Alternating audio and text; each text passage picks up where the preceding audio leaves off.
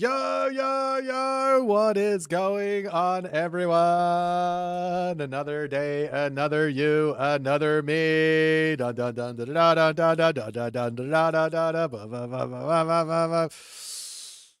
I hope everyone's having a fantastic day because I am so excited. Today is going to be a day of fun, frivolity, back and forth action, and absolute hilarity.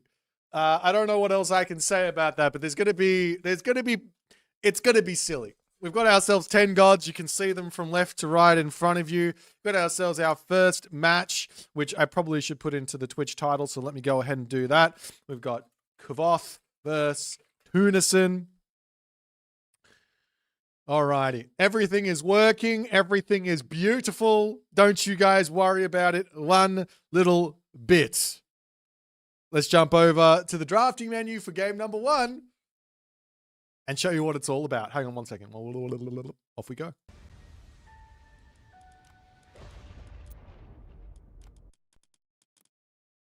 How good? How good is this? Just look at it.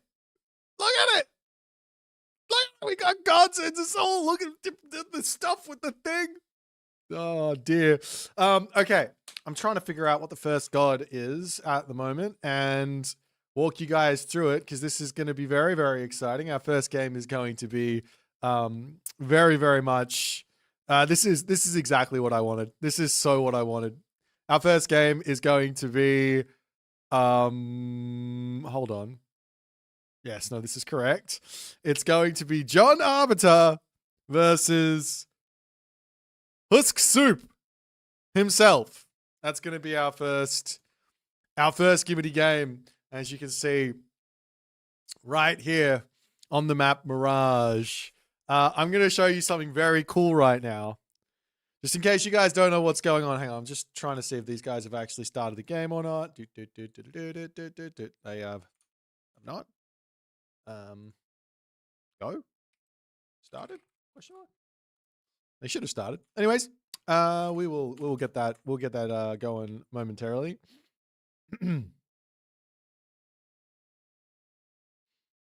Okay, they're gonna start. They're gonna start right now. All right. Take a look at how cool this is, right? Watch very, very closely. Okay, are you ready? Are you ready? Wait, hold on. I'm gonna try and push all the buttons in one foul swoop. I just have to find where they are. Okay, here we go. Oh! Oh! It's like I'm like, can you believe it? We have the technology. What an absolute time to be alive. We got some very, very, very interesting gods here for our game number 1.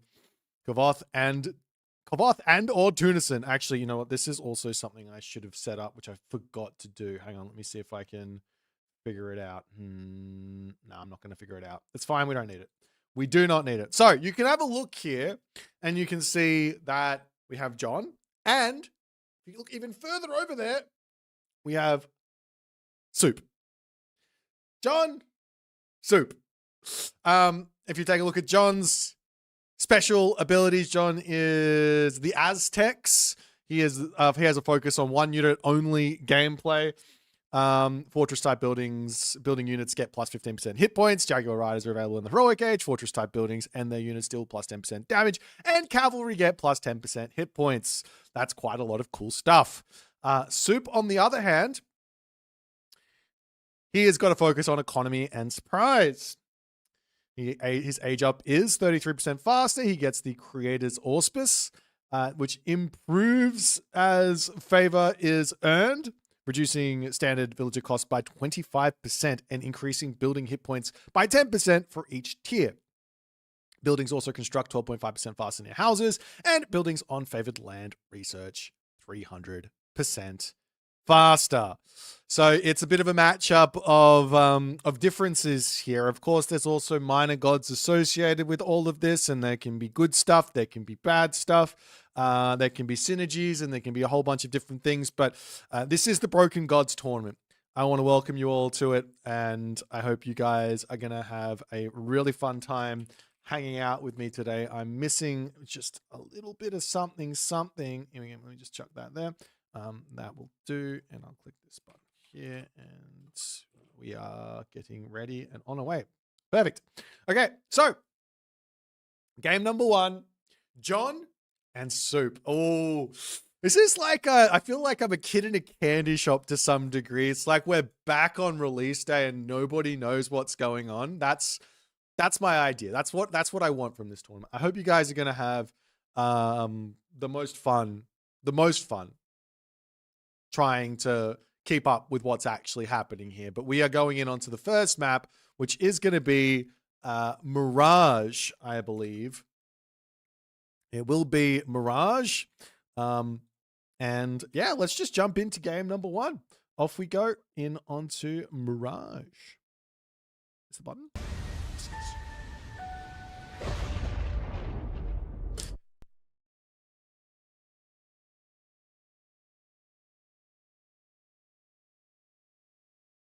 Okay, everything's frozen. That's fine. What is going on, everyone? My name is Boit, and I am back with some more tournament weekend shenanigans. This is what we're all here for. This is the fun time of the year.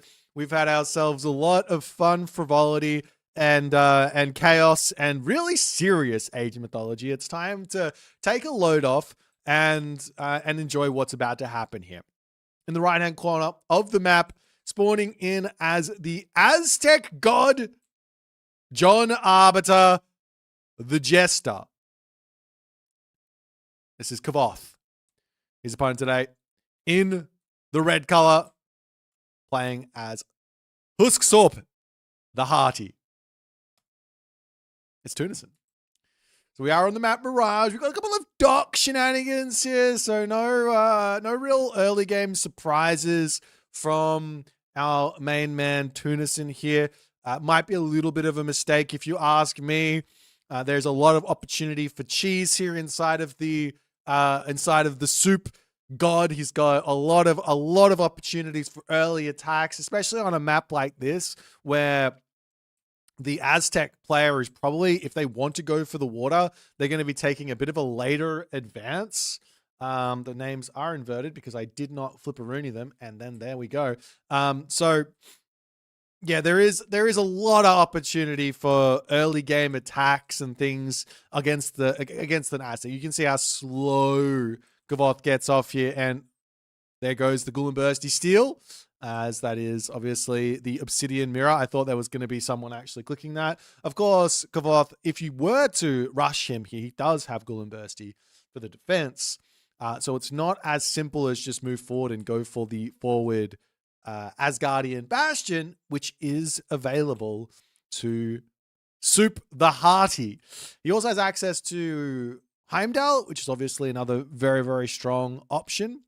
And the most important thing, I think, for Suppe is that the more favor he gains, and he does gain favor very fast when fighting, not because he has bonus favor or anything, but just because he's playing Norse. If he gets a lot of fighting in, he's going to be able to have a lot more potential favor than, say, Neymar can. Neymar's favor is kind of capped based on, well, favored land, which is like basically if I've got 1 town center, 2 town center, it's capped where that's concerned. Whereas Norse, they fight a ton, they can very quickly get their favor things up. And you can actually see here already, it's only 72 favor to improve to the next tier, and then the next tier along with that, and the next tier along with that, as we will see the house coming up over here and the temple coming up very, very quickly, as there's also the Chronos bonus.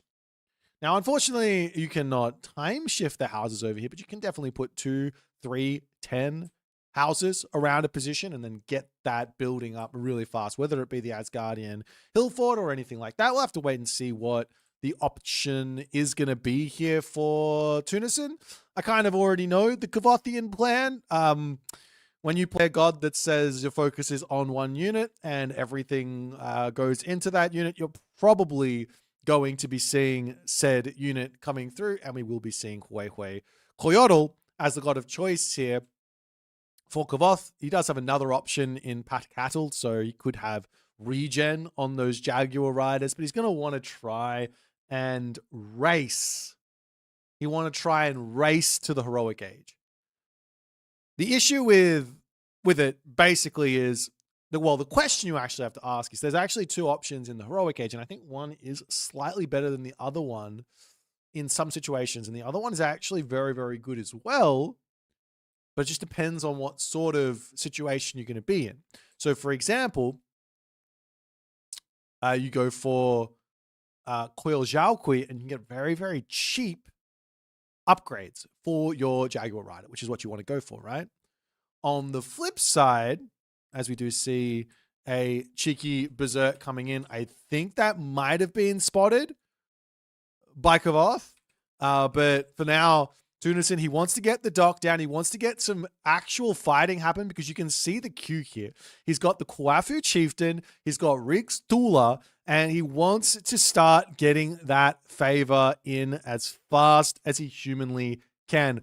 One idea here as well is actually to shank down the cows for the early game favor. You only need 10 favor to get this Kwafu Chieftain out, and you don't really need a whole lot more than that.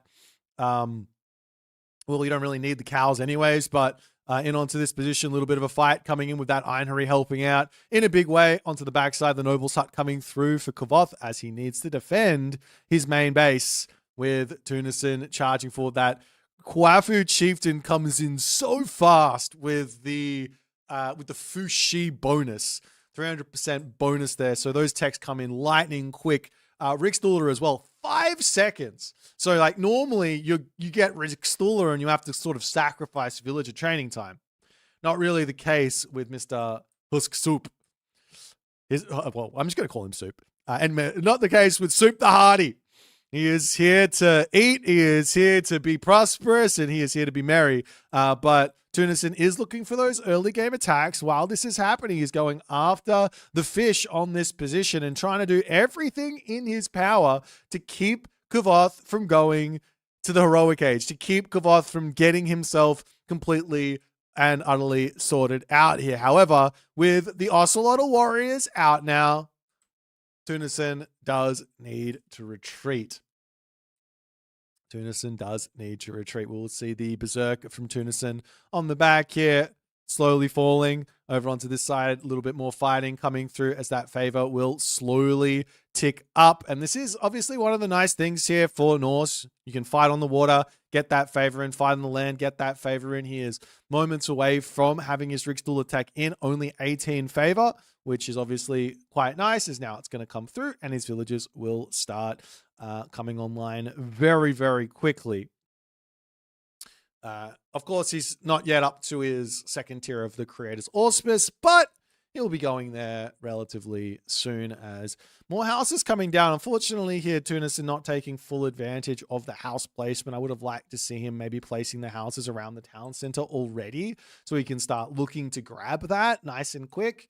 Of course, when you have Rigsdula, 1 town center is great, 2 town centers is better, as all the boats are now out and the fish has been well defended here by Kvoth. And I have to imagine with all of that gold in the bank, he's going to be looking to get to that next age as fast as he humanly can.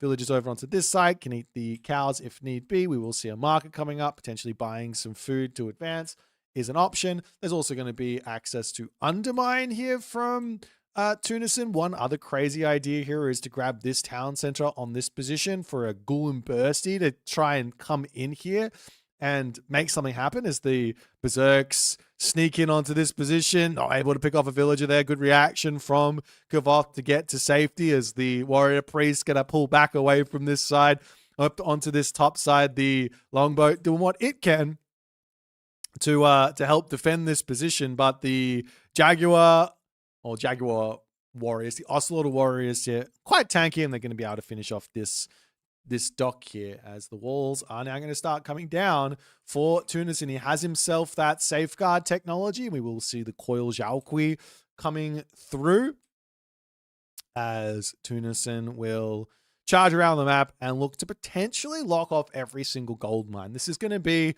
a nice way for him to play. He's also going to grab himself the very, very quick stone walls. Now, if he wanted to grab that instantly, he could have put a stone wall segment inside of his favored land. You can see the favored land here, one stone wall segment, and then upgrade it, but he didn't. So he has to wait the full time. So it's the same thing as Fushi,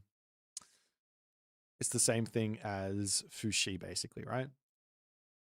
Nonetheless, onto the backside, Kimmichin Spy getting chased down.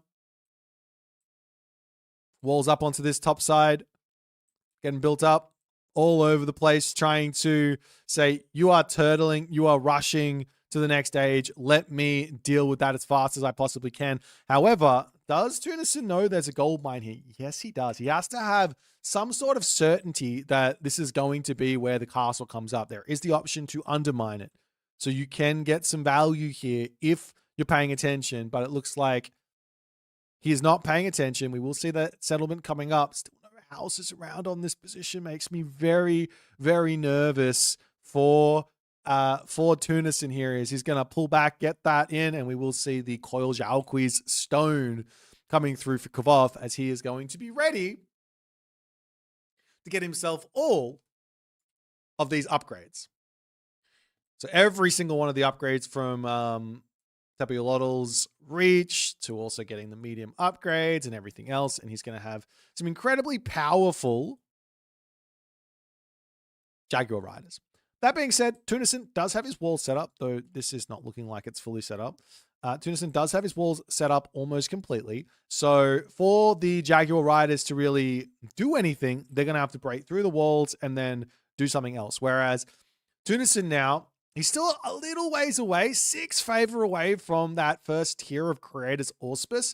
I got to say, once you get to it, it's going to feel really good. Because, like, the villagers cost 50 food, then they go down, I think it's by 10%, 20% maybe. I think they go down to 40 food. We'll see. I can't even remember. I don't know how these things work, but it is what it is. Anyways, over onto this side, Stone Gate. Going to get knocked down, and more walls are going to be coming through as A-Gear is going to be in for Tunison. I can't remember here, actually. I can't remember if it's Njord or if it's Bragi. It might be Skadi. Anyways, wall coming up over onto this side as Tunison is desperately trying to just slow down the attacks here. And he does manage to do so. And behind this, I wouldn't be surprised to see some sort of a fortress getting dropped up. And there's that blessing for the gatherers as they go to 37 gold. Does this one also work? No, the dwarves don't. So you have to just keep building gatherers. You got to keep building gatherers. Okay, a little bit of a stat check on those Jaguar riders for those in the chat. 270 HP, 20.8 hack damage, and a lot of scary stuff. You know, of course, there's options of going into Herdman here. Of course, there's options of going into Berserks here. But then again, there is also the Sean ones, which are also very, very strong as well. As the walls get knocked down and the walls go back up. Tunison's doing a great job of keeping Kvoth at bay here, and he does have the Ghoul and Bursty Tempest combo as well. He can move off of this position if he wants back to the back position, but once this wall is down, then all of a sudden life gets very, very tricky for him. He is struggling on gold. I don't think he should be building any dwarves at the moment. Just pure gatherers is the idea, but nonetheless, in comes the Ghoul and Bursty to help out after Starfall gets dropped, and in there goes the counter to the Ghoul and Bursty lullaby, but it's not going to be doing anything when Starfall is down. So a bit of a misplay there from Kvoth, as the Ghoul and Bursty will get some nice damage in onto this position. More Herdmen on the way, doing what they can to defend here. And the Ghoul and Bursty is dealt with. Couple of units remaining as the Kvoth hero going to come through and attempt to keep Tunison alive. But that big push, very, very scary. More herdmen on the way, but you do need to worry about those heavy Sean one. That's why throw and axemen are also important. There's 127 favor in the bank as well for many, many different types of units, from the Ironry, which would be really, really useful, to the Rock Giant here as well, which would also be really, really strong. And we'll see if Tunison can survive here. He is now going in onto those gatherers, up to 57 villages here.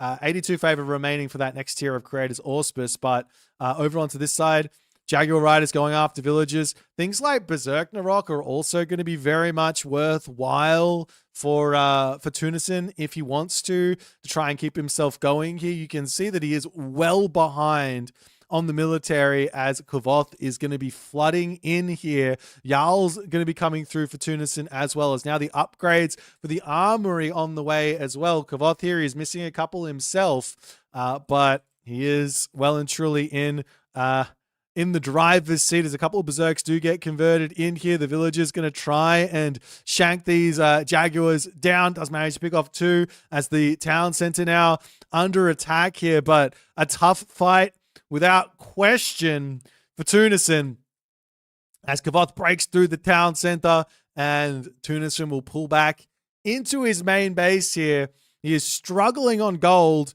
He is struggling on everything to try and keep himself going. And he will tap out as Kvoth claims the first game.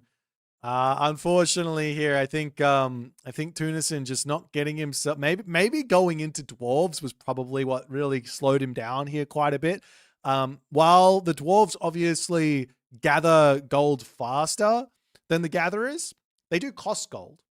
And the gatherers actually gather gold as fast as, I believe, Greek villages, or at least as fast as these villages here. 0.77. And what is it on the gatherer?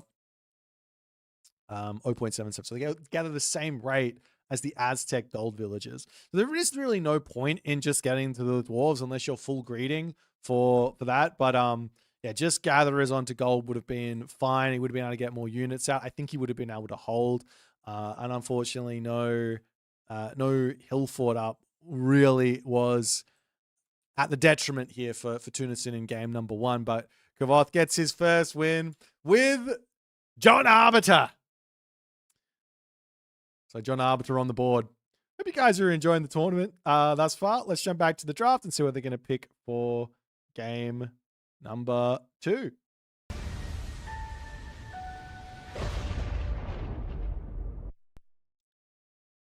Alrighty. Our next map is going to be on Blue Lagoon, and it's going to be Recon versus Rapl. What a time to be alive. Recon versus Rapl on Blue Lagoon.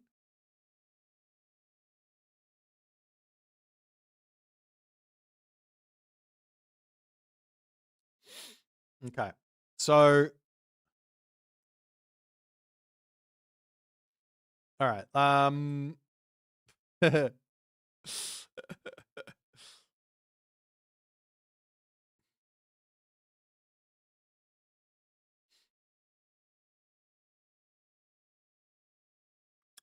I have this set up incorrectly? I think I do.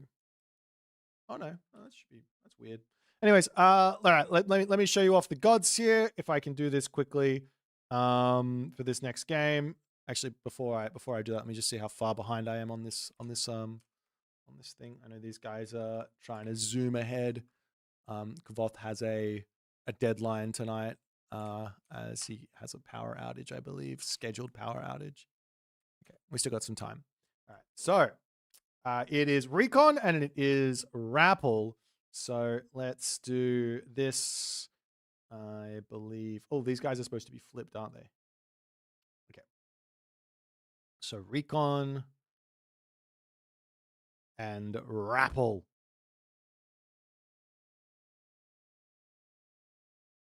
Wait. What did I do? Uh-oh. I have mislabeled these. Tough.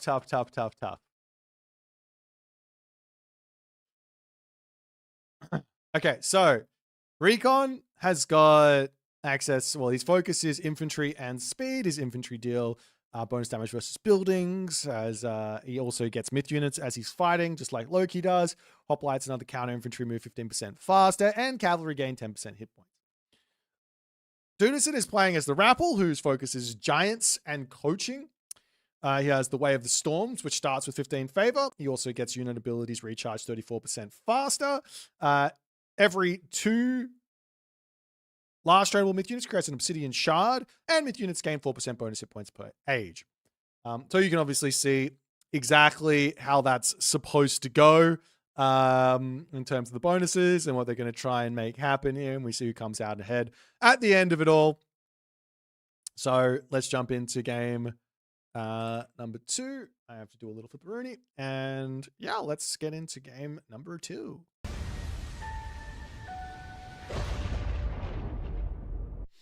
Alrighty. So in the right-hand corner of the map, Kvoth here as Recon the Reactive.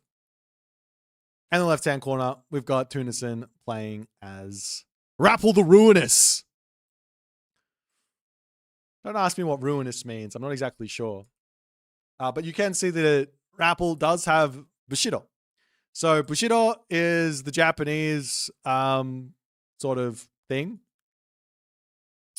The Japanese sort of, not favor system, but the Japanese sort of unique mechanics. So Norse getting access to not only the Japanese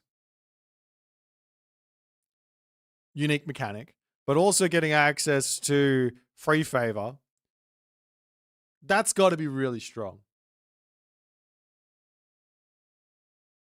That's going to make it. I think Rapl here is going to be really, really powerful. He comes stock with Blood Pact as well, so there's lots of opportunities for broken shenanigans, from using it on the Mountain Giant to using it on an Ironry to using it on a Hersa.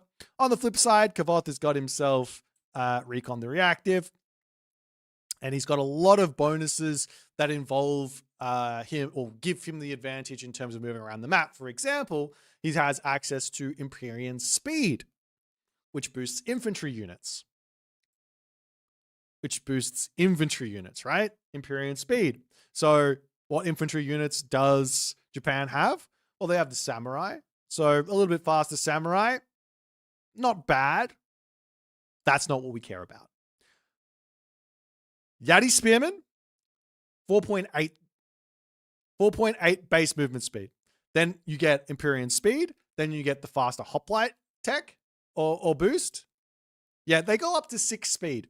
So if there's any plans here for Tunison to utilize cavalry, he's not going to have a good time with those.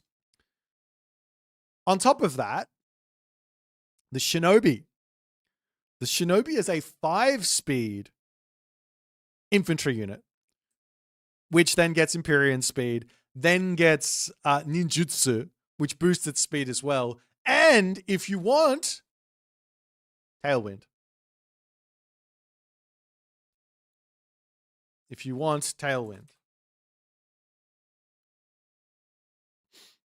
So there is all of that. I believe it's something like 11 speed. I believe it's 11 speed. So yeah, there's some spice here. I would not assume anything. Oh, there's also a cavalry bonus as well, but it's 10% extra HP on cav. It's kind of it's a little bit of a muchness. I think it's you don't build cav. Terrible. Anyways, we've got Heimdall coming through for Tunison. And we've got Minakata Tomi coming in for Kvoth. So you do start with a decent amount of favor as well. So you can get yourself out an immediate second Ironry. We are seeing some relics getting grabbed as well, as around the map comes the Miko grabbing. Do you want to move fast, or do you want to move fast? Have an extra 2.5% movement speed. Why don't you, Mr. Kvoth?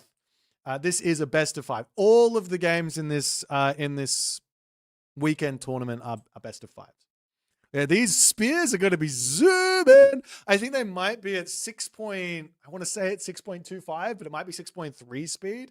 But unfortunately here, Kvoth drops a dojo instead of going straight into the guardhouse, which is what I would have assumed. But anyways, he's got himself the wolves in. The Herser is searching. Remember, there is going to be access to Blood Pact, so some early game damage is going to be something to be worried about, as the Wanyudo is doing its own thing. But a immediate on the Musha to come out for Kvoth. And yeah, so the one sort of massive weakness for Recon, now I'm not sure if this was fixed or not, or if it was actually a problem. I've been working with another modder to sort of make this as good as it possibly can be. But one thing here is that there was a moment where Bushido was working with the Japanese, but I'm not sure it was intended to be working. I can't remember if that got fixed or not. If somebody else has tested that in chat, maybe let me know. But basically, I think you have to pay for all of your upgrades, which is very, very, very, very tough for the Japanese. Normally, they're struggling in a game without that. But with all these really cool boosts to the units, it's going to be a little bit less important.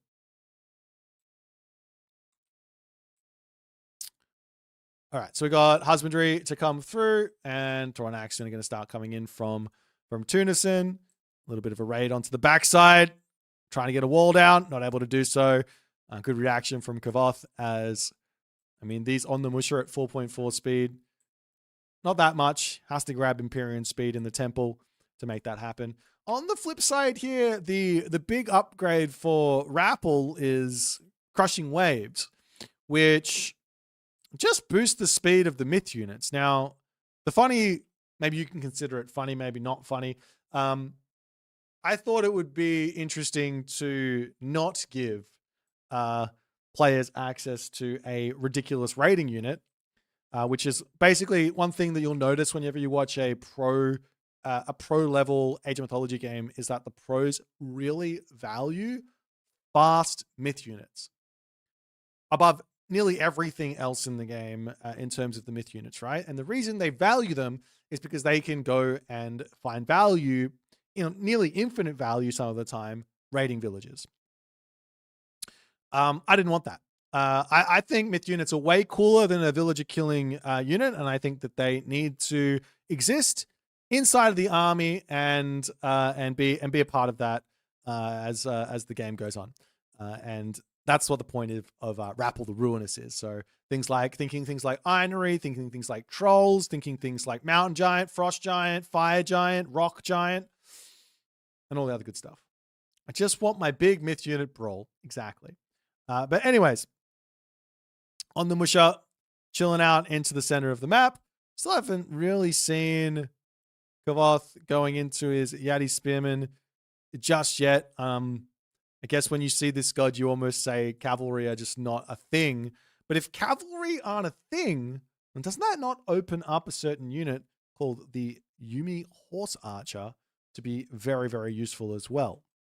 Keep that in the back of your mind. Meanwhile, over onto this side, a little bit of a smack here onto the Berserk, because that's going to get chased down. And the Naginata Rider is going to be enjoying finishing that one off, as Tunison is going to be setting up the rest of his walls. Great Hall coming down, Town Center on the way. He is Heimdall, so did he get himself the upgrade for it? Yes, he did. He is Heimdall, so he does have access to Safeguard, so it's a cheaper Town Center. He's also got access to the Rigsdula tech, so that's going to boost up his villager production as well. So he's going to have a lot of nice economy here in this one.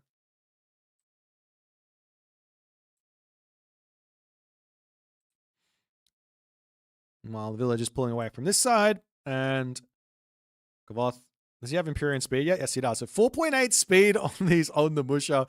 They're quite quick. They are quite quick. And if you then bring in a Kitsune into the picture, they can go up to like 5.1, I think, or something like that. But nonetheless, Wooden Gate going to be getting taken down over onto this side, as with Tunison having his second town center up now, Kvoth's going to have to think about whether he wants to do the same or not. As the Onimusha, really not the best. I mean, you need the Onimusha to deal with the myth units coming, because they're going to be coming. But you also need Samurai to deal with all the other things. And I really think that Kvoth, it would be in Kvoth's best interest to be in the heroic age for not necessarily these Naginata riders. I don't think they're super important here for him, but for the Yumi horse archer. So there is a really cool, he's not going for it. There is a really cool god path through Minakata Tomi and Hachiman for Recon, which gives you super horse archer. You get golden kites, you get hunter's strength, and you also get the Katagi. No, that's not what it's called. I can't remember what it's called. I can't tell you what it is either. Anyways, you get those upgrades, and it can be a very, very nice addition. But of course, if you go for Raijin, then you get access to super infantry, which is kind of the whole idea. Kumiki, there you go. Kumiki.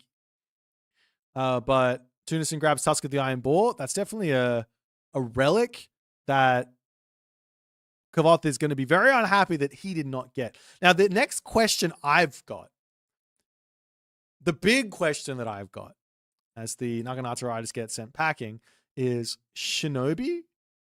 Tailwind? Are Thrown Axemen even an answer versus those? I don't think they are, as the villager over here getting chased away, on the Musha coming in to send those packing.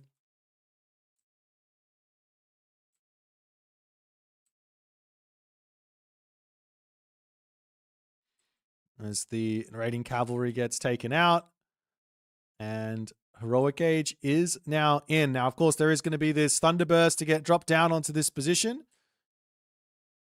If Kvoth wants to, I need to have a little check here on the actual upgrade cost. I need to know, is this getting cheaper? It is getting cheaper. So there you go.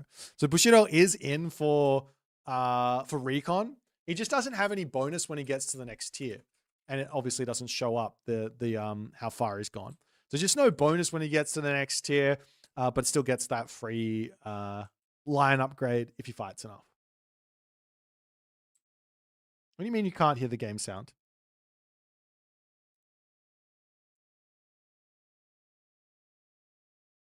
That's really weird. Let me fix that. How's that? Hey! Sometimes my Discord likes to do tricks to me and reset all the settings. Meanwhile, over onto this side, Kvoth does get spotted over on this hunt. Not playing very protective of his villagers, as this is going to be a bit of a brutal loss here. The Raiju will get sent over to defend, as the Shinobi are now starting to come in. And Shinobi are an amazing answer to this walling gameplay of Tunison, because they just say good night to the walls. But another town center up for Tunison is he's very clearly got one specific idea here, but the Raiju get caught out.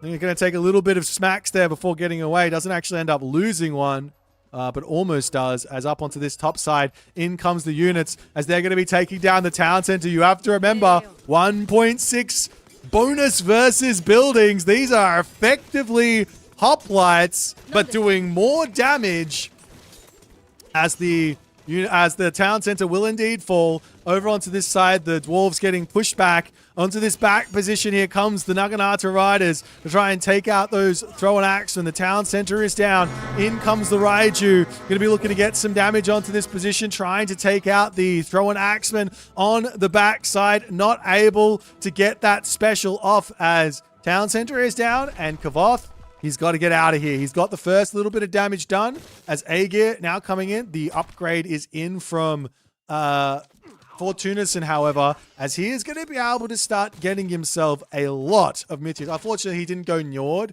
Has kind of missed the memo on the fact that Njord is going to be really, really strong.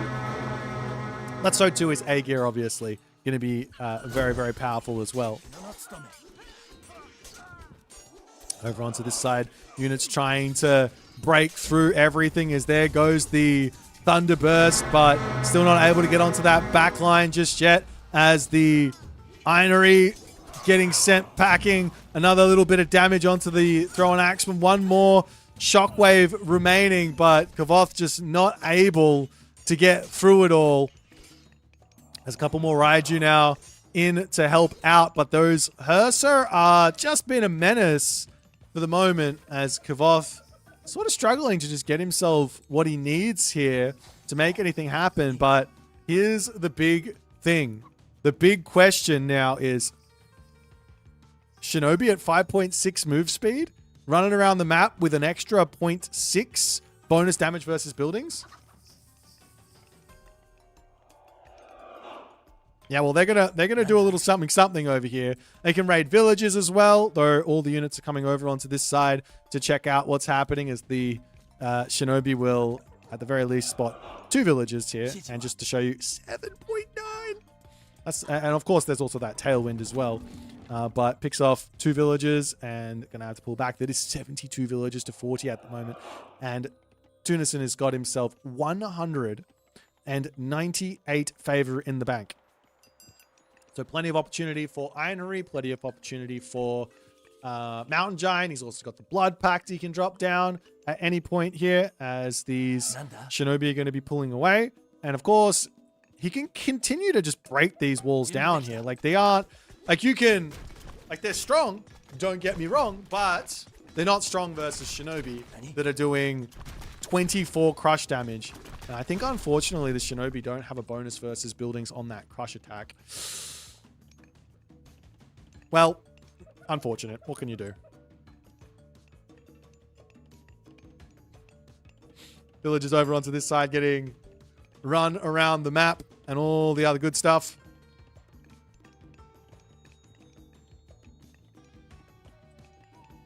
The other really interesting thing here for the Shinobi player is that you do have access to Watatsumi, which is going to have the smoke bomb. So you can go smoke bomb, tailwind, and dominate as we do see all the Bergrizi now out.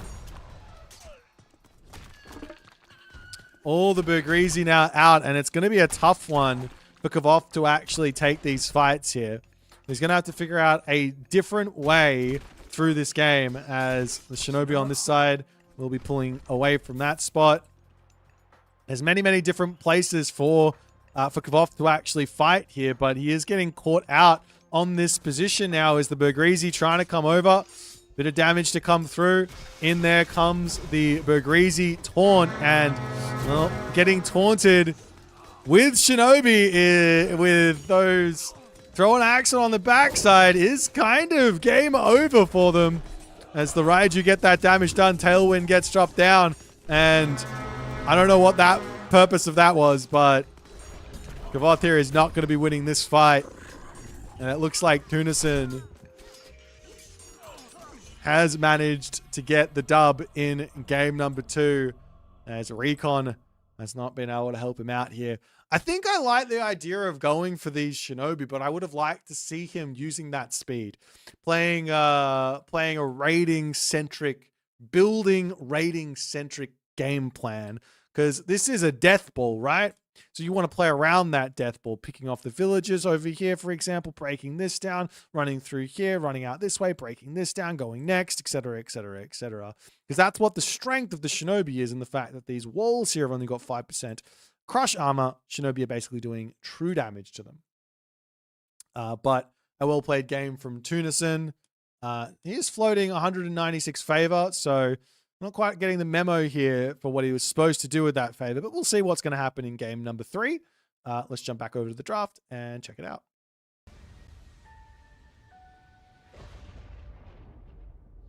Alrighty, so we get rid of those guys, and game number 2 goes to the Rapl. He had 4 rock giants in queue. Build 2 temples. Build 3 temples. Build 4 temples. If you have more than 1 myth unit in queue, and you got 200 favor in the bank, you're doing it wrong. That's obviously the lesson, right? Okay, let's check out what the next game is going to be.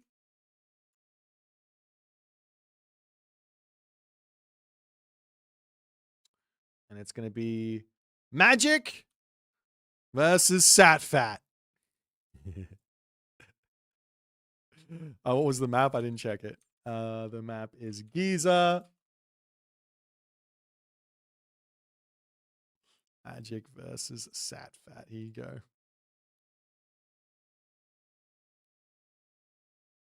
I need to take a little swig of water here, guys.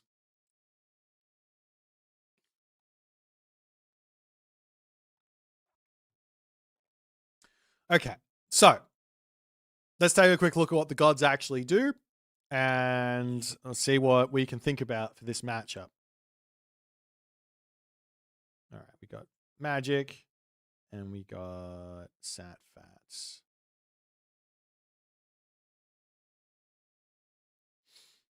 Okay, so Magic's bonus is his focus is on heroes and god powers. He is actually the god of atheism. Or yes, anti-myth unit, the god of anti-myth unit. Every time he invokes a god power, he makes his other god powers 20% cheaper to re-invoke. Every 2 lost trainable myth units can create an obsidian shard that may summon a free myth unit. Human units and heroes regenerate 0.4 HP per second.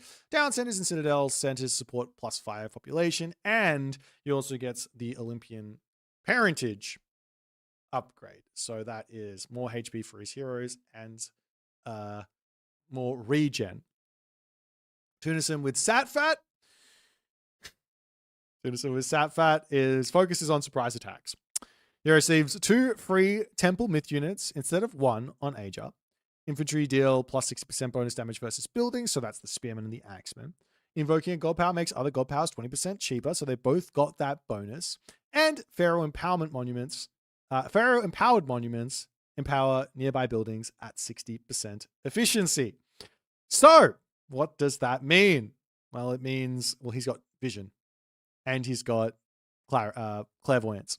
So that means he has infinite ability to reduce his god power cooldown for infinite shifting sand shenanigans. That's what it means. I hope that's somewhat exciting for you guys.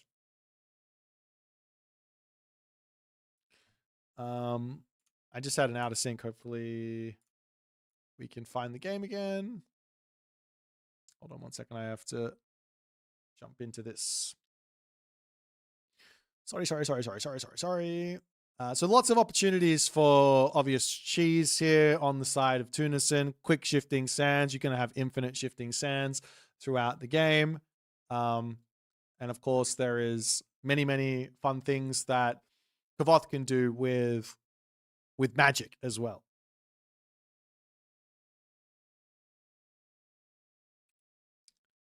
Alrighty. Sure. Let's jump into the next game and check it out.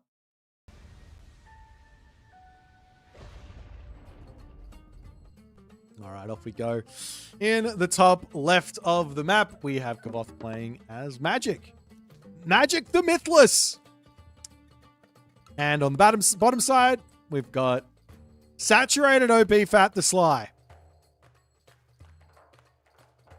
We've already kind of talked about what these gods are going to be getting up to. The Pharaoh can... Oh, we have Suppe here. Yeah. So let me tell you what the god paths are. So you guys in chat can have a little think about it. God path number 1, Prometheus or Leto. Heroic Age, Rhea or Thea. And finally, you've got Hecate or Helios for magic. So there's lots of low-cost god powers for you to sort of spam to get your god powers costing less. For example, there is one idea that one reason I sort of gave this god path was you can actually get yourself some really strong hero Mamilos, but I didn't want to give the Oceanus angle because everyone plays too much Oceanus in general, so I wanted to just stay away from that. But one random idea could be to go for Prometheus, Rhea, and then obviously also Helios. and then you can get yourself some really, really powerful Murmillos with Olympian parentage as well. That being said, the obvious power here is going to be for Kvoth to go for Thea and make Dryads, which do cause obsidian shards to drop for many, many, many, many bonuses. On the other side here, Tunison playing as Egyptian and having access to the monuments of the villages. I have to imagine that this is going to be a good idea to just play a classical fight. He's got bonus damage to kill off buildings. He can restrict Kvoth into his main base. He can get a lot of Wadgets in, which while Kvoth can get himself a whole bunch of Dryads out nearly infinitely with the back forests, the Hesperids, the Wadgets should be able to deal with everything pretty easily, and the infantry units can take those obsidian shards down very, very quickly. So there is that. But nonetheless, we aren't going to be seeing those shenanigans from, or we're not going to be seeing the Leto shenanigans. We're going to be seeing the Prometheus from Kvoth, which honestly does make a lot of sense. And on the bottom side here, I have to imagine that Tunison is going to be going for... You wait, what? How do you not? Well, okay, all right. I'm going to try and think about it in a way that makes sense.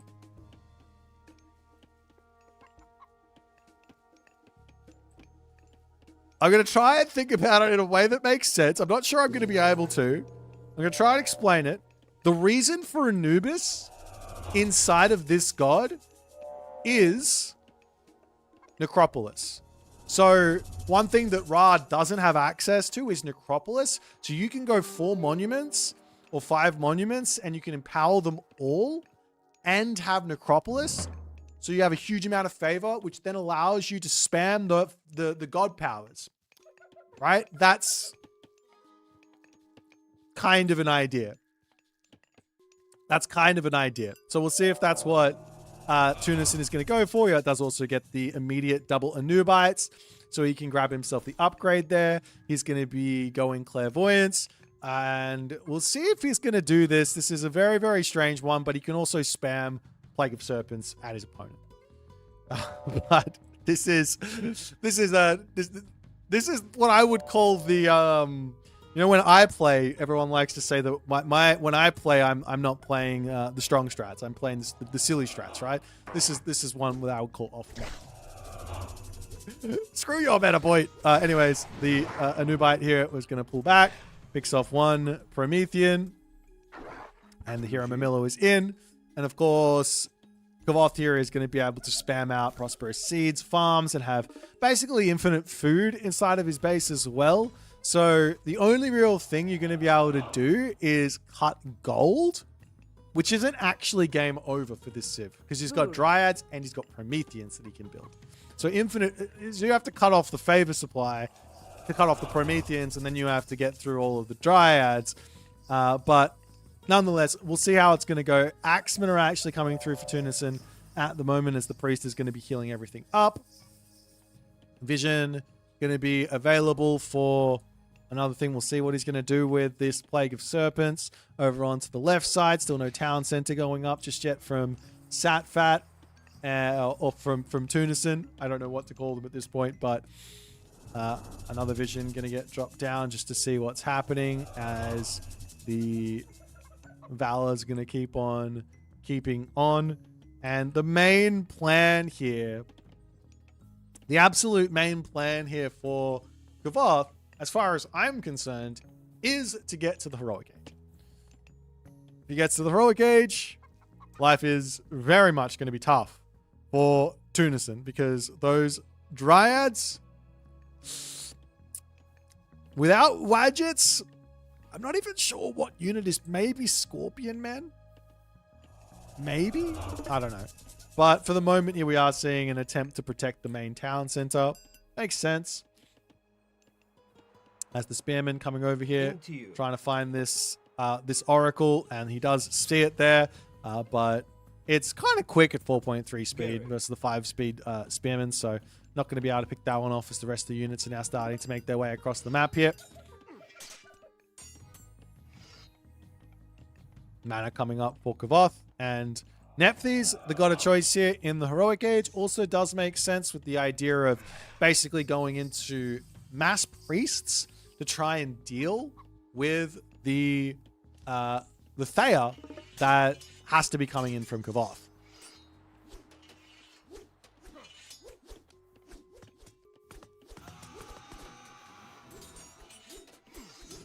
As we do have one Mermilla here getting taken out, and you can see they've got themselves that 0.4 regen from the Odin upgrade, right? And then, of course, he does also have Olympian parentage, which is very strong, as well as onto this position comes the Plague of Serpents.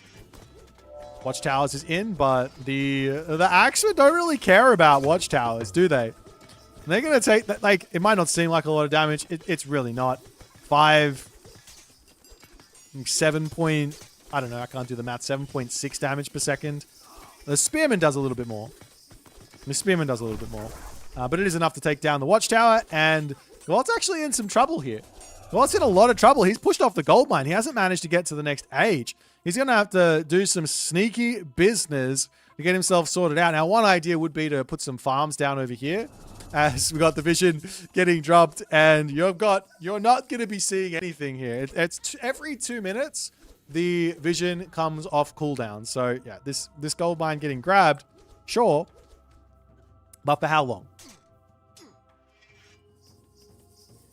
Quick math is 5 times 16 is 76. It's not 16, though. It's 1.6. 5 times 1.6.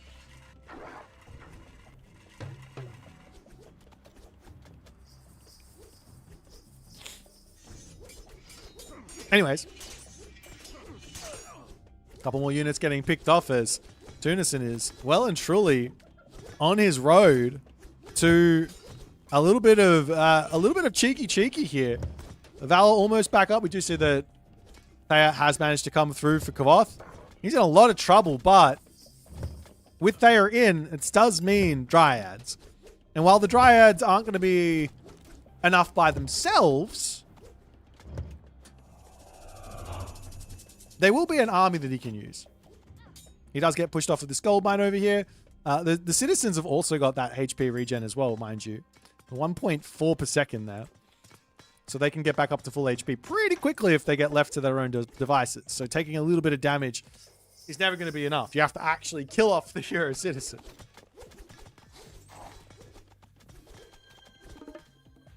There's another Prosperous Seeds comes down. There's still opportunities to go into a whole bunch of Prometheans here as well for Kvoth. But he is in a lot of trouble at the moment. Losing manners, losing everything else. Of course, Tunison doesn't want to go full crazy, full send to try and take the town center down. There is going to be a Stymphalian bird popping out here as well, which I think if it dies will drop a obsidian shard.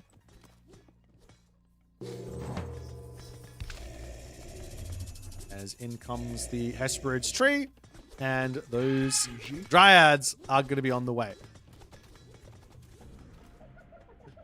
To be honest, this game is a lot closer than I thought it was going to be, considering the way that Tunison has opted to play it. Like, I was expecting this to not work at all, but he's managed to get himself so much value. And with the bonus damage versus buildings and the speed on these spearmen, that's some scary stuff. But nonetheless, there will be all the upgrades coming in for the Contarius, more Dryads to come through. In comes some more upgrades. Heart of the Titans on the way. Over onto this side, the Mermillo hero just distracting off for the time being. And we see 4 Guardian Anubites in queue. That's what all that favor is going to be for. Here I am thinking he's just going to be God power spamming. He is spamming the vision, but here I am thinking it's going to be God power spamming when it's actually myth unit min-maxing. So one thought that I had with Satfat is that you can probably go for multiple tornadoes or multiple meteors, because I gave you both of those upgrades, but you obviously have to get to the mythic age, which is no easy feat. Meanwhile, Prophetic Sight to come through. We've also got the Quantarius on the way. And Kvoth is back onto his gold mine for the time being. But still, Tunison not yet in the next age, which is a little bit worrying. As onto the backside comes those Quantarius. They do have that HP regen from Odin as well. All of these slingers looking a little bit funkily placed as the priest trying to take out the obsidian shards. And the problem here is that you got to take the obsidian shards out as well once they drop. But like I said, he's got the bonus to actually kill them. So they're dying in not really the best position here, and Tunison is going to be preventing all of the myth units getting respawned in. And he's going to continue spamming these spearmen in to deal with the Quantarius. More priests are probably going to be needed. One myth unit does come out of the obsidian shards. They do pop pretty quickly. As the spearman still trying to hold on. Taking out another one. This obsidian shard gets taken down. There's still 3 more. As you can see, more units coming. You got the Stymphalian Bird, and a Satyr as well. But now Kvoth, he's got to go. I got to go get some raids in because he's basically pushed off of his home gold mine yet again. And there's no defense on this side just yet. But some spearmen are coming over there. Tunison is well and truly switched on versus the Kvothian strategies here, so to speak. As in comes the spearman to try and deal with this. Is the hero Quantarius getting converted. Look at the HP on these bad boys. 255 HP. They are up against spearmen, and more spearmen are going to be coming through as the villagers get pulled to get some shanky shanks in. Meanwhile, over onto this side, we do have the spearmen standing, waiting, watching, dealing with everything as the Quantarius get pulled back, and Kvoth trying to hold on with those Stymphalian birds onto the top. He does almost have access to another Hesperid tree here as the Dryads are going to come over and deal with this. Back over onto this position, the Spearman still trying to hold on. Villagers get pulled to try and deal with this position as the attack in onto this spot continuing along. Villagers getting over onto this spot to try and get the gold mine, maybe a palace or something to go up. Wouldn't go astray. So many spearmen in queue here for Tunison. I'd love to see him just drop a town center or something. He's clearly staying in the classical age for as long as this game is going to go. As the Dryads get taken out. And now Tunison back up onto the top, going to be preventing this gold from getting taken, and Kvoth pulls all the way back home. Now, one thing Tunison doesn't know is that this gold mine is here. Unfortunately for Kvoth, he doesn't go for the sneak as these Quantarius pull. They heal so fast. It's actually not faster than normal, or not normal, pre-nerf, right? So they used to have 1.5 HP per second when you go Hyperion with that heroic renewal. With this, let's say, Broken Gods addition, as this palace is going up over here. Yeah, they're 0.1 HP less, right? 0.1. Nonetheless, the palace looks like it's up for Kvoth. He's going to actually be able to get his gold mine here. And Tunison, he's got to pull back and start thinking about the next part of this game. He has done a lot of very, very good damage. But the issue, first and foremost here, for Tunison, is once Kvoth gets to his death ball of effectively Quantarius plus Dryad, maybe some other units as well, I don't know, then what does he do? He needs his heroic age. Let's pick off one Stymphalian Bird. No obsidian shard there on that Stymphalian Bird, so that's got to feel good. As the Spearman over on this side, finally dealing with these Quantarius, almost picks them all off. One does manage to get away there. There's another Vision coming down with Plague of Serpents down to 31 favor. Is that worth it, you might ask? I don't think so. The other thing that Kvoth has done really well underneath all of this pressure is he's actually got himself a lot of favor in. These oracles have not been getting hunted. Town Center now coming up for Tunison as he's heading to the heroic age. And this has been snuffed out, it looks like. One villager over here The villagers up onto this side, getting pulled back. The spearmen are in for the defense for the time being as, well, the spearmen are in, so he's going to be fine. He's getting a third town center as well over onto this side. Unfortunately, we don't get to see Tunison going for what you called Sekhmet here, which is interesting because then you can get yourself multiple citadels for very, very cheap with all divisions. But nonetheless, the town centers are all going to come through. And, well, Tunison also brings in his Pharaoh to help out, which does make sense. It's one of the premium heroes or it is the premium hero for the Egyptians. Normally, you don't see it in the fights very often because people want the extra economy. But in this sort of situation, it's obviously very, very important as all of the Dryads getting taken down onto this position, the Spearmen onto this back, trying to deal with the Contarius raids. The palace does manage to get up over onto this position as the citizens pulling back into the palace here. Satyr onto the backside coming through. And is there enough stuff here is the big question. You can see how fast these units are coming in as well. As the Scorpion men, they're in to help out. You got to take out... I mean, you can kind of just sit onto the mid units, I guess, and kill them off pretty much instantly. But more Spearmen are without question needed for Tunison. It looks like he's actually out of food. He needs farms. Very, very tough situation to be in now as the priest's trying to deal with all of this. Does he have himself the upgrades for the priests? No, he does not. And Kvoth looks like he has managed to hold on. And not only hold on, but he's also going to be gifted with another 4 myth units behind all of this.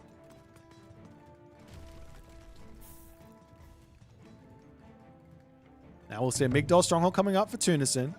The big thing being on 3 town centers now is that his economy is going to be getting very, very big. Now, I mean, in hindsight here for Tunison, I actually don't think that big push was a really great idea. If you drop 2 town centers and then also go for a push, you're actually investing into quite a lot of, you're investing into quite a lot of villages, and you're not able to go into all the spearmen. So it is a little bit on the tough side where that's concerned. As Kvoth now ready to get himself all sorted out. He's got 161 favor on that next Hesperus tree. It is possible to go up to 4, 5 Hesperus trees with magic. And the Contarius is going to swing down onto the bottom side looking for more raids as the Spearmen searching. And we'll see what he's going to be able to find here. As the Contarius coming onto this position, villagers diving into the town center, getting some of those shots back in. As I think Tunison needs to get over here and actually defend himself. These Contarius seem to be taking the town center down pretty quickly. Meanwhile, on the backside, now a bit of a transition away from the Contarius into infantry is going to catch Tunison off guard. He's got 4 barracks only here. And being caught off guard with Satfat is not something you would be expecting because he's got the visions up the wazoo.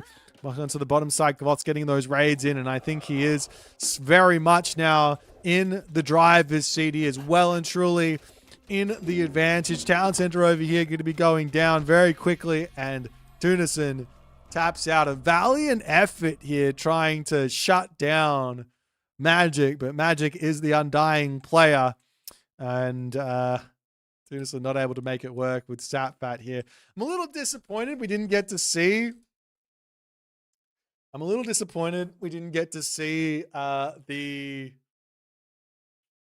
Satfat shifting sands idea. I think it's really, really fun. Definitely like a fast heroic Scarab to take out the town center was without question one of the more solid ideas to stop a fast heroic or a semi-fast heroic from Magic. And then, of course, getting to the Mythic Age behind that rather than going for these town centers was another pretty reasonable shout.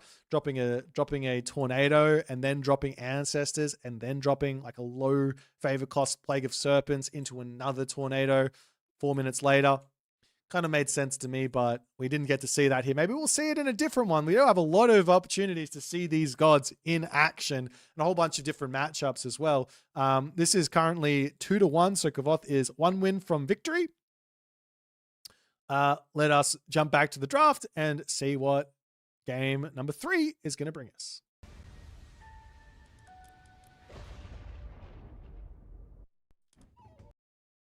All right, our next map is going to be on Ghost Lake. That's Magic got the dub.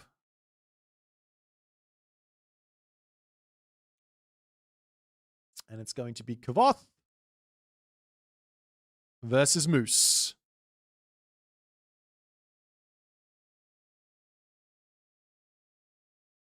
Kvoth versus Moose. I'm excited about this one. I'm very excited. I'm very excited about the Kvoth versus Moose matchup. Let's have a little cheeky look at what we have to look at. Okay, so we've got Kvoth playing as Kvoth. It's thematic. This is what I love to see. Onto the right side, we have Moose. Where is Moose? Moose is on the right. I think it's this one. Yes. I got to fix that. Otherwise, my brain is not going to work. This one. Give me a second, guys. Read along.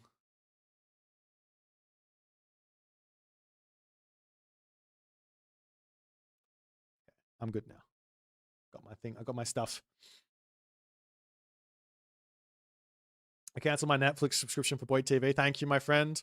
This is where we're supposed to be. This is what I think this is what we were meant to be doing a long time ago. All right, let's talk about these two gods. So Kvoth is playing as the Chinese, and Moose is playing as the Greek pantheon. That's it. So Kvoth has got a focus on castle and castle units.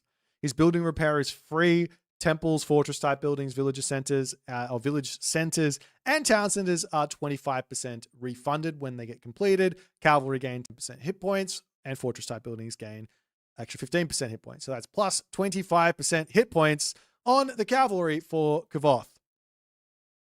So he's obviously going to be wanting to build himself the cav, or not the. Of course, he wants to build the cav. He's going to be wanting to build himself the white horse cav and tiger cav. As well as whatever else he wants to build. Tunison, on the other hand, playing as Moose, he's got the focus of mobility and technology. His buildings on favored land, research 300% faster. Villagers can build a sky passage each age, so you get the same as Uranus. Technologies cost 50% less food, wood, and gold, but take 150% longer to research, as well as most technologies cost 10% less. So you can work out what that means for the technologies of Moose. Let's jump into game number 4 and see how it's going to go. I'll explain it in game.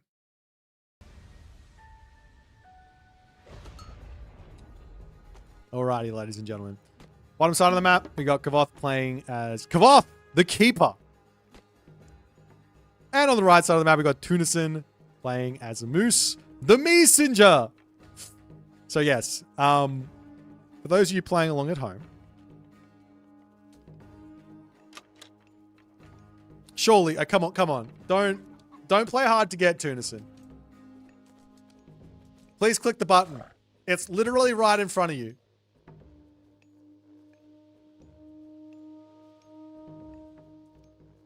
Tunison is unironically not playing the gods how they're designed. He hates my design so much. All right, I was about to say, normally, the technologies pickaxe and hand axe take 20 seconds to research. But if you apply the Frere bonus, well, they're going to take 150% longer to research. So 50 seconds, right? But they also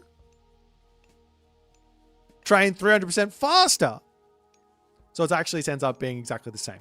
So it's 19 seconds to get that pickaxe and that hand axe in for the grand total price of 23 food, 54 wood, 54 wood food, 23 gold, And it's actually just looking like Tunison wants to be very, very aggressive here. So we'll see how that's going to go. Getting like a very early upgrade. Actually, I can't remember what unique technology Moose has. Oh, he has eyes in the forest. So he's got all the vision and stuff. He's the god of quick tips after all. So he's going to be able to see everything. And that's going to be good. It's going to speed up his heroes as well, I believe. So Iolaus is going to be nice and quick. And he can get some nice early game damage on. Meanwhile, Kvoth on the left side gets his temple up. And he is going to be looking for whatever he wants. He does have himself New Moon. And I basically what I thought with this is you get access to Tenshu, right? Tenshu, you get access to the castle and the basically the idea, or the ballet. The basic idea, I think, at least what I mean, as the god designer, you go, what would be fun? What would be interesting to try? And you go, okay, New Moon on a castle with Tenshu, with heavy cav, and also the cav unique technology sounds really, really fun. Really, really nice, right? Of course, there is still going to be New Moon on the armory, which is maybe what's going to happen. Who knows? But we'll see. Anyways, we are going to be seeing the Athena coming through for Tunison and How To coming through for Kvoth. Did he end up getting his techs? Dude, he still doesn't have his techs. They're so cheap. Like, they literally pay themselves off in, like, I don't know, 40 seconds. Anyways, next stage is in. You can see that Eyes in the Forest is sitting there begging to be grabbed. Oh, do they take 30 seconds? Anyways, overall, onto this position, we do have the creation coming down.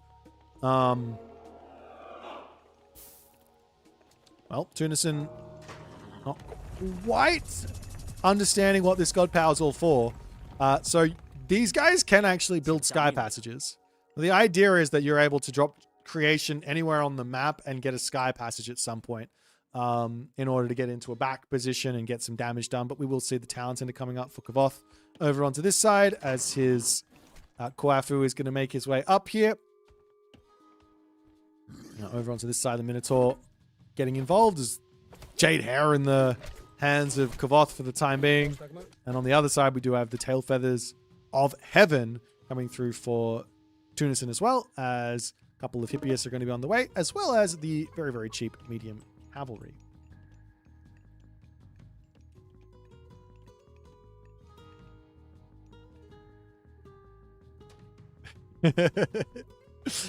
Okay. Basically, Tunison just wants to get all the damage done. We actually have got New Moon getting dropped onto the towers there, so he gets himself access to watchtowers, Tenshu, and also the advanced fortification. So this is another... Wait, that's true, right? Yes. So advanced defenses. So this is going to make his watchtowers, ballets, and it doesn't boost up the wall's HP or anything, no. But it just gives him some really, really strong towers. I'm not exactly surprised to see that usage. One thing that you could do here as Kvoth is not build any Kwafu, and given the favor gather rate goes up pretty quickly once you get onto 2 town centers. It's something like 20 or 30 favor per minute. 20, not 30 favor per minute, that doesn't sound right. Closer to 15 to 20 favor per minute. You will get up to 125 favor for another New Moon, which you can drop much later in. But for the moment here, the Earth Wall getting targeted down, and, well, Tunison wants to get that damage done. He is going to be heading up to the Heroic Age behind this through Hestia. He wants Hestia. He wants to put some pressure in here. He wants to make it all happen. Military camp coming up from Kvoth. He does need to play some defense. Of course, he doesn't want to play any defense. He just wants to go to the Heroic Age, but sometimes you've got to play some defense. There's also options to drop towers and things like that. I mean, to be honest, there really isn't... A little bit of a Cheong-Chi raid. There really isn't much of an option here for Moose the Messenger to actually take this town center down. And we will see towers coming in from onto the military camp there as well. And there is obviously berries at the back here and hunt over on this position as well. So lots of opportunities to get more stuff done as Tunison going to continue to try and knock down these earth walls and see what he can do.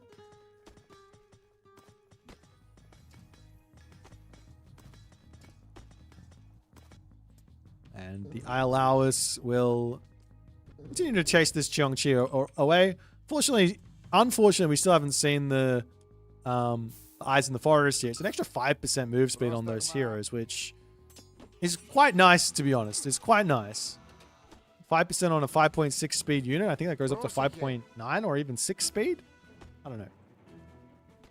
But Kvoth, he is trying his best to basically min defend and get himself to the heroic age, which does make sense. You also have to remember he got resources back finishing the towns, and he got resources back for finishing the temple.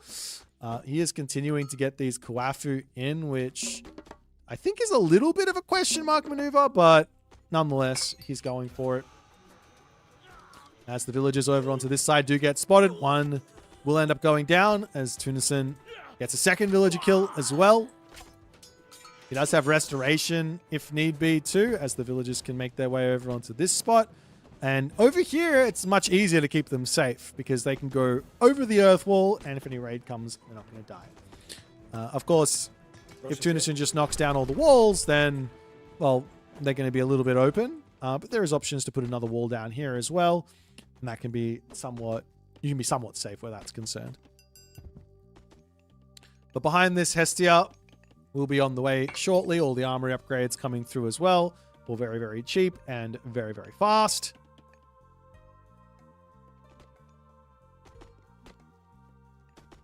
And in comes Hestia now. So options are going into the Hamadryad, definitely here. You could also just go for another Watchman Bucket as well. What's it called? Path. Over on this position, though, the unit's coming through. We do see Gormang on the way. No surprises there from Kvoth. He sees his angle and he wants to take it.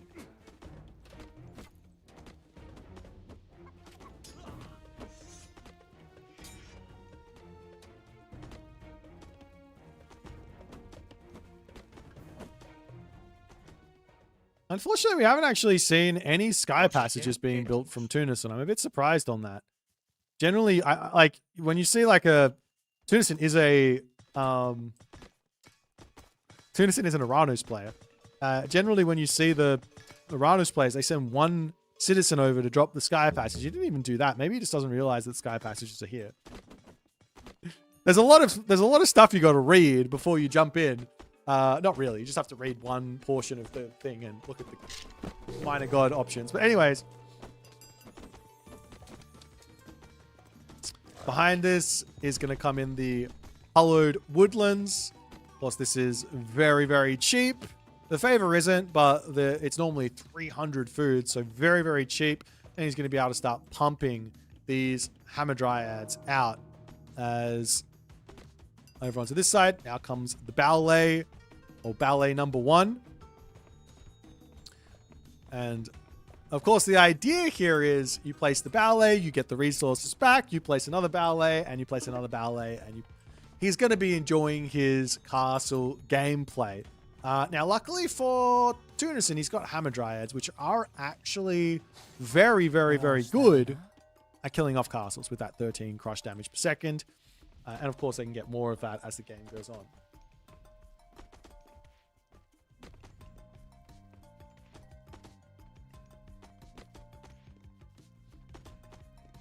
Not enough favor for the constant ballets, no. But you can move them around and you can spread that quite nicely. Meanwhile, Tunison now says, all right, time for the fortress in your face shenanigans. Does it get spotted? Yes, it does. It does get spotted. And, well, Kvoth is going to be making himself a whole bunch of White Horse cavalry right now. We're going to get in here. There is the Sylvan Hammer. Oh, no, he takes it out. Sylvan Hamadryad was there for the defense. As the White Horse Cavalry, they are incredibly strong, but Kvoth is going to be needing some answer to Hamadryad. Whether that is actually he needs to get to the Mythic Age or not, I don't know. We'll have to wait and see. He's also got the options of trying to charge into the main base, but look at this from Tunison. I love this play. He just brings everyone back home. As well as on the front, but everyone back home as the Hamadryad's now sitting on this position, and off Kvoth goes. If he can't break this, well, do something else. Has to be the option as the Sylvan Hamadryads, they come forward. They see the Siege Crossbow. Going to be taking that one out as we do have the Forest Protection. Fortress gets denied again there. Really nice play from Kvoth, but Tunison taps out on that one. Not able to make it work with Moose, the Messenger, and Kvoth is too successful, too strong here. I mean, you gotta just wonder. So players like to get the fortress as far as close as they possibly can, but with the Hamadryad, you don't need a fortress to protect yourself. You've got the Hamadryads, so you can just sit them in there, and they can sort of do what they need to do, if you know what I mean.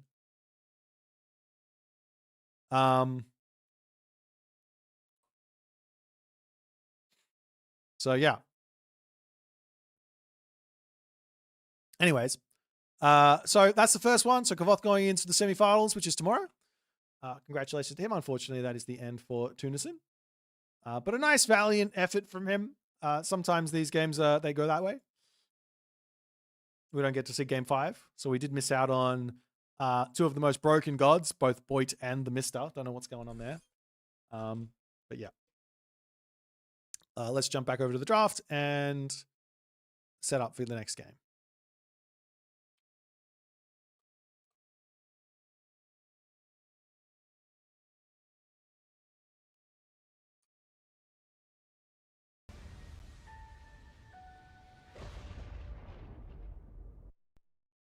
Okay, we've got Rapl and we've got Matador. Matador is the host of this one.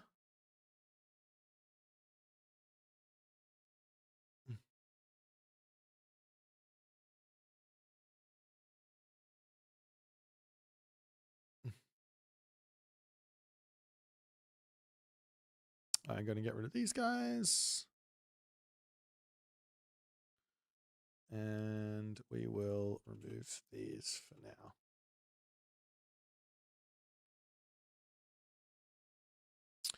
All right. We're going to have a little cheeky break while these guys sort out their drafts.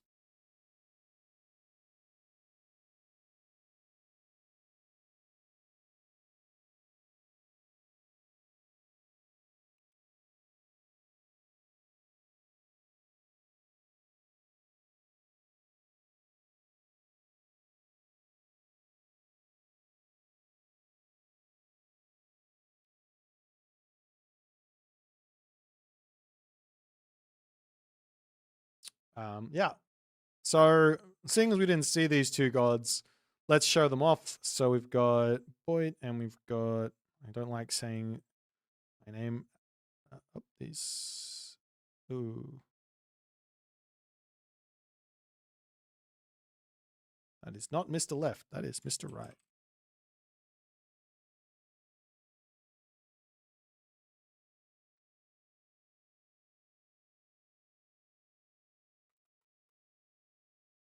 Wait, got to experience what it's like to be a dev, I think, making these things he thought were cool only for players not to click on them. True. Has anyone played as Mr. yet? No, we didn't see anyone play as me or Mr. No one wants to be really, really good at AOM or farming, it seems. Nor do they like the focus being on myth units or myth units. Feels bad.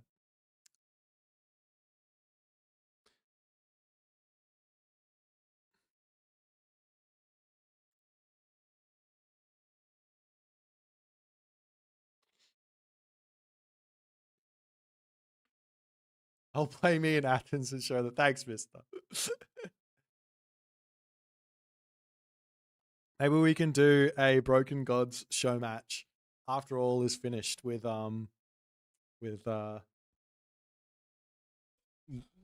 everyone. But yeah, so Boit, or my god, is all about myth units. It's Greek. It's got the faster favor gather rate. It's got unit abilities recharge faster. It's got Gift of Beasts, which means you summon myth units for free as you gain favor, and receives 2 free temple myth units instead of 1 on age up. Comes with Pan and comes with Ares, I believe. Comes with Apollo and comes with Aphrodite. So you can double down and get golden apples. And then comes with Artemis, comes with Hera.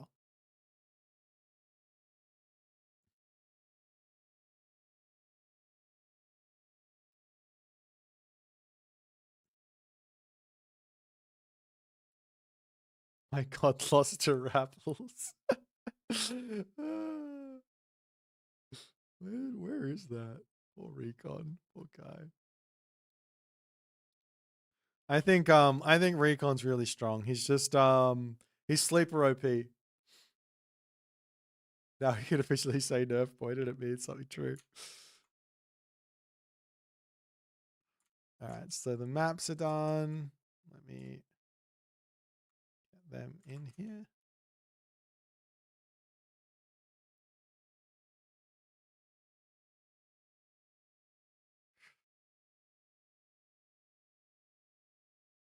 Wait, that's right. Don't worry, I'll good. I have Myrmidon, so I have Myrmidon, and Moose has Gastrophotorus.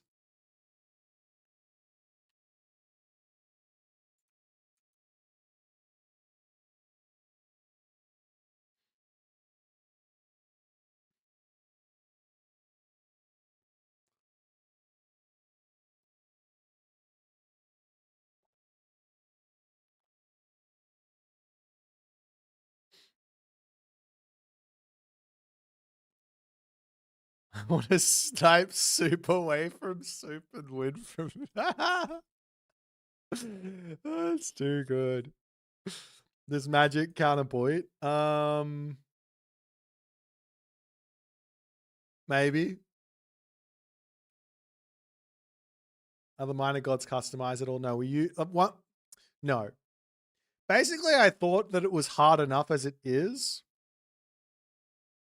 Maybe for the next iteration, I'm gonna do full customization and give the players more time. But I wanted to have the feeling. I didn't want to have people be prepared. Do you know what I mean? Like, there's so much when we play these tournaments and we play these events. There's so much that goes into the prep, and it's so important. If you're not doing that prep, then you're kind of at a disadvantage. But the prep is like the not fun part, right? So, yeah. Have they finished drafting yet? Gotta change this. We've got Maddie versus the Rapl. I mean, end of the day, this is all about just having as much fun as you possibly can. So El Matador grabs Magic, Rapl grabs Rapl. Well done. I'm glad this is exactly what is meant to happen. Rapl grabs Rapl. John Arbiter as well. El Matador grabs Kvoth and Sapfat. Then Rapl grabs me and Moose. Then Matador grabs Soup and the Mister, and Recon last. Do we have to buff Mister and Recon? What's going on?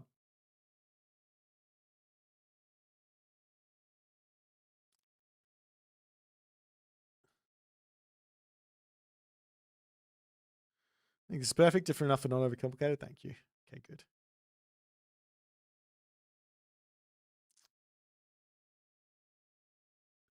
Yeah, I think a lot of people have been saying Magic needs to get nerfed. What do you think, Magic?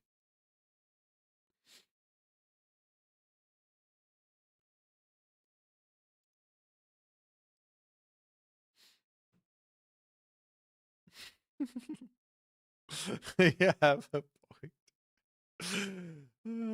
We did almost see Magic losing. Satfat almost took Magic out. Satfat almost took Magic out. It was close.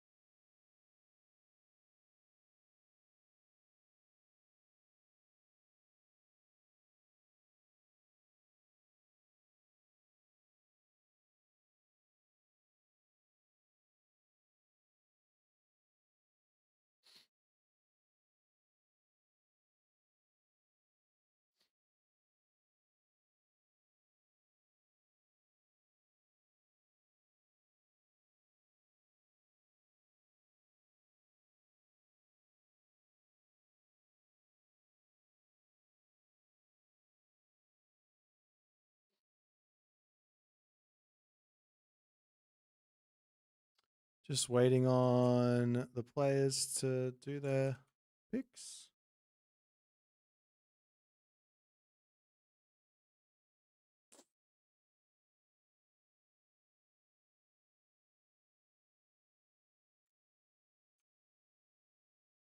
Thank you for the subscription, Ice Machine. Appreciate you, my friend.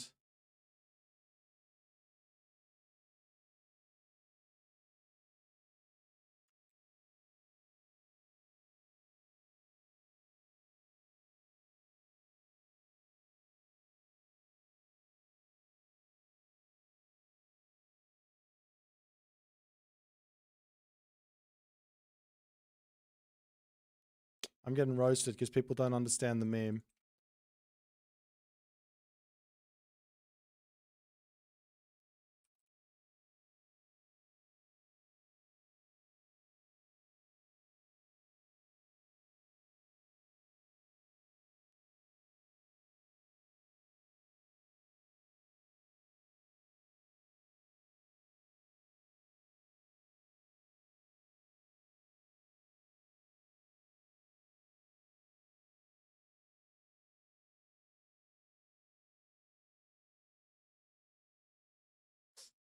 All right, hang on. Do I have the first game yet? I think I do. It is going to be Suppe versus John Arbiter.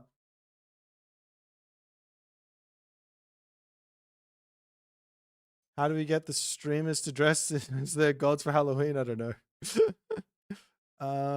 We've got Suppe versus John Arbiter. This one's free win for Suppe, right? Free win for Suppe. Actually, we saw this matchup in the last one. What the hell? How? Why? There's so many gods. How do we get the same matchup? Dead. Super John Arbiter. Yeah, one. Wait. John has a win versus you. What the hell?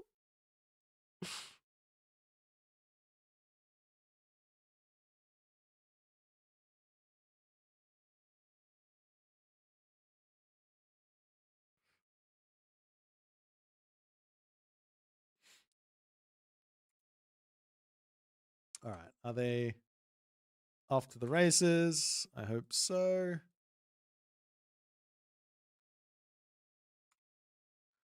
Okay. They are almost off to the races.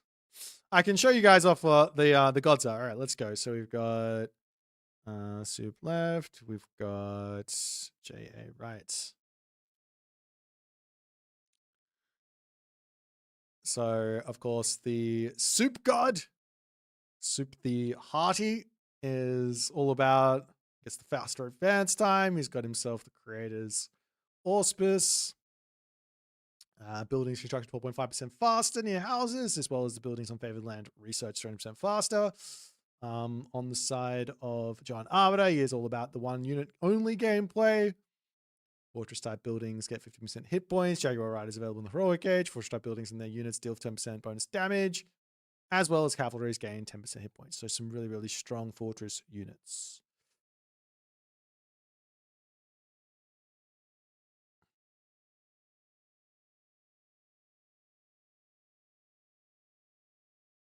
Alrighty, we're going to be jumping into game number 1 on Blue Lagoon here momentarily.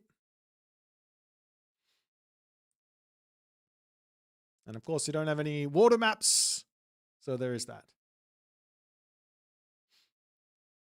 I did message John, but he didn't respond to me, so I might be in trouble with him afterwards. I don't know. We'll have to wait and see.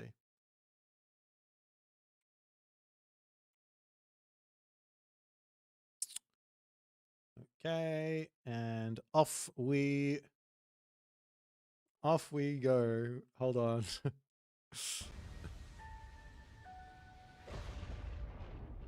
And we are back with game number 1 here for the Broken Gods $500 tournament. We're in the quarterfinals. I mean, this is the first round, but it's the quarterfinals. Okay, so on the left-hand corner of the map, we have ourselves Suppe. Suppe the Hardy playing as Matador. No, Matador is playing as Suppe the Hardy.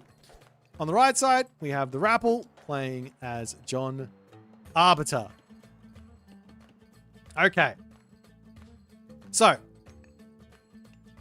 I got a question in chat. What kind of strategy would you go for playing as John Arbiter here? Well, quite clearly, you should go for mass bunny rabbits. I think that's the best way to play John Arbiter, right? We'll have to wait and see how this is all going to go for the Rapl. It is looking like Matador is going to be going for a very, very fast temple, potentially a fast advance time. He does have access to the obsidian mirror, which you can obviously drop on to John Arbiter and steal that Ghoul and Bursty. There's no opportunities for aggressive Asgardian bastions here either, unfortunately. But we'll see how this is all going to go. There we go. There's what I thought was going to happen. Houses immediately onto the settlement allows you to build this really quickly and get going immediately. Now, unfortunately for Matador, he doesn't go for the ultimate strategy early on, which is to kill off your animals with your villagers in order to get favor, in order to get yourself the Kwafu chieftain in the Archaic Age. Doesn't go for that, but is what it is.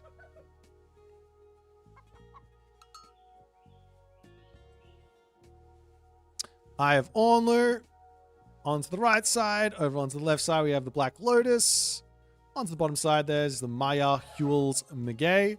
And there's finally one more relic up onto the top, Ankh of Ra, for the favor trickle rate, plus 0.06 favor per second.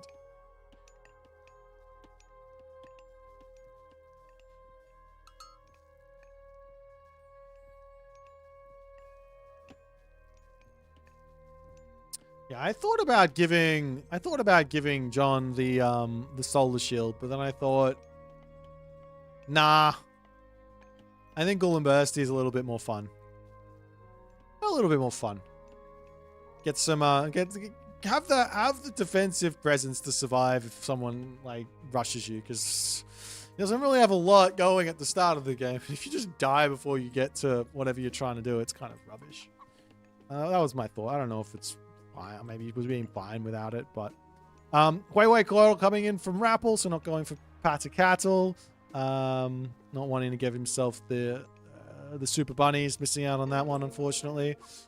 Meanwhile, Matador here, he's going up for Heimdall. I'm not surprised about the Heimdall here. Little cheeky walls coming up from Rapl already as a cheeky house for Matador. Over onto the right side, as potentially his plan here is to drop a very fast 3 town centers.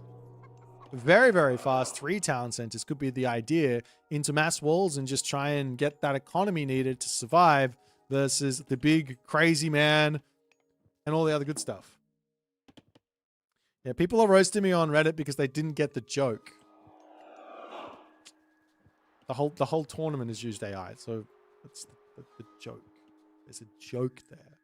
That was the point of the post. Literally the point. Anyways, I don't care. Over onto this side, we've got the cheeky little attack coming in. Still no obsidian mirror getting dropped, but going to be getting himself a little bit of favor in order to get some fast upgrades in.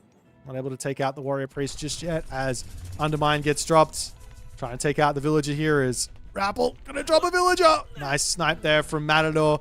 Always super solid when it comes to these early game attacks and raids and things like that. Onto the top side, this commission spy just chilling for the time being.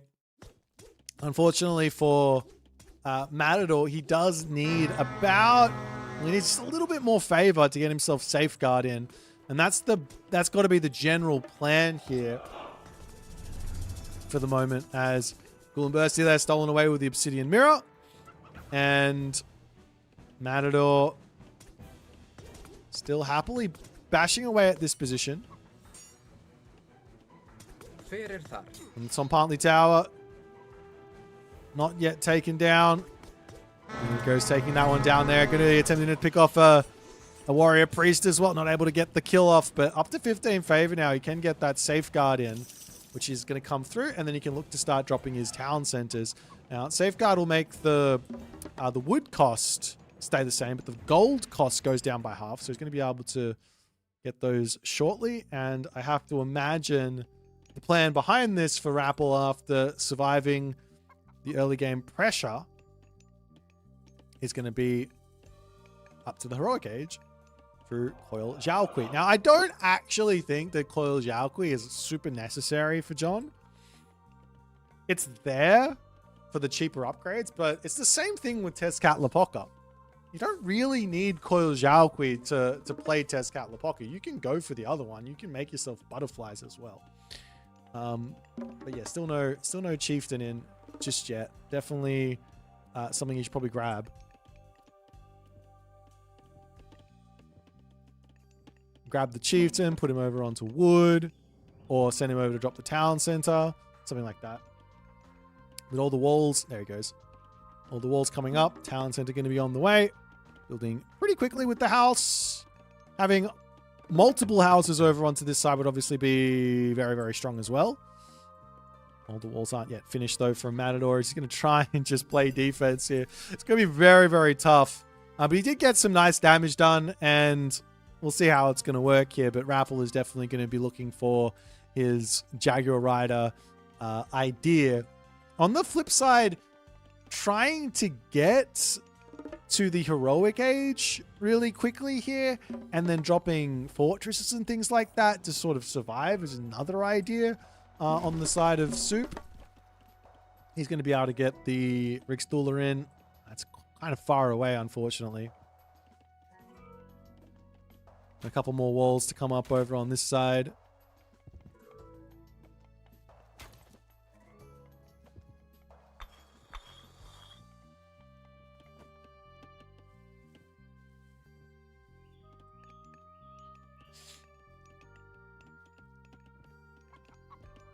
Meanwhile, husbandry and pickaxe, all that stuff going to be coming in. Unfortunately, because the ox carts aren't actually on the favored land, even though they are on the favored land, they're not part of the favored land. They don't get the super speedy upgrade potential, but everything else does, from the armory to all the other good stuff. But Coil Xiaoqui is going to be on the way, and the warrior priest moving forward. We are seeing smoke traps getting dropped all across the map for the time being.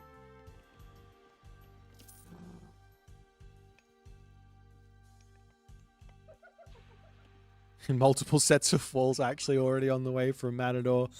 And there's a great haul going to get dropped onto the backside.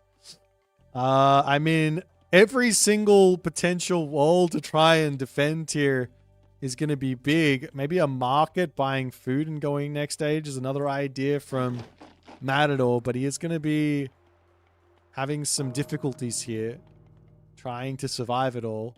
Meanwhile, we've got the stone walls on the way. Longhouses coming through. The warrior priests on the front. They don't have the favor in just yet. And he hasn't got a castle coming up just yet either. As in comes the Skadi. Market going to get dropped. Longhouse as well in the main base. As the villagers wander forward. It's very, very, very scary here as so many walls to come through. Of course, the Taunton smashes are going to be a very viable option here. Another undermine onto this position would have been, or an undermine onto this position would have been really nice. And unfortunately, used it at the start. And it's going to be Skadi. Sort of makes sense. And up he goes. Unfortunately, no access to Bragi for those super herdmen.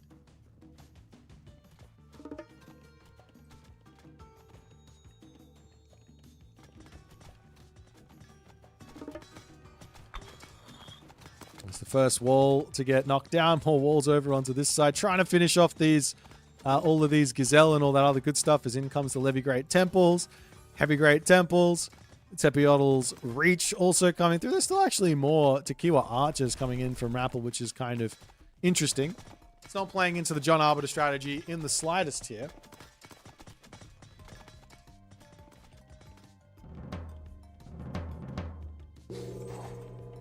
As the Longhouse is over onto the left side coming down, and we'll see what the next plan is here for Matador. Not having access to Tempest means the Gullenbursty Tempest combo is not here, but I mean, the fact of the matter is all Matador wants is to get as much of a villager lead as he possibly can, to get himself as much in the way of his upgrades and units in. And I think even with how strong these Jaguar Riders are, Herdman beat them. And he should be fine so long as he has the economic advantage and not lose it, so to speak. But still, so many walls. I mean, you kind of ask for this when you go for this strategy, right? I've been saying it for quite a while. Like, if anybody ever sits in their base and turtles, you're kind of asking to get beaten up like this with all the walls all around the map. There's upgrades coming in very quick. We've got copper weapons, copper mail, copper armor.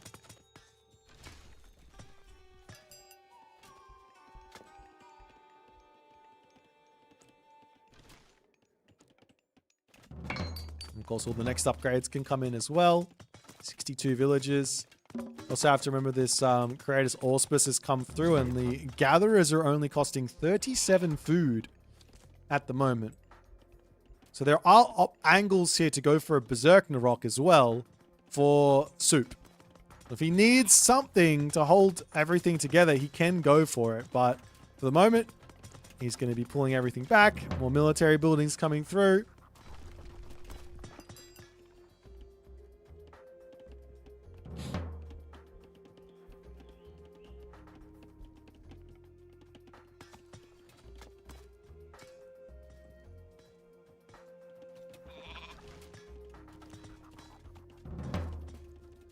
As heavy infantry in queue, but Matador has to rotate down to the bottom side of the map. There's still a lot of gold down here. Now, unfortunately, while this is all going on, Matador hasn't been able to get himself off any raids just yet. Like, for example, villages are open over here. Villages in the main base to get attacked and things like that. Just not able to quite do that just yet. But nonetheless, more upgrades to come through. He's getting the Winter Harvest, Plow. Everything else can grab watchtowers in a beat if need be. Up to 74 villagers at the moment. Behind this, there goes the new fire ceremony. New fire ceremony is a very specific sacrifice. I'm still not sure people quite understand what it's for. But you definitely don't want to be using that unless you plan on using that favor immediately. At which case, I don't think Rappl's got that plan just yet. Main base going to be under attack shortly here. Crenellations can also come through this town center, can also get dropped. There's also Frost. So Frost into getting trapped here into the Gullenbursty, helping on the fight and things like that.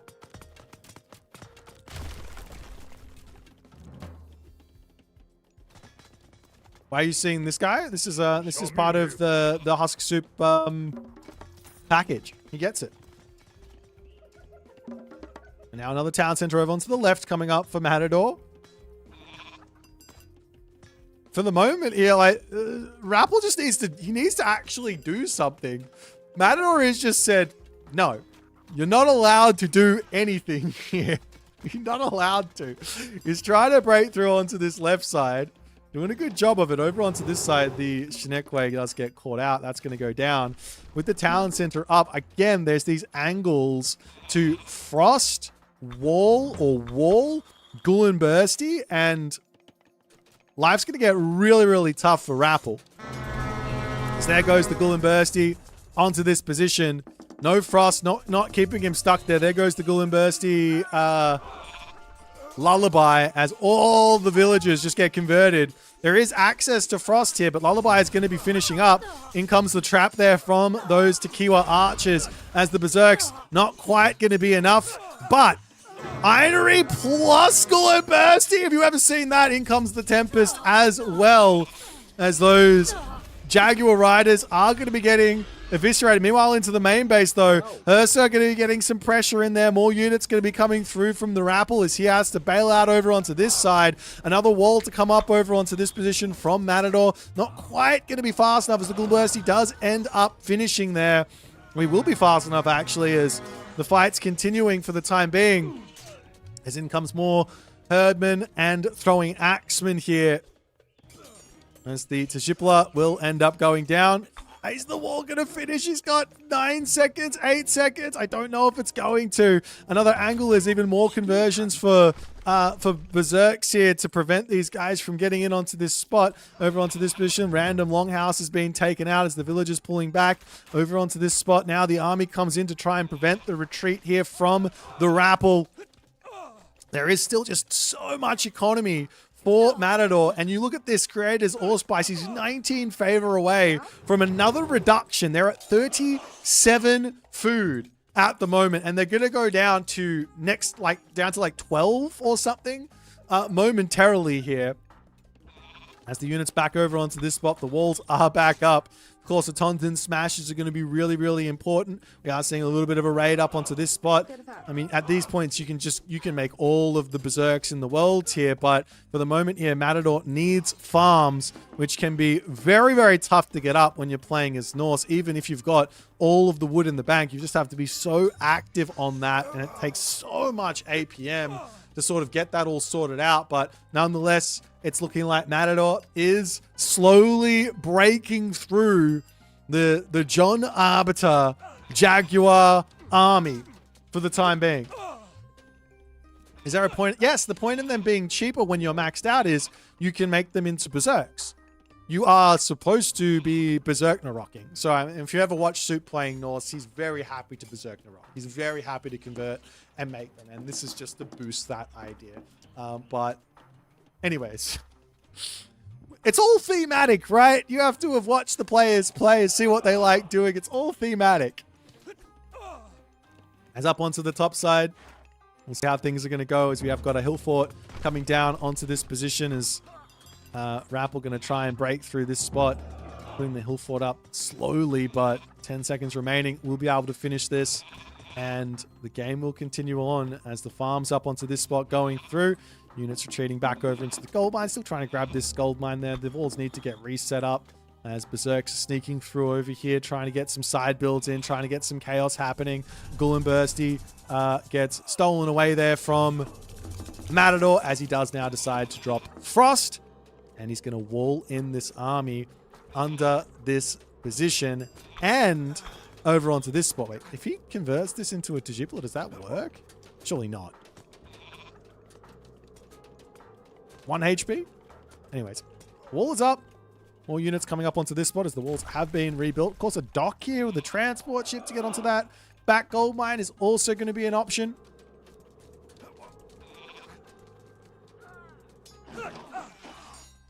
And in come the units to prevent this from happening as Matador either needs to get units out or... Yeah, well, units out. He just needs to get units out here as the throw an axe will pull behind the stone walls there. The Jaguar Riders coming in onto this back. They're so obscenely strong. 22.2 hack damage. But Rapl is now going up, finally up to his second town center. He really doesn't have the economy to be forcing these fights, so to speak. Losing units is going to really, really hurt him. He does have a whole bunch of Star Demons, sits in middles for the time being.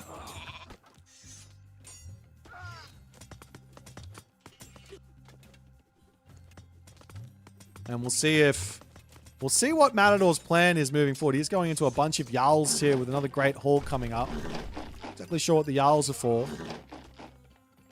And he is going to be choosing Vidar here. So once he gets to Vidar, then he gets a whole bunch of extra HP onto his units from that Twilight of the Gods. Gets the Fafnir to help out as well versus those Jaguar Riders, which is very, very strong. As well as Avenging Spirit, Silent Resolve, Fury of the Fallen for his Berserks, which can also be very, very helpful. But for the moment now, this is a really interesting army now from Rapl going into those Star Demon sits and middles. There is another option to drop another Gullenbursty for sure, but you have to grab this talent to manage to make it happen. As we are now getting into Hillfort Gaming, as Matador going to slowly push through this.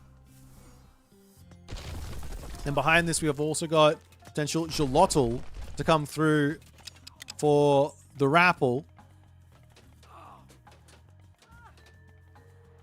There's the Hillfort, great haul on the way.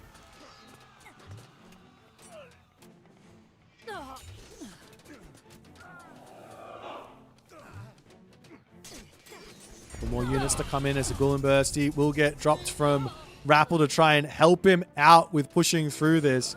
He does have the speed on this thing, right? He's got the Tepanartsly drums, but it's still going to slow down once he gets across the map.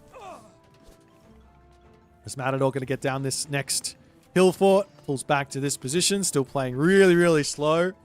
But soon, this will be Vidar. And all of those, unlike Freyr, who takes actually quite a while to get those Mythic Age upgrades, Suppe, he's going to be into them literally immediately if he so chooses to simply just click on them. As in comes the Fafnir charging after those Tequila archers. We'll take them all out. And in comes the upgrades. Twilight of the Gods for 10% extra HP. Champion Cav, Champion Infantry, all immediately. Still trying to get through the walls up onto the top one. A Taunton Smasher is going to be smashing. But Matador now getting himself another town center here. Fury of the Fallen. Silent Resolve for Berserks getting super strong. What can Rapl do here?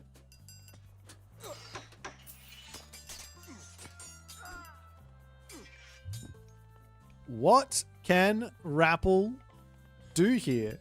He's on 2 TCs. He's behind on Vils. He does have super units. Like, let's be real.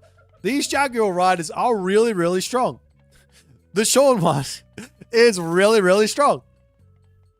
I love this idea. Into Einherry to boost up the army. One of the weaknesses of playing Heimdall, just in general, when you're playing your own games, is the fact that you don't get any boosts to your army inside of Heimdall.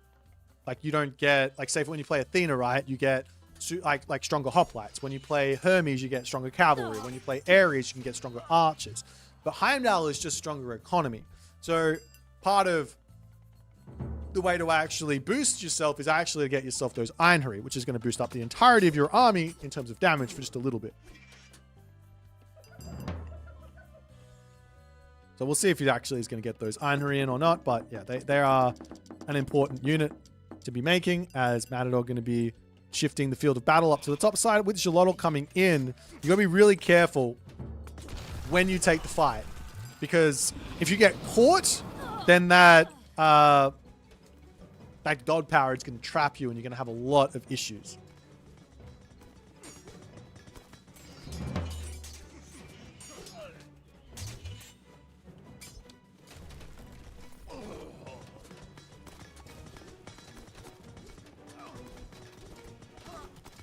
Corrupted ground, yeah, corrupted ground. But anyways, takes down the Great Temple. And of course, the Fafnir is an amazing unit to actually take out the Jaguar Riders. you haven't ever tried it, the Jaguar Riders all jump in onto the army, and the Fafnir is just getting that splash damage on top of everything around him. So, yeah, very, very, very powerful in this situation. As there goes the Corrupted Ground. I would have to imagine a Frost is going to get dropped, as there it goes. And Matador will retreat away. But he does get hit by that Corrupted Ground as well. So unit dies, and it will create one of those Tlalcanexquimili. I cannot believe that I'm pronouncing that correctly. I never thought I'd see the day that I would get that pronunciation correct. But first game here goes to Matador as he wins with the Supinator 4000. Soup the Hardy with the wall spammage defensive villager strategy. What do the villagers get to in the end? 25 food in the end. Unfortunately, I didn't get to see the Berserk Narok, which is definitely a thing. If I have a quick little look-see here at the soup, he does have access to super berserks at the end. He doesn't have tier, but you can go for those super berserks in the Berserk Narok inside of that. But nonetheless, well played there to Matador for game number 1. I'm going to jump back to the draft because I know these guys are quick with their drafting. So we'll get back to the draft and see what game number 2 is going to look like.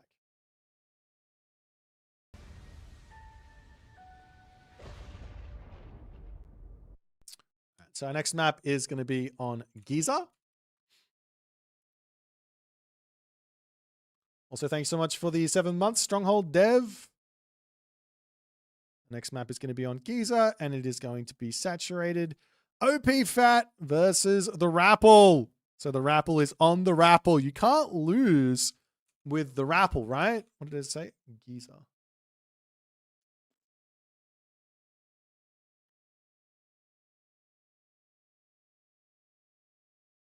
right.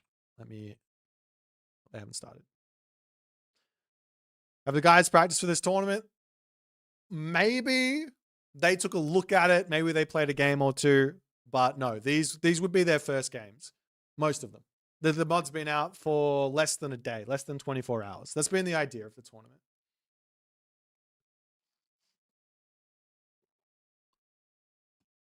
The idea of the tournament is that the players have got no idea what the best strategies are, and they're here trying to enjoy it and trying to, play the thing. But anyways, let's take a look at the gods,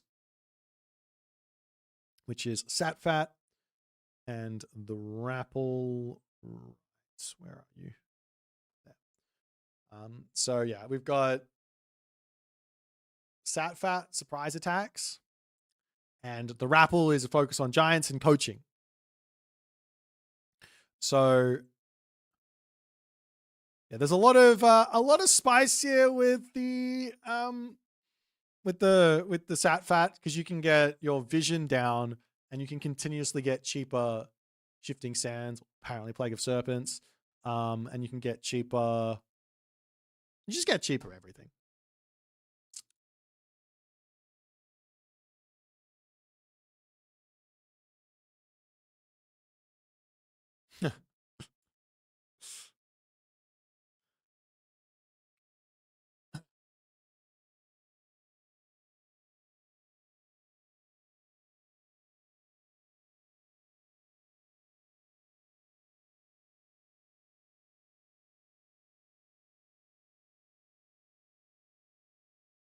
Just waiting for the players to start.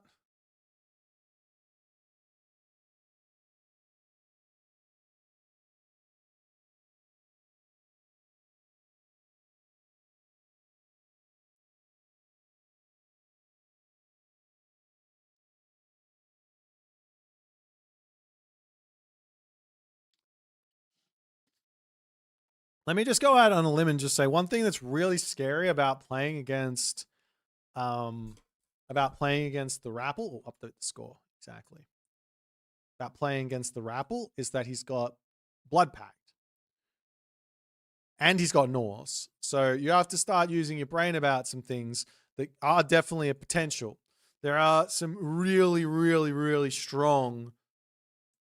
There is some really, really strong potential for cheese here. Let's just say that much. Whether it comes in the shape of a mountain giant, when it comes into the shape of an iron hari, whether it comes in the shape of a rock giant.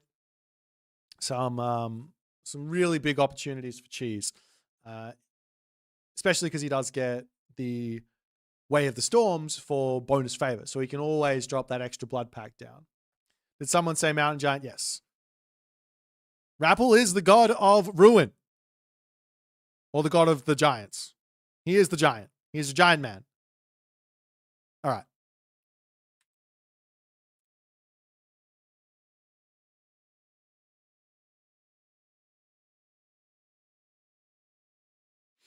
Let's jump into the next game. Off we go.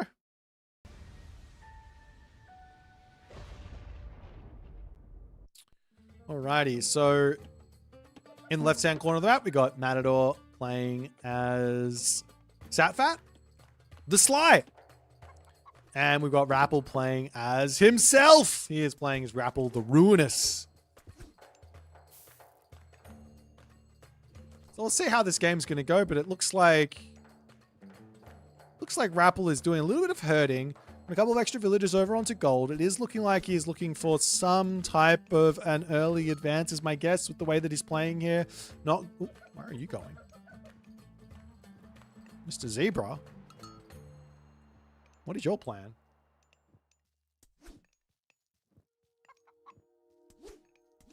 He can't move it. It's stuck. Oh, no, it's going to come back. It's fine. Anyways... Rapl is going for a little bit of an alternative build order to the old Supinator build. Still putting extra villagers onto gold. In reality, it doesn't really matter when you get that gold in, because it's a matter of you got to get your house down, you got to get your temple down, and then you go from there. On the flip side here for Matador, I got to say, it's pretty important to advance fast here against the Rapl. And... the other thing I got to say is there's a lot of opportunity for Satfat to be aggressive early on. So delaying the advance with Satfat, I don't know about that. I don't think you want to really go for pickaxe. Or if you do go for pickaxe, it's got to be a very specific pickaxe that's allowing you to get yourself like a 3-something advance. You actually are also seeing that Matador not utilizing the Pharaoh on the monument here. He could, and also hit the mining camp. Now he's going to move, and that's going to empower everything. So he does have the Ra bonus, as well as an extra 2 myth units when he hits the classical age, heroic age, and mythic age. He's got access to shifting sands or dart, as well as Sekhmet. So there's a lot of opportunities where that's concerned.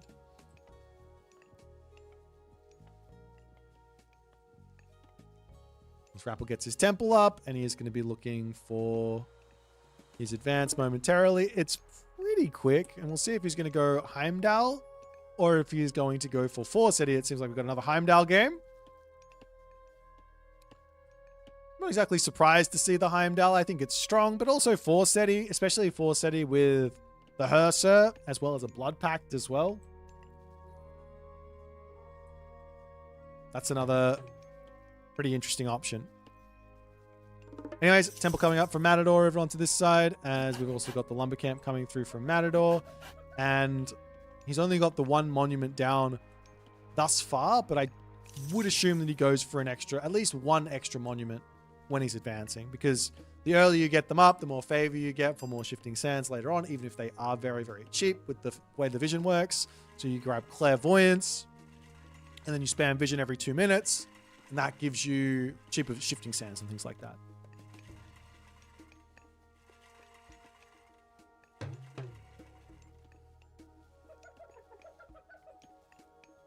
The ones with the flags behind looked very cool. I'm not sure what you mean. I could be on the wrong... Hang on, let me try something. I think you mean this. Did I fix it? No, can't fix it. Anyways, Undermine coming through as the Herser charges forward, and the villagers will simply retreat back for the time being.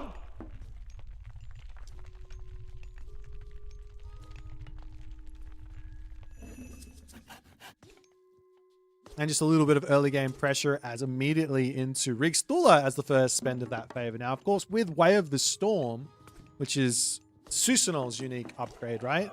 With Way of the Storm, as this villager over here trying to get the granary down, you do get access to Bushido, which does mean that Rapl, if he fights enough, you can see the Bushido meter over here. If he fights enough, he will be able to get himself 3 medium cav, heavy cav, champion cav, as well as very large stipends of favor. And one thing that I noticed in my literal one game that I played of the Rapl is that it is important to drop 2 or even 3 whatchamabuckets. Temples.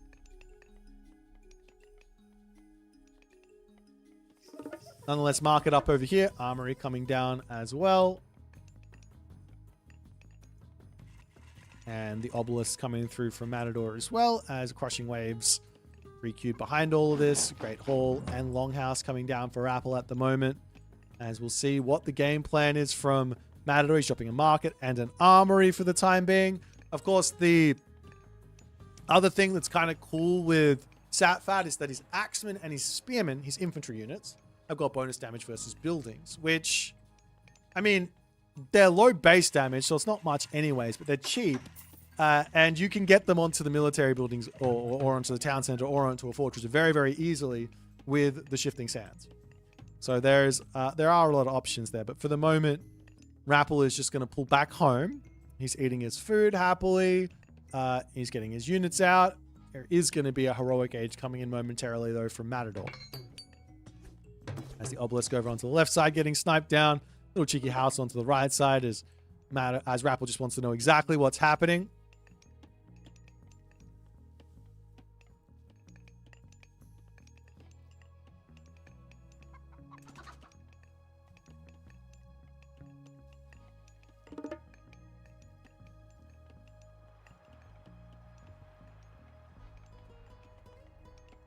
Now we got some more walls coming up. And Sekhmet now on the way for Matador. So he hasn't dropped his Shifting Sands just yet, or his Vision. So he will be able to go Citadel right away, and then do a Shifting Sands, and then, and he comes up onto the top, and then do a Shifting Sands, right? And then drop Vision to get the max amount of favor return, or favor off, of that Citadel. Now, if Rapl is thinking here, he's gonna have to be thinking, better get myself a bunch of Herser in. Now, he does have Blood Pact, so Blood Pact onto one Herser might be enough to kill off a Scarab, maybe. But also Matador's got to be careful here as well. And he is making himself some Axemen, but he's got to be careful here as well, because taking this fight and then losing all the units does give Rapl quite a bit of Bushido. So this kind of all in, while it's very, very strong and probably going to guaranteed kill off the town center, there is going to be a lot of repercussions, so to speak, in the way of that Bushido meter that has barely moved, becoming very, very, very strong.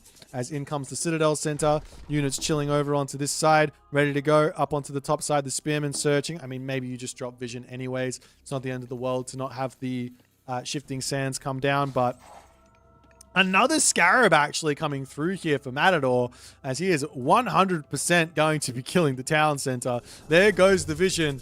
In comes the Shifting Sands. Citadel now 97 favor where that's concerned, as the Herser, they are in, but the Axemen, they're also in, as one Herser goes down, 2 Herser goes down. There goes the Blood Pact onto Ironhide there, but even with that, it's not going to be enough, as the town center is going to be taken out, and Matador is all over the Rapl at the moment. Scarabs going after the villagers at the top as they're bailing out of these walls here. Where's the rest of the units for the Rapl? He's going to be bringing back his raiding cavalry. He does still need just a little bit more to take out these, but you have to remember, look at that Bushido going up And there goes medium upgrades for those cavalry and all the other good stuff. As this Scarab 2 HP remaining, definitely need to finish that one off as the villagers are going to be garrisoning away. Villagers up onto this side. They're safe for the time being. As onto the backside comes the raiding cavalry to take all those units out. This one Herser, where did he go? Did he get taken out as well? I think he did. And Rapl is going to have to tap out there as he's not able to survive the shifting sands all in. Too much power from the Matador Sat Fat Anada here. Nice try from Rapl with the Herser in the town center, but where are the rest of his units? That's what I want to know. Of course the shifting sands was coming, but he just kind of could not quite make it work. I mean, I think he was fine, right? Because of the Bushido meter, if he'd managed to take this fight correctly. If he managed to take this fight correctly, but unfortunately half of his units just not in position, not ready to defend, and that's what happens with the shifting sands. So game number 2 going for Matador. Matador off to a red hot start, and he's still got 2 of his first picks remaining in his draft. So let's jump back over to the draft and see what the next game is going to look like.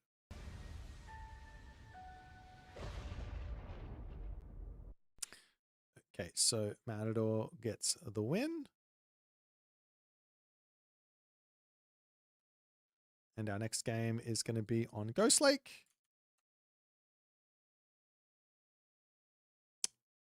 And it's going to be Kvoth versus Boit. Oh, dear. Well, this is going to be fun. Where is Ghost Lake? There you go. Alrighty. Let me show. Let me show you off what we're going to have here. We've got Kvoth and me.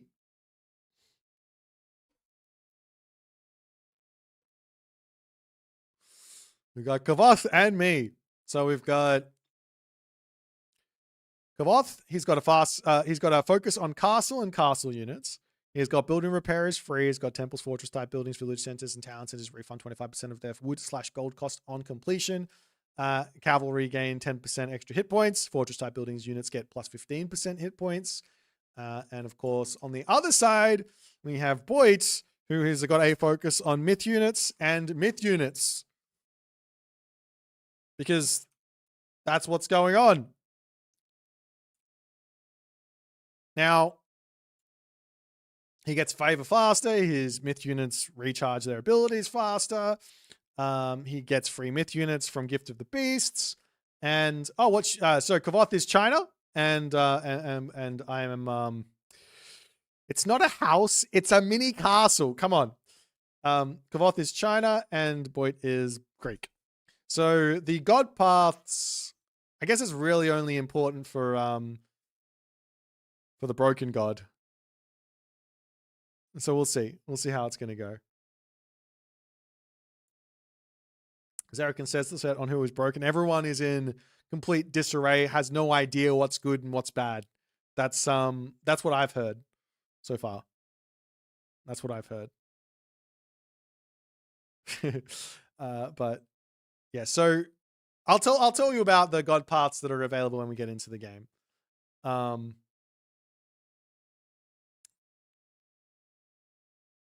So let's jump into it.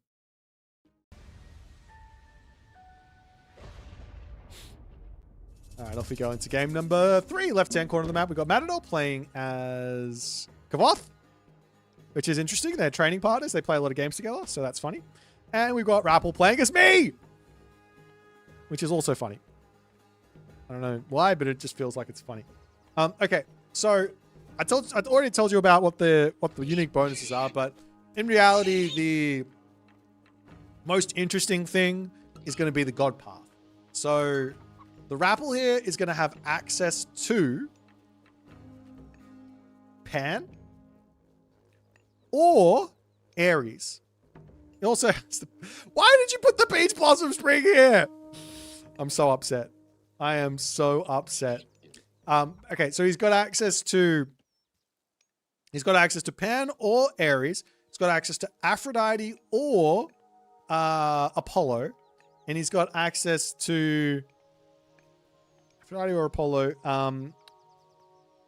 Hera or Artemis. Be neutral. I'm always neutral. I am. I just Peach Blossom Spring next to the town center, please.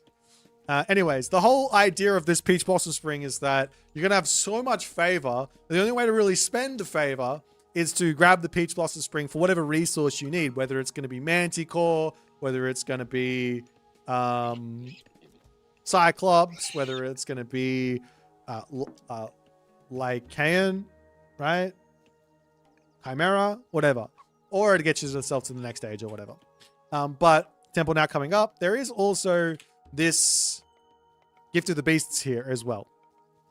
So Gift of the Beasts is going to come in clutch as soon as the Temple comes in, and as soon as the favor starts getting grabbed, you're going to be able to see which myth unit you get, and it does pick from all of the Greek myth units. So you could get a Minotaur, Cyclops, Lycaon, or a Centaur right away.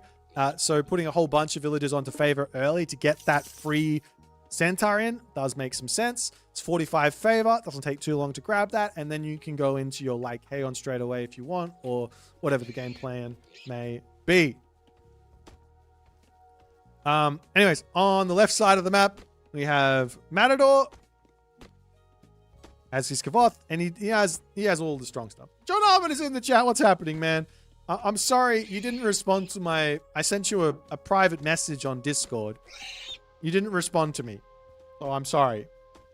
That's all I can say at this point. There's no going back at this point. So all I can say is I'm sorry. Anyways, we will see Ares is the god of choice here for the Rapl.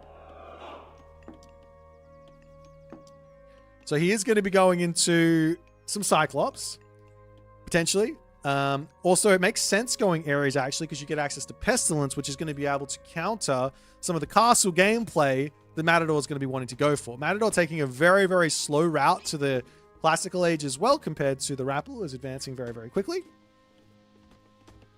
Also, if you guys sitting in the chat, if you actually want to give this mod a go, it is single player friendly. I'm pretty sure the AI can play these gods, though it's not going to be super strong with them. It's not going to do what it's supposed to do. It's just going to do whatever it thinks.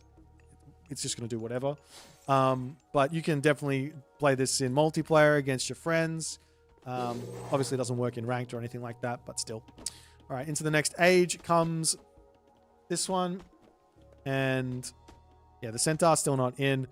Unfortunately, Rapl hates myth units so much that even when he's playing the god that says the god of myth units and myth units, he's still not going to be getting himself favor. So I'm upset about that. But there are two Cyclops making their way across the map. There are two Cyclops making their way across the map.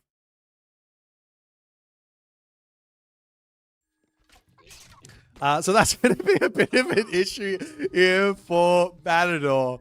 As he walks right in to the main base. He could have grabbed himself the upgrade for the Cyclops immediately as well. He's charging it to take the Kvoth out.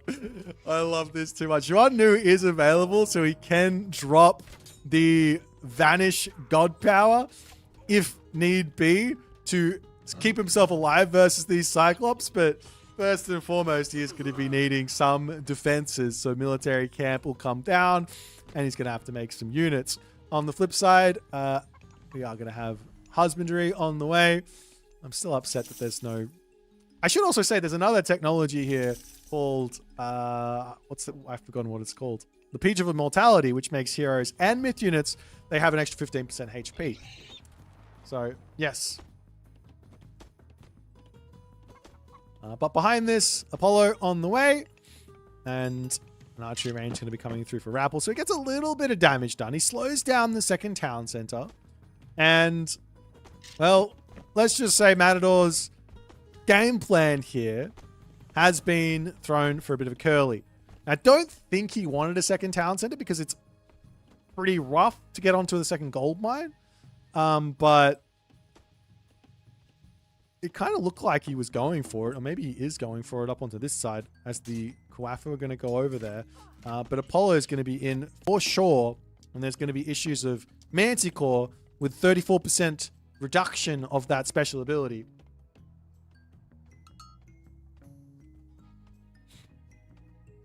Meanwhile, they're chilling, looking for raids in the main base of the Rapl, and Rapl finishing up with his chickens before maybe jumping onto the Peach Blossom Spring. We do have the Atalanta getting some damage done, as there goes the Vanish. Probably not the best use of Vanish, unfortunately. Of course, you want the town center, but if you were going to go... I mean, you got to be so careful versus those Cyclops. They can deny this as well. If he wanders across here, if he's fast enough, it's 22 seconds to finish this off. I don't think he's going to get there in time going now. But if he was fast enough to get the Cyclops across, he could have actually denied the town center. Now, as Matador finishes this one off, he will be getting himself some resources back because he has that Aztec or that Huitzilopochtli bonus. When he finishes a temple, when he finishes a town center, gets a couple resources back. 25% refund is nice.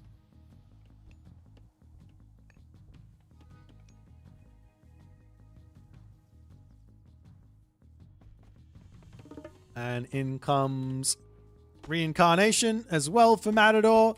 I like that idea. You're trying to get into a whole bunch of white horse cavalry and things like that. Makes sense, as we have got on the defense here. In comes Will of Kronos for these Cyclops. Whether he's going to build a whole bunch of these, I don't know, but you do have 2 of them, so why not get the upgrade? And then he's going to get 2 Manticore as well, going to be looking for his Underworld. And he's finally getting the favor in, so Gift of Beast is going to be coming through shortly. But I think the Underworld into the main base is going to be somewhat scary here. Cyclops beating away at the town center is a tried and true tradition of Ares, right? You guys forgot about that. You guys forgot about that. Bring it back, I say.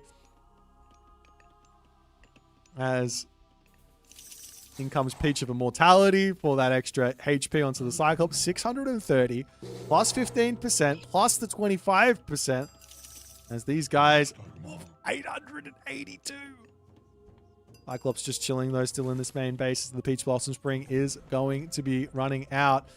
He does also have a Centaur in as well, as the next myth unit is going to be a Nemean Lion from that upgrade. And you can just stick a whole... you can throw a bunch of villagers onto favor. There's nothing wrong with that. Like, recently, the one thing that I noticed is that in the recent patch, Greek got a pretty sizable buff, but for whatever reason, a lot of players just didn't quite realize it. Some players have now, but the sizable buff was that you basically couldn't really put more than 10-ish villagers on favor as Greeks. It was super inefficient, just not worth it. Now, there's no problems putting 20 villagers on favor, 30 villagers on favor, even up to 50 villagers on favor. There's no problems with it. It's obviously less efficient to put 50 villagers on favor than have 20. But if you really need that favor gain, you can go for it. So yeah, there's options to just say, let's jump onto this position and go. But all the Cyclops coming in. Peltas to come through as well to try and deal with the Pioneers. As Gormang is getting queued up, I don't think that Matador has any idea what's coming for him. He sees all of the Cyclops and he's going to have to be like, well, something's coming my way, but the red unit, there it's coming. The Pegasus on the way. There's only one option here for Matador, and that is to bail. That is to bail. He is going to be losing this position without question. As the town center getting beaten down in over onto this side. Peltas trying to take out those Pioneers. Great control from Matador, as is always the case. As he... Cyclops getting pulled off of this for some reason. As he's has to dodge those Peltasts. Trying to do so, doing a fantastic job of it. There goes the New Moon onto the towers, but immediately comes in the Pestilence. It's not going to be enough. Gormang is coming in up onto the top side. The villagers don't bail on this position either, as Matador trying to min defend. It's just not going to work.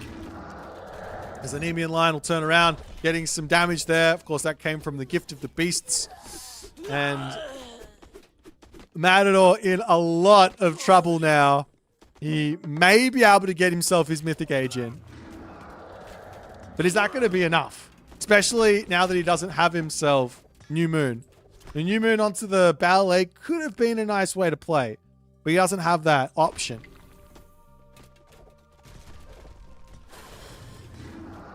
It's the chillin' coming in. Trying to take out this. The town center getting grabbed by the Rapl over here.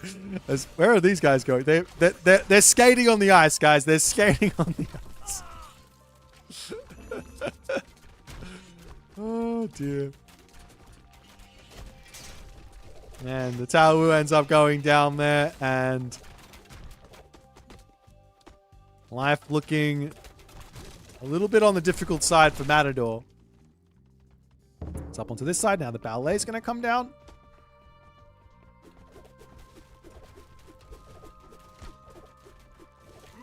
Kvoth. I haven't seen a Kvoth getting thrown before. That's kind of funny. What's the next one? A siren! I mean, the only time you're ever going to see a siren coming through. The siren's in! I'm so happy. I think this unit isn't terrible. Like this unit, it's terrible in the sense that if you're playing as Demeter, the only time this unit is worth building is when you don't have access to Hamadryad, don't have access to Cyclops. So you have to go, if you want to build Siren, you kind of have to go Pan, Aphrodite, Persephone, right? Because it's just not better than the other. Doesn't have any like real use case more so than the Hamadryad or the Cyclops. As the game is finished there, as Rapl gets game number 3 and forces a game 4. But here you see it comes through and you don't have a choice, so you just have to get it. And it's not terrible. There's nothing bad about the unit. It just doesn't have a use case as Demeter. Anyways, Rapl gets the win with Boit. Perfect. Some perfect Greek gameplay from Rapl, as you would expect. Alrighty. Let's jump back to the drafting menu and see what game number 4 is going to bring us.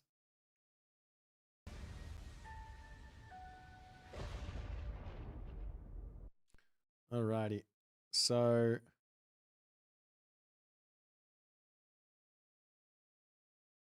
we do have our next map being on Elysium.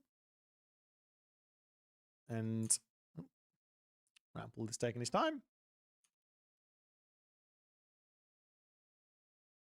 And we'll see what they're going to pick. Oops, I have the wrong. Oh, they don't have a room yet. They do. So which gods are left? There is Magic for Matador. There's the Mister for Matador. There is Moose and there is Recon remaining for the Rapl. So I think the Rapl needs to utilize Moose to take out Magic and Recon to take out the Mister. We haven't seen the Mister yet. We've seen every god except for the Mister. I think the players have looked at this god and said, nah. The players have looked at this god and said, nah. I guess while we wait, let me see if they've got the. Okay, so the next game is going to be Magic versus Recon. Magic versus Recon on the map Elysium. Okay. So unfortunately, we still don't get to see the Mister. Damn. With all due respect that the Mister God of Farming isn't so great. It's not just the God of Farming. He's got really, really strong units. They're really strong. Guys. You know what? Screw it. I'm going to show you guys the Mister here. You're going to have 2 of the Misters so you can see. He has Bushido. He's got Bushido. That's a big deal. And Bushido gives his cavalry bonus damage. Which means that his chariot archers do more damage. And they're faster. So 5 speed up to 5.4 speed. And they have bonus damage. Extra 10%. So his camel riders are better as well. Duh. Okay. But that's not what we're seeing. We're seeing magic. Magic left. And we are seeing Recon.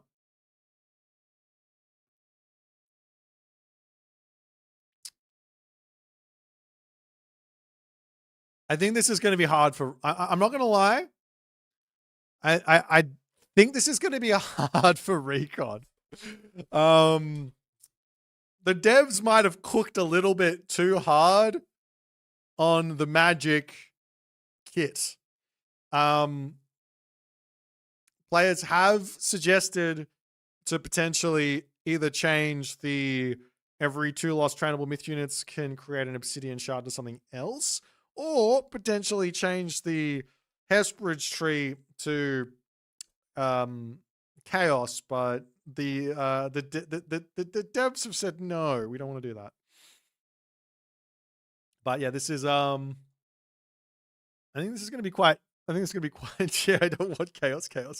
No. No, thank you. That does not sound like fun. That does not sound like fun.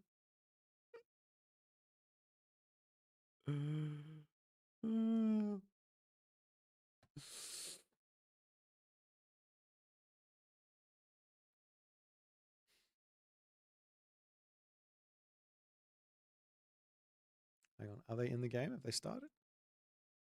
Really? They haven't started yet. All right, well, let me have some water at the very least.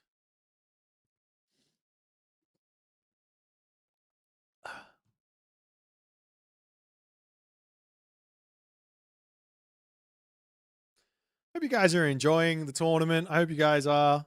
If you're not and you were wishing for something a little bit more serious, don't you guys worry. In approximately in less than a month, we have the Athens LAN. That's happening as well. So that's going to be a very serious tournament. So yeah, keep that in the back of your mind. Is there a full bracket for this? Oh yes, I haven't updated it or anything, but there is the bracket to see. Where is it? Maybe. Where did I put it? Where did I put it? There it is.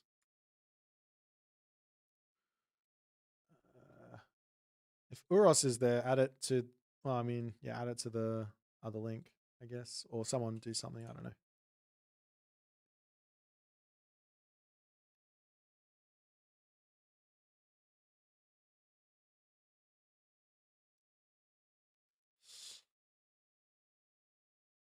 I do wonder what I mean, what are you going to do? How are you going to beat this? What are you going to do if you're Rapl as Recon here? Let me have a quick look. Let me think about this. You do have Hachiman. So you do have superheroes, right? You do have superheroes. Zoom speed on the Musha with Hachiman. And, no, I've got it. You go Mina Katatomi. You go Hachiman, and you make yourself on the Musha as well as whatchamabuckets. Horse Cav. Horse Cav will take out all the other things, right? That makes sense. Surely. Can someone tell me where the Rapl is? Well, now my game's broken. God damn it. It's fine. Yeah, unfortunately, the Shinobi tech isn't working. It's supposed to have bonus damage, but the attack that does bonus damage versus buildings I might try and get that fixed for tomorrow. But we won't fix it for today.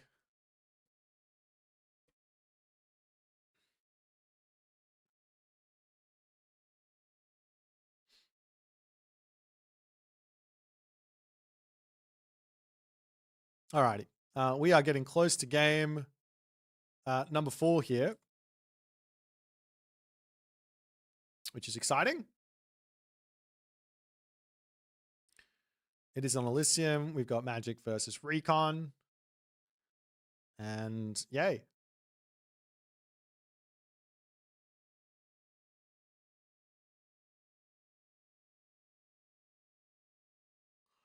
Okay.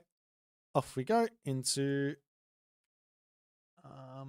game number 4, I think.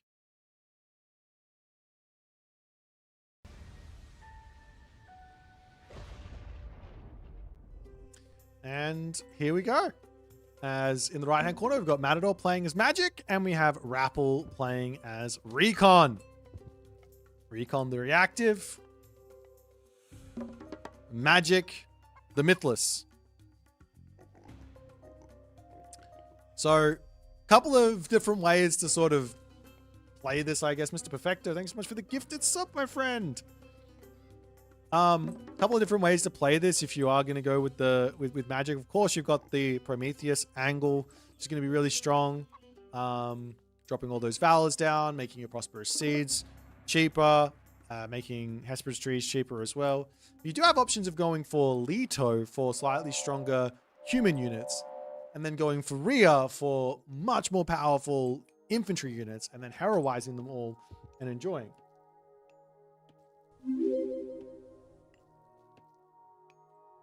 And of course, you've also got Hecate as well to make your automatons even stronger and things like that. But Rapl on the left side, going to be getting himself out a couple of early Mikos, or an early Miko, just one. And potentially looking for some extra early game favor. But you do need that favor to get those upgrades in. And the big sort of power play, so to speak, for Recon is going to be Tailwind, right? So you want to use Tailwind potentially with Shinobi or with Yati Spearman.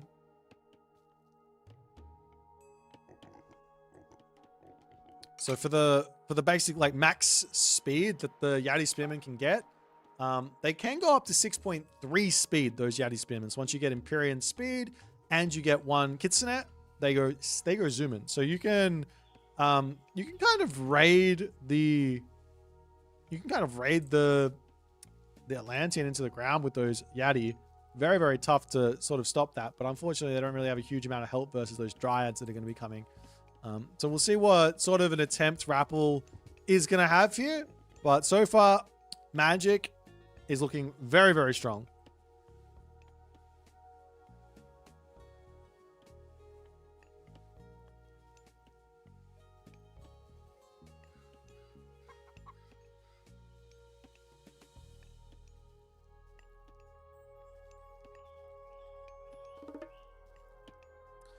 Check out the relics and see if there's anything appropriate here. Sharon's Obel.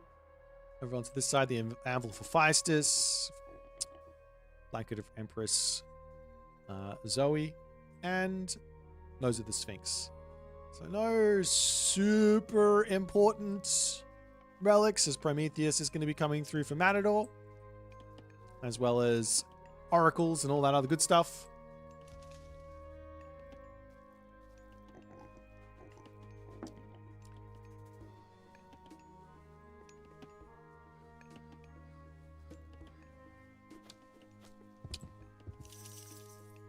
I guess the question is, which god is Rapl going to be going for? He does get himself out another Kitsune, nice and early. I do think that the idea of going for... I mean, Minakata Tomi is just so strong. But potentially the better idea is to go for Amano Uzume in this matchup. On the fact, not that you're going to kill off the villagers. We deleted the Promethean. You're not going to kill off the villagers with the Kamotachi, but you get yourself Kumiki for your infantry units, so you can get really strong infantry units. I somehow made the most balanced retail we've had so far. Thank you. Not really. I don't. I look this. No, it's not. Anyways, we've got Sacred Custodians coming through for Rapl as he wants to grab some relics. It looks like he is searching for something. No, as the Valor spammage will commence, and we do have already in is the Theft of Fire Tech. So those citizens are going to be working incredibly fast. You can see the difference between the two. It's actually so much. Sort of forget how much you actually get on the Valor. Is it 4.2 extra gold per second? That's kind of insane. Anyways, some catapulties coming through as into the main base here for Rapl. He's still yet to throw anything down. He throws a stable and a dojo. So unfortunately, we're not going to be seeing those Yati Spearmen just yet. Is it 10%? No, Theft of Fire is 20% boost on the Hero Citizen. And then the Hero Citizen also has a boost in the amount of resources it gains. So instead of, it's 1.45 compared to 1.32. So it's quite a boost. But of course they are expensive normally. Not expensive with Valor, especially not when the Valor is making itself cheaper as the game goes on.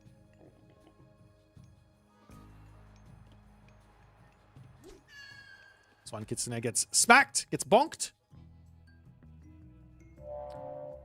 I made all the gods, but I tried to take suggestions from people who were helping me in the we had a little design chat on the Discord. And I try to take some suggestions for basically thematic things.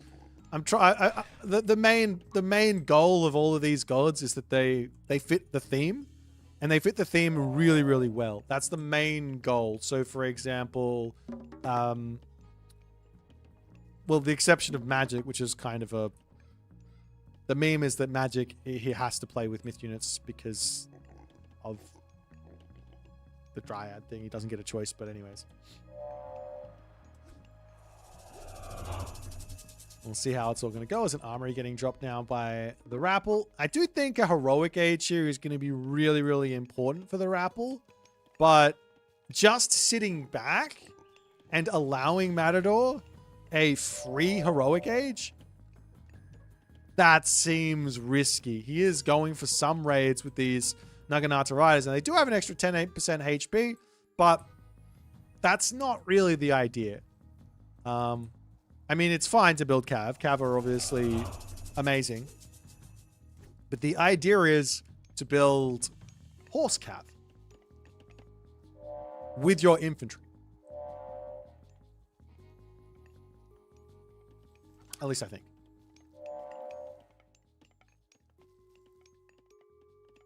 But another dojo coming up. As more units getting pumped out, we are going to be seeing one Udok coming through. The angle of trying to get in and kill this off with those one Udok does make some sense.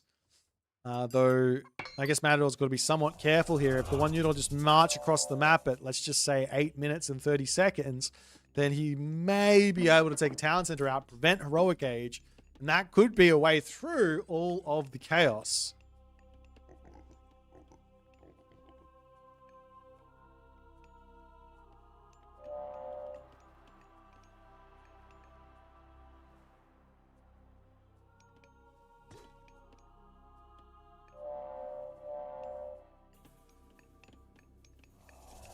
And actually also comes a guardhouse. Eventually ideas to get some Yati Spearmen out just in case to deal with potential Ontarius, which really shouldn't be very good versus Recon at all. But with Thea on the way, life is looking just a little bit on the scary side for the Rapl. I got to be honest, this is incredibly strong stuff.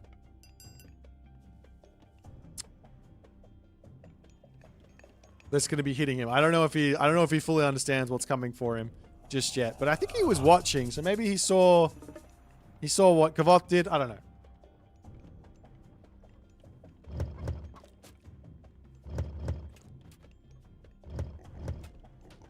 There's a couple of Ondamusha out, so at least they'll be somewhat useful versus those Dryads, which are going to get built soon. The other option is also to build Prometheans, which is also very, very strong. But for the moment here...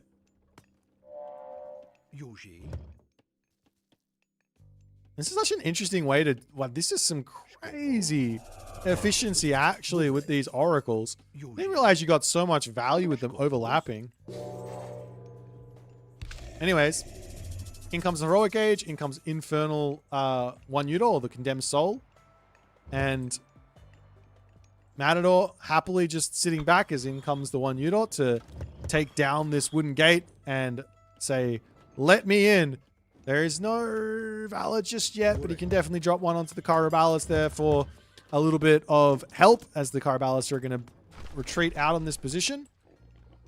And with Contarius on the way, well, life is going to get a little bit tricky here, I think. So those on the musher get just a little bit of damage done, trying to take out the final unit. Those managed to pick that one off as Matador pulling back into his main base. Not yet building himself those those Dryads just yet. Now he's going to be building them. There are so many heroes out though for the Rapl at the moment, so it might not be super effective. Meanwhile, up onto the top side, this Kitsune getting involved with trying to take out a citizen. There's a couple of units are going to be making their way over there as well. And just locking off gold for the moment is going to be the main idea. Effectively, he's just making Bushy and on the musher. It makes sense. They move pretty quick. 4.7 speed on those on the musher. We'll see if this is going to work out for him. Heroes counter myth units, they say. That's what they told me way back when. But we'll see if that's going to be the case. Ontario's looking for their raids, as now a couple of Yati Spearmen are going to be getting built up. And there's a lot of gold actually in the bank for Matador. He definitely is going to be wanting to drop a castle down at some point here. 6 speed. They're still slower than the Contarius though. God. How can we kill the horse?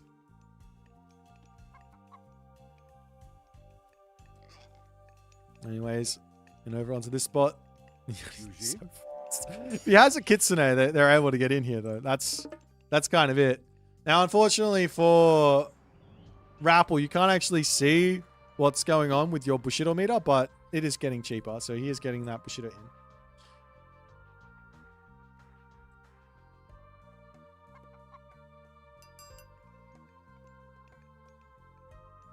There's now Rapl coming up onto this side, going to be looking to put some more pressure on. He's getting a couple more Miko through. Effectively, pure hero at the moment. He's just so terrified of all of the myth units that are potentially coming for him. And Rapl gets greeted at the wall. Over on this side, this one Naginata Ride is just zoning for the time being. Nice snipe there on that Stymphalian bird.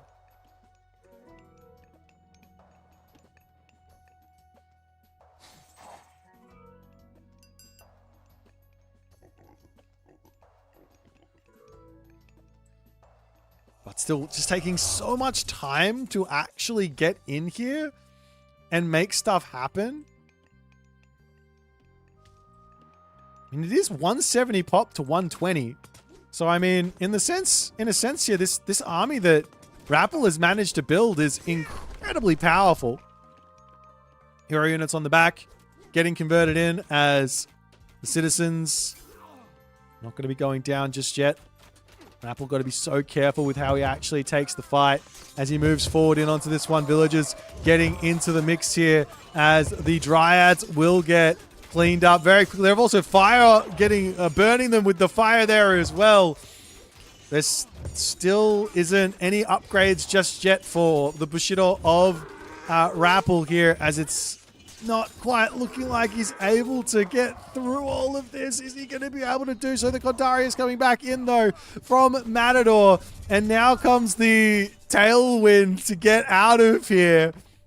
But a great fight there from Matador. He's able to hold. He still has the obsidian shards here, as he's going to be getting himself a whole bunch of myth units in.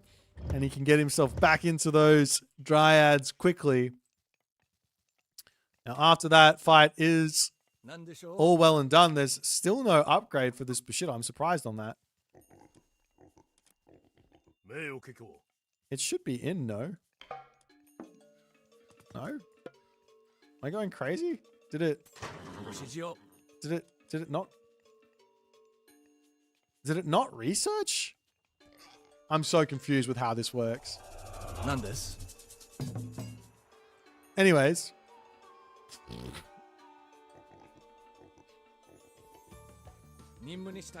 Now, unfortunately, Rapl doesn't have access to another tail. Well, he has to use the tailwind.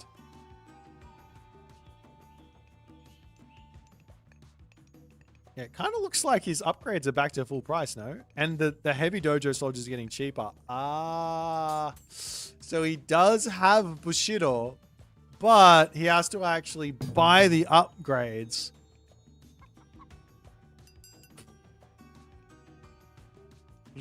I swear I tested this. I swear I did. But apparently not. Poor Rapl. Is he going to understand that he has to buy them?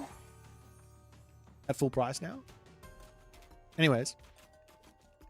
Shinobi are also going to be an option here momentarily.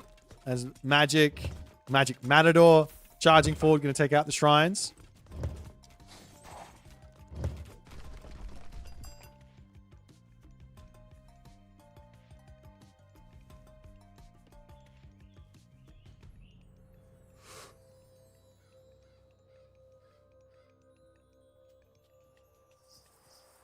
To the top side, looking for even more pressure. As Rapl spreading out. Hasn't got any... Wait, does he have upgrades applied? No. Spreading out onto the backside, looking to try and take out the units here. He's got units spread out all over the place here to take this fight nicely. But does he have enough stats here? It looks like the answer is not really. He's now finally getting his upgrades for his own units as the Yumi Archers trying to take out those Arcus on the backside, but there's just not enough here. And Matador wins the fight, and I think he will be taking the game and taking the series as Matador does manage to win in 3. Unfortunately for Rapl, I think he kind of made a little bit of a misjudgment, and that might be on me as well. Because his Bushido is coming through, but it doesn't grant it for him. That might be a little bit of a bug. Oh well. What are you supposed to do? Well played to Matador. He's going to be going through to the semifinals tomorrow. Better luck next time for Rapl. And GG. Magic is OP. I think Magic and Suppe are both 100% win rates thus far. I don't know about anyone else. But yeah. Alrighty, let's jump back to the draft and see what the next game is going to bring us.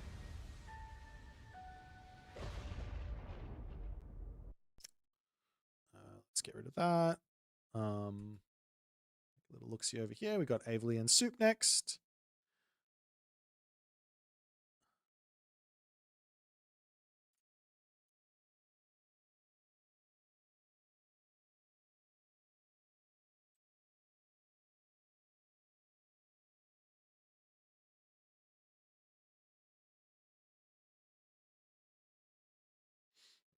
Alrighty, let's get rid of these.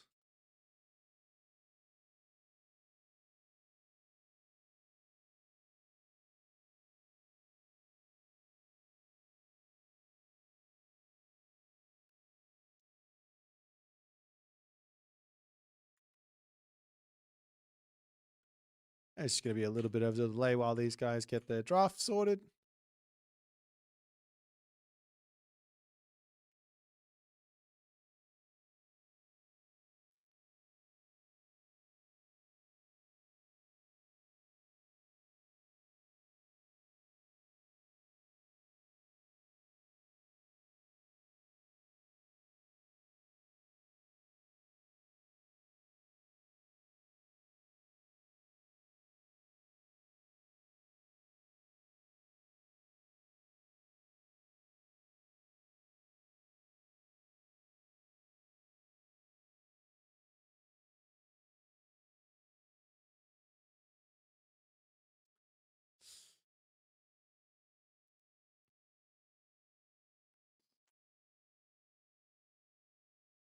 All right. Well, these guys are off to the races with their draft Rooney. We see Soup taking Magic, Avely's taking Moose, and Boit. How exciting. Now, you are obligated to take Soup if your name is Soup. You have to. You don't have another choice. You must take it. Or do you not take it and then force your opponent to play as yourself?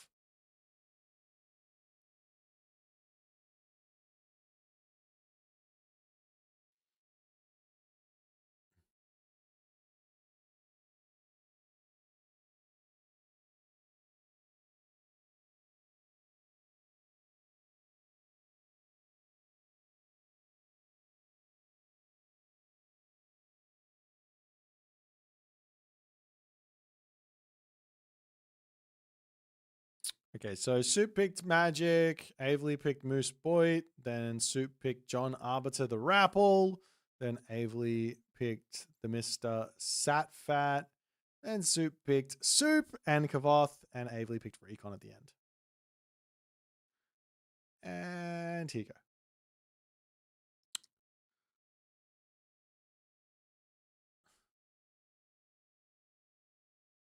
I got to go to the toilet, so I'll be right back while these guys get sorted out with their games. I'll see you guys very, very shortly.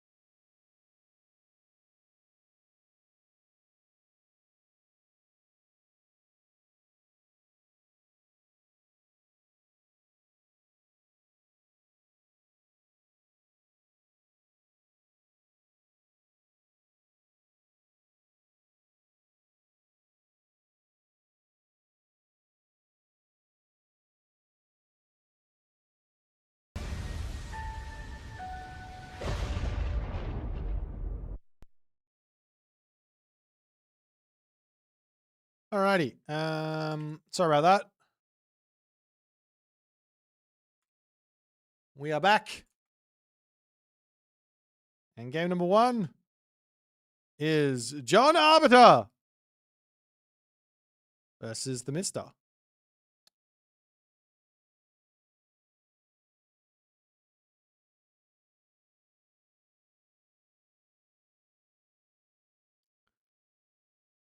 Oh, it's cold. Okay, so John Arbiter and the Mister. I think this is the first time we get to see the Mister, which is exciting. So we've got this one, and we've got Themis. This one? Hey. So,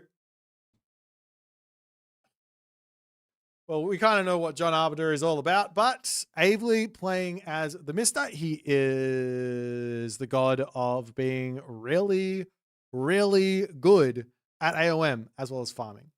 He has some boosted speed on his cavalry units. His age up is 33% faster. Way of the Moon gives cavalry 4% extra attack. And that means he's got Bushido. And then he's also got human soldiers and heroes get 10% bonus counter damage. So if he does end up going into any sort of spearman or axeman or slinger, they'll have more damage, as well as actually all of them do. They've all got, there's no generalists for the Egyptians. So they're going to get a whole bunch of extra damage as well.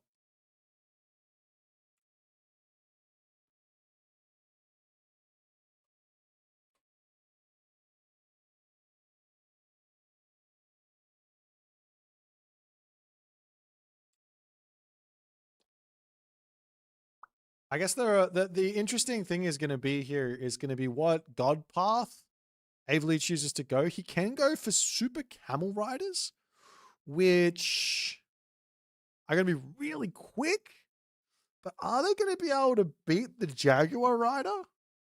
They might be able to. I have no idea. And the question is if the timing matters, if the timing hits or not.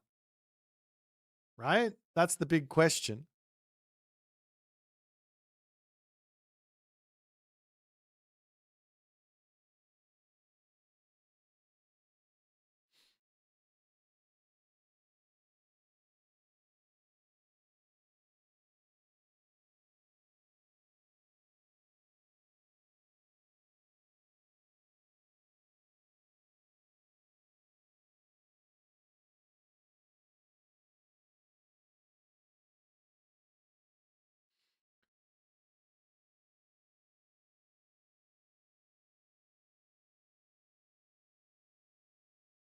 Alrighty. We're about 30 seconds away from the game. Sorry for the delays and all that other good stuff. But that's what's going on. We don't have those the luxuries of all the other good stuff, but it's been a bit of fun. It's been a bit of fun.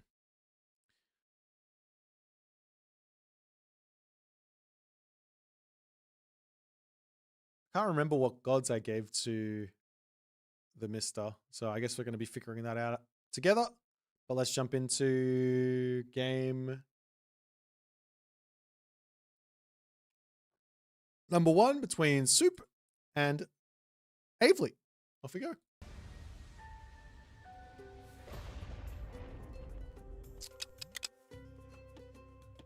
Alrighty, ladies and gentlemen, into game number 1. We've got Suppe playing as John Arbiter.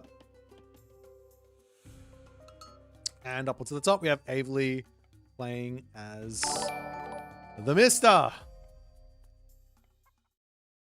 don't even know what Gigantify does, but thank you. Okay, so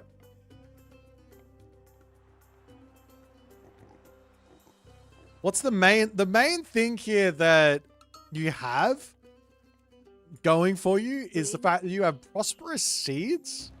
So you can get a huge amount of food in very, very safely as the Mister. And that's then going to lead into a huge amount of spearmen or a huge amount of camel riders or something like that. Of course, the gold is very expensive on those camel riders. So we will see how it's all going to go. Over onto this side, we got the Hori's hunting bow. Gather rates for huntables plus 5% of base.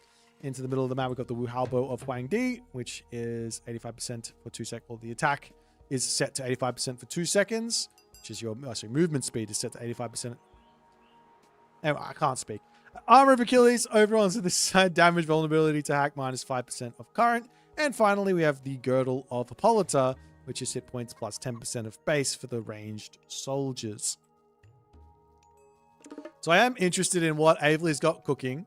Avely is one of those players who gets nuanced strategies a lot earlier than everyone else. Like, anyone can look at a god like Zeus and say, oh, well, you build lots of hoplites with Zeus, right? Makes sense.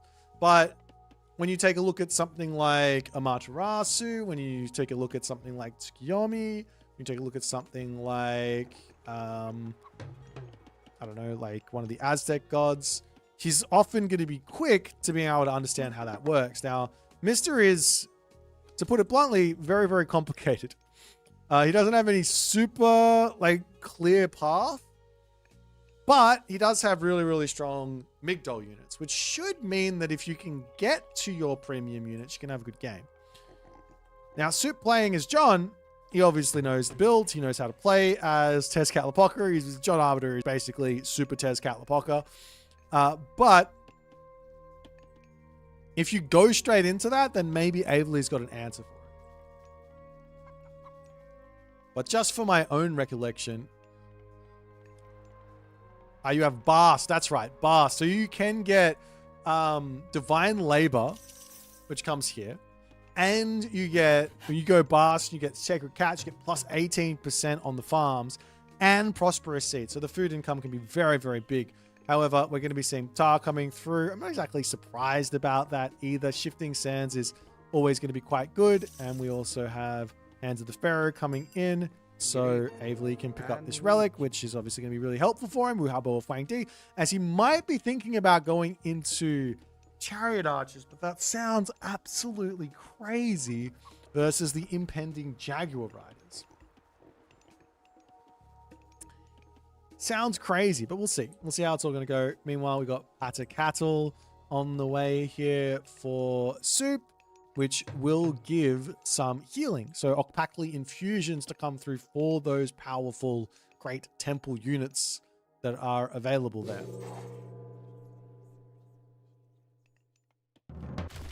And so we got the barracks coming down, a couple barracks coming down, and the Wadjet popping up to the top here. Into the temple comes this. Oh, and Shadoof comes in quickly. So I think the idea is to go into these farms. I kind of like that. He's going to go into farms in his main base for half price and drop the Prosperous Seeds on cooldown, right? That's kind of the idea. Meanwhile, on the backside, in comes Agave Bloom, and Suppe is going to be racing to his Heroic Age. So if he races to the Heroic Age, he will be getting greeted with these very, very strong Spearmen. So they're going to be doing 2.2 bonus versus Cav. So there is that to keep in mind.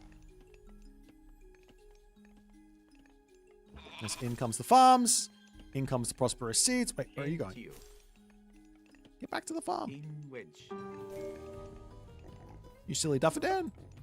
Back to the farm. Did he miss it? Oh no. A couple more farms to come up slowly here.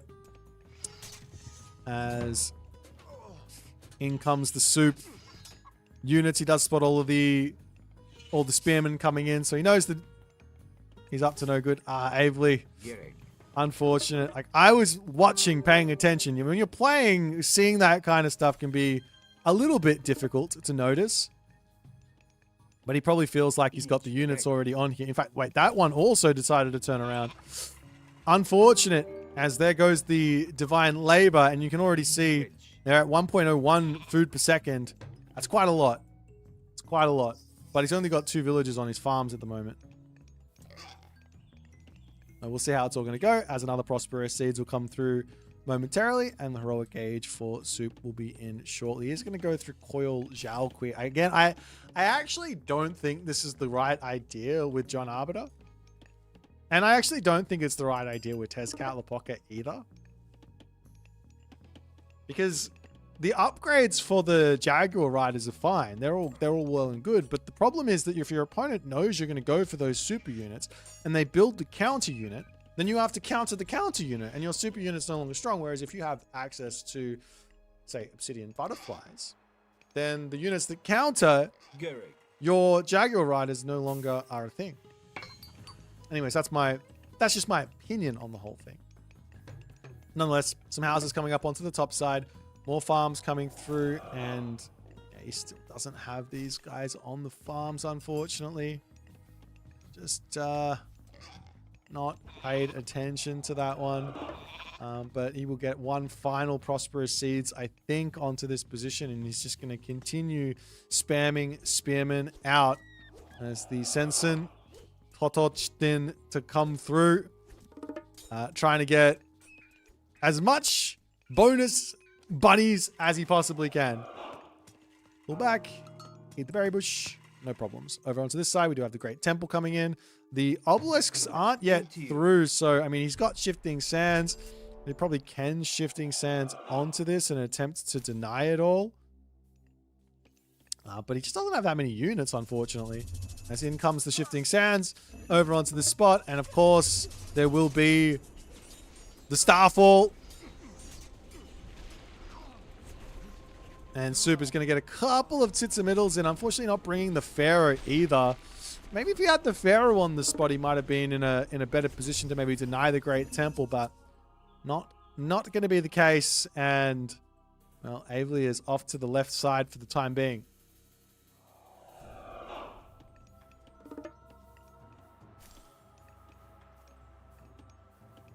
Yeah, unfortunately, it's actually quite hard to see if the villagers are on the farm or not. You have to actually almost know, but alas.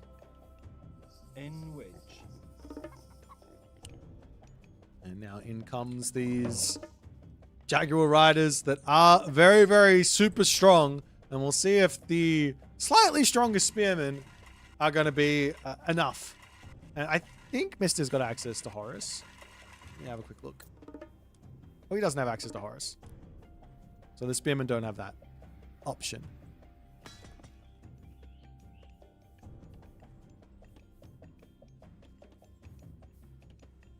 Meanwhile, Sekhmet, as the god of choice for the heroic age, sort of playing away from the camel rider angle. The chariot archers, I guess the idea is chariot archer plus spearmen to deal with the Jaguar rider. And just don't do that much damage, do they? But yeah, trying to deal with the Sean one, I guess. There's the villagers over here getting pulled back, and they actually are. They're killing them off. They're doing it. We are seeing a couple of acts. We're not sure exactly why.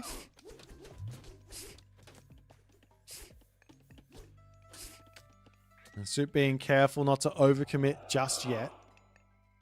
Still plenty of gold left in the main base. He's also got the second gold mine secured, so there's no options there. There is an option to sort of do an attack onto this with the Scarab, but man, the big problem for Avely here is that he's out of gold and he has to make a move over onto this gold mine. Lots and lots of priests in, as the Jaguar Riders will spot the villagers making their movement onto this position. Avely looking for the fight over here as well. Takes out one Star Demon, sits in the middle, needs to go after the next one. As the Spearmen get brought back, trying to deal with those Jaguar Riders. More Spearmen coming in onto this position. Another Star Demon sits in the middle, does end up getting taken down, but this fight here is going well for Avely as he gets himself his next tier of Bushido, moves over onto his gold mine. Did lose some villagers, mind you, while that was all going on, but he did manage a bit of a victory on that fight. Meanwhile, behind all this, he can heal up and, well, Suppe needs to think about what to do next. And, of course, Sean one going to be really important to deal with all of these spearmen. But I think that Avely is going to... He's going to need as much help as he can to deal with the incoming Sean one. Raids onto villages is going to be really, really important here, you'd have to assume. Onto this left side, going to be getting the Crown Crane, all that other good stuff.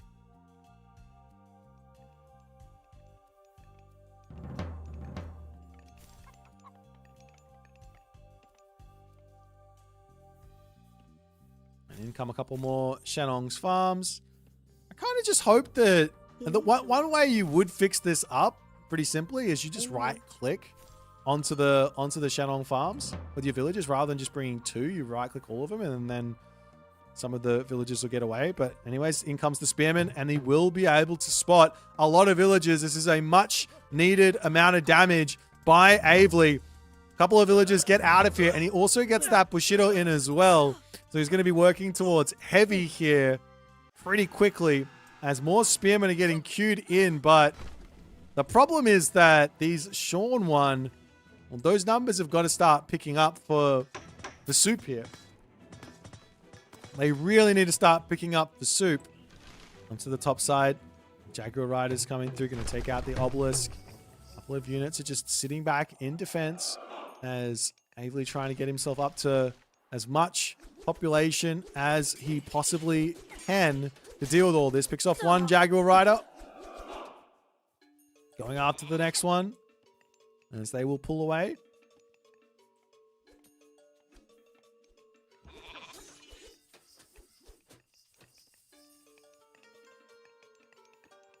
And behind this, here comes that new fire ceremony. So either the idea is to sack a bunch of villagers in for another, say, Agave Bloom or Starfall or something like that to make a push in onto this gold mine. But for the moment, there's just so much population for Avely that I just don't think it's going to matter.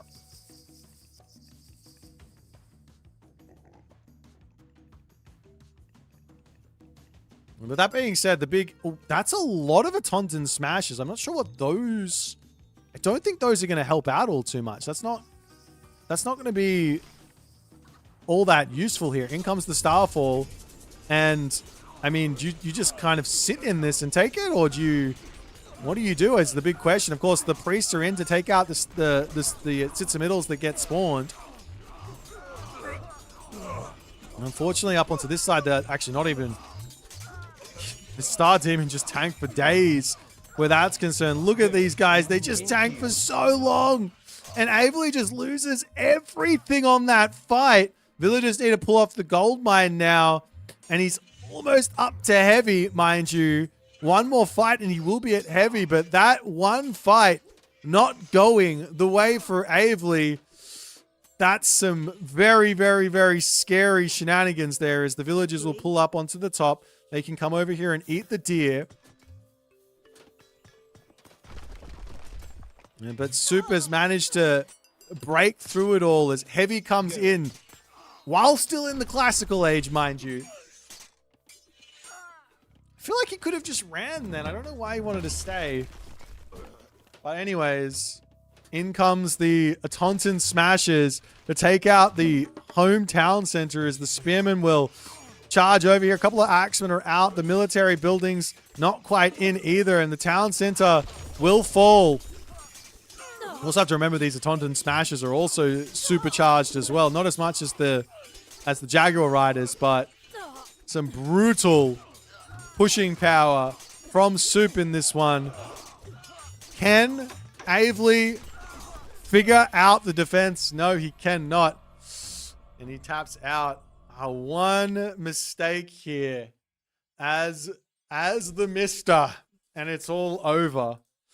I feel like Avely had this game, but sitting in that Starfall with all the low HP units, instead of just pulling back, I think that's all he had to do. Just run from that second Starfall, set up onto this spot, maybe heal up with the priests, run from the gold, get into the main base and fight in the main base or something. And he would have been totally fine and probably winning this game. But a well-played game from Suppe as he gets game number 1 in the books. Let's jump back to the draft and see what game number 2 is going to come for us.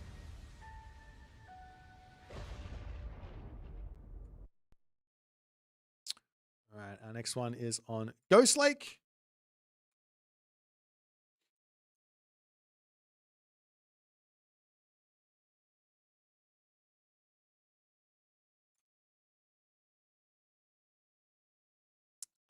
All right, it's going to be Suppe as Suppe Playing against me. Oh, I forgot to change this.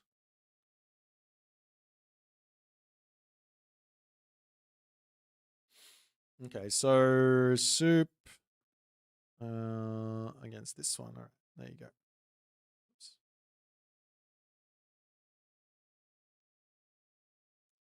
You want to fight into counter units down 1.2k, but it wasn't just that, because all those units were taking a crazy amount of damage from that god power. You generally don't want to fight against a god power when you have low HP units. You can kind of fight if you got the higher HP units, the premium units, but not with the low HP units.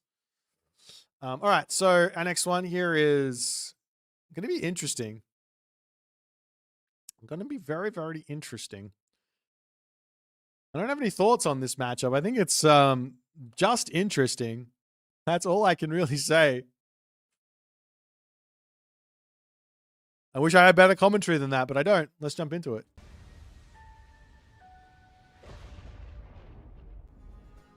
Alrighty, so in the right-hand corner of the map, we got Soup playing as Soup the Hearty.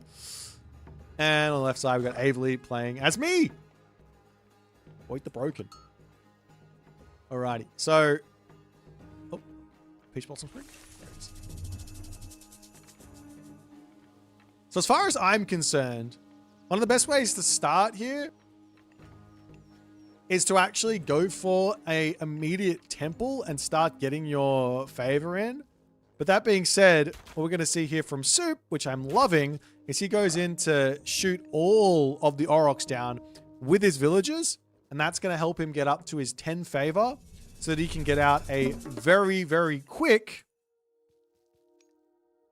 Kvoth chieftain, because that comes in very, very fast there for a big amount of early game resources. So he drags this in. He might need to shank. Yeah, he will have to shank a chicken or a goat. Comes over and shanks that. And now he can get himself his Kvoth chieftain very, very fast. As well as the Peach Blossom Spring coming in for Soup as well. So we'll see what the actual game plan is going to be after all of this.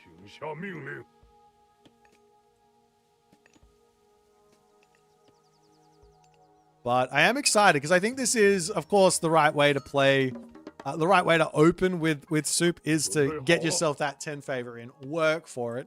You lose out on some resources, obviously, to kill off those animals. But you gain them back because you had to kill off the animals anyways. And then, of course, the Kvoth chieftain is going to be amazing to help you out with all that other good stuff. Now, the other thing here is you have access to Asgardian Bastion, but... well, Avely's got access to Ares here and Cyclops. So going for some sort of a cheese isn't really going to work out all too well. Now, that being said, it looks like Avely having some issues with his build, going to be able to go up to the next stage. And he's actually choosing to go through Pan and not through Ares here. Now, the idea of going Pan into Lycaon makes a lot of sense to me. You get 2 Lycaon for free, so you get an extra 2 villages just from getting to the classical age. They obviously can be used for fighting and dealing with raiding cavalry and things like that later on. There's not really any super units for Soup. It's just going to be a mixture of amalgamation of stuff and just having all the extra economy to come through with Heimdall, or, well, he's going Ulla here, so he will have that. And we do have already a house up onto this side, temple coming through as well.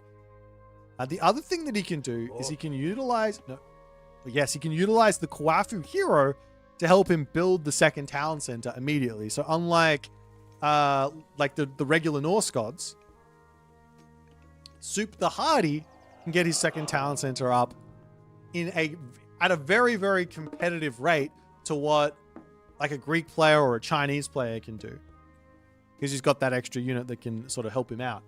But nonetheless, Avely going to be sending his Lycaon over onto this side, eating up these Aurochs.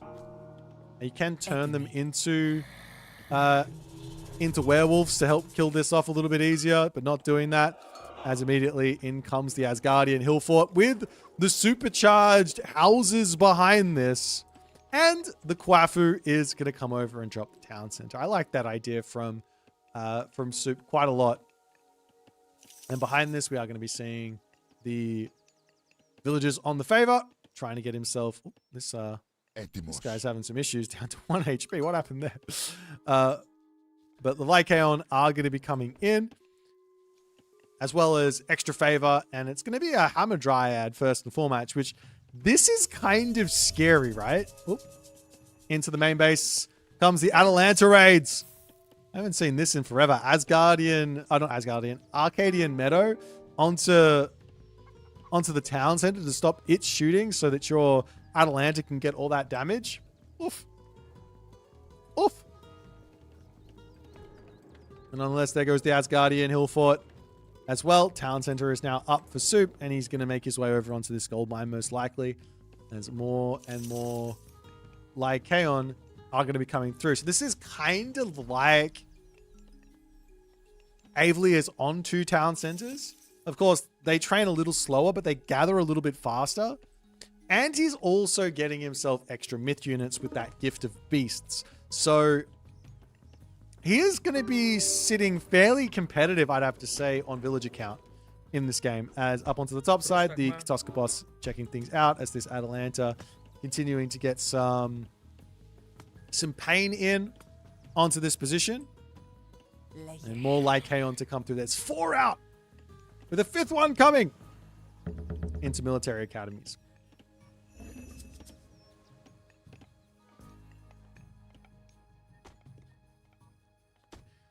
You're confused? Good. This is what we like. It's the Broken Gods tournament. Have you seen these gods before? Just wondering. This guy? You know this guy? Oh, this guy. Now in comes the Hamadryad, and the next one is going to be a Hydra. So here's the thing. If you can set the Hamadryad up somewhere sneaky, like, for example, on this gold mine, and just forget about it, your opponent is not going to be realizing that you've got the Hamadryad in. So you can kind of get that sneak move off that you would normally be expecting, right? So you get one little opportunity to make that happen, I guess. As the Atalanta coming in, going for just a little bit of harassment over here. And Avely has to run when he sees the Herser and the Huskal and all the other good stuff. Now more hoplites on the way, more Lycaon, and Apollo is going to be pre-queued.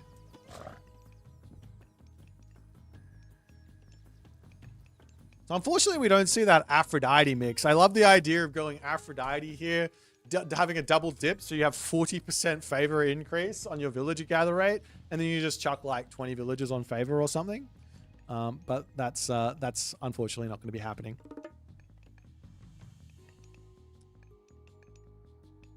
What's the mod? The mod is called the Broken Gods mod. It is possible to play this one if you like. You can play it.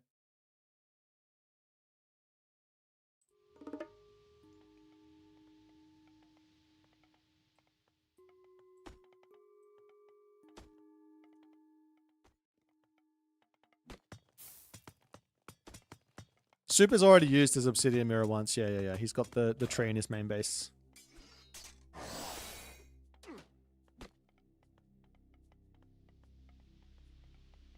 Prostagma? Prostagma?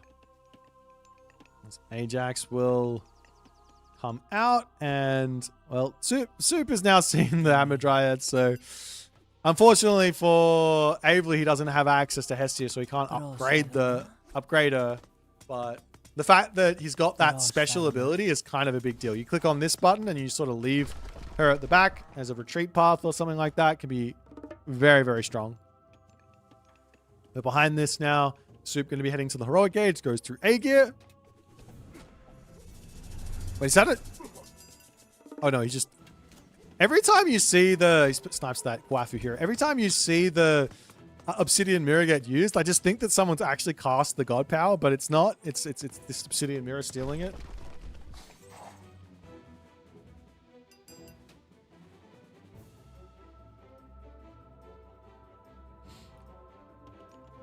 As the Hydra pops out, and the next gift of the beast is going to be another Hamadryad. So he's going to start building up the Hamadryad power. And you can see that even though it's a 2-town center versus 1-town center situation, because of all of these Lycaon coming through, Avely is in a really nice spot. The other thing that he can grab here, and he hasn't got it just yet, is the hero upgrade, so that he can actually get some healing. Now he's going to be picking that one up, and his heroes are going to be healing up his hoplites. It's obviously going to be very, very strong. As the Hammer Dryad taking out that backline there. Hoplites trying to defend themselves as the Hearser getting sent packing. Going to be a tough fight to take for the moment. But I think Suppe can go into some Goaty or something like that, and that's going to be somewhat of an assistance. But the little fight to happen will give some value over to him of the Woodland. Wildwood. Hit him of the Wildwood, and he can actually heal up those units as he pulls back.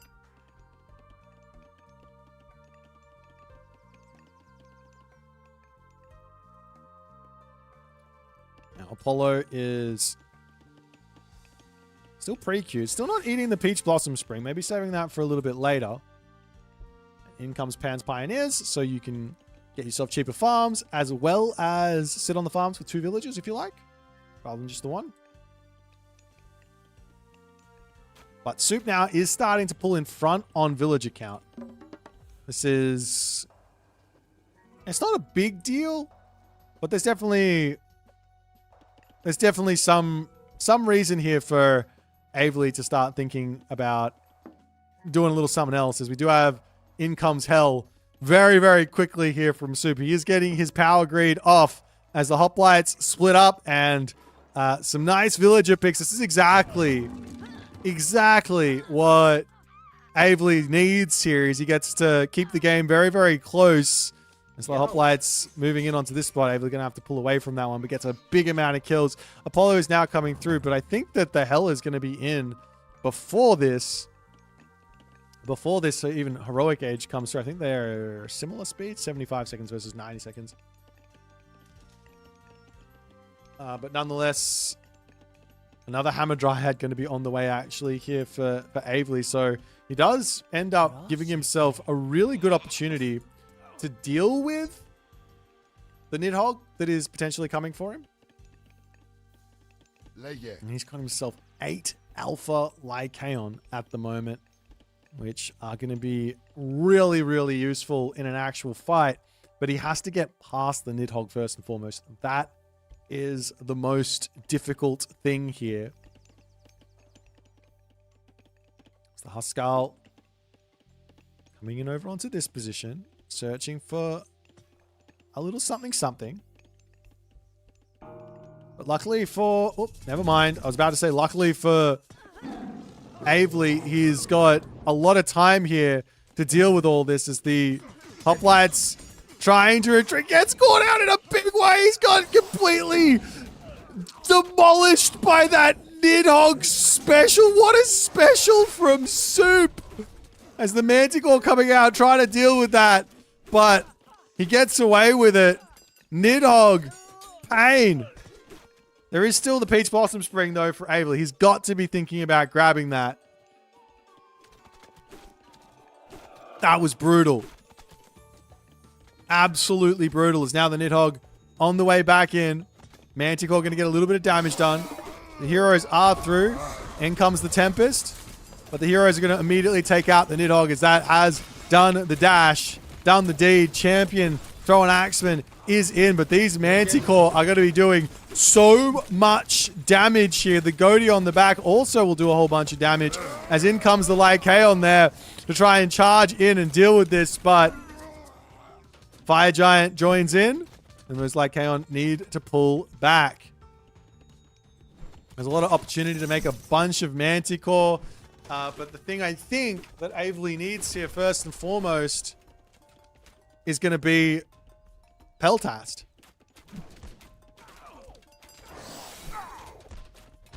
It's Avely trying to get through, trying to take out the Fire Giant. Does manage to almost do so. Another Hammer Dryad ends up coming through from Gift of the Beast, as now the 4th age the 4th age myth units are available.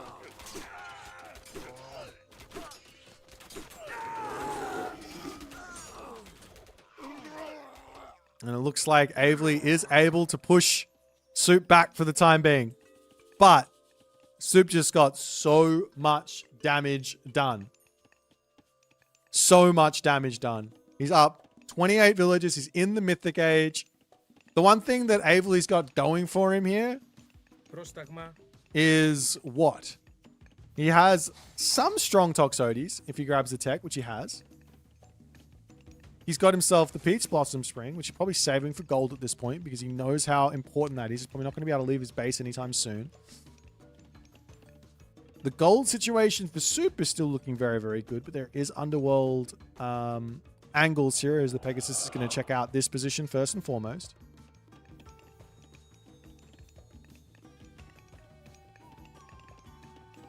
Now all the Manticore on the way, Peltast on the way. Suppe here is majority goaty, but also has some throwing axemen in. That's got to be careful here because Peltast plus Hypaspis plus Myth Unit is very, very difficult actually for Norse to deal with. You kind of have to go for Jarl. As the Pegasus coming in onto this side, finds his way over to take out a couple more villages as they have to pull back into the town center. More Manticore are coming in. Ajax sacrificing his life to tank just a little bit on the front. I mean, for the moment here, this is probably the place to hit. If you can get 23 villager kills here on an underworld, that's going to be incredibly important. Villagers up onto this position, though. 11 dwarves. And at the very least, it's something. And you can move over here and start mining this as well. As the Pegasus spots this position. Not paying it. Oh, does see it. So the way to do this is you click the underworld. There you go. You click the underworld passage on this side first. He tries to get in here to take out all of these villages, but he just was so slow on it. I don't know why. As the dwarves make their run up to the wall and he gets away from it. Another town center over here for Suppe. Another town center going to be coming through here as well.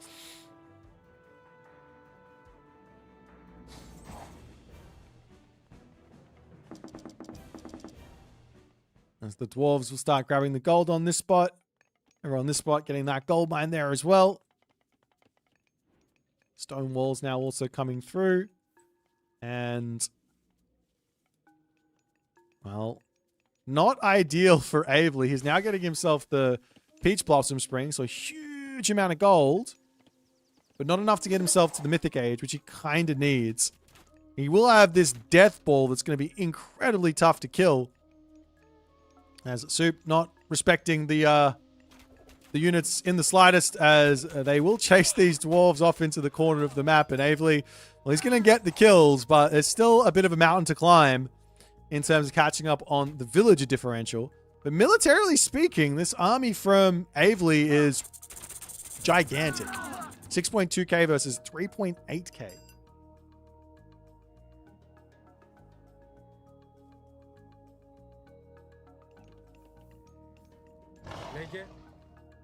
And all the Manticore in the world here. Can Avely do it as he charges in onto this position? Unfortunately, that special was not it. As the fire giants coming through, and they get the damage onto those archers beautifully. What a play with the forward temple there. Odysseus going down. Avely in a very difficult position now. Behind on villages, behind on military. Oh, a harpy. That's kind of funny. Forgot you could get that one. You can get a Colossus, you can get a harpy, you can get a siren, you can get all those 5th age units. Walls coming up over onto this side as Suppe is going to take full control of the map. Of course, there is still this underworld, so you can charge through here and grab the gold mine there if he likes.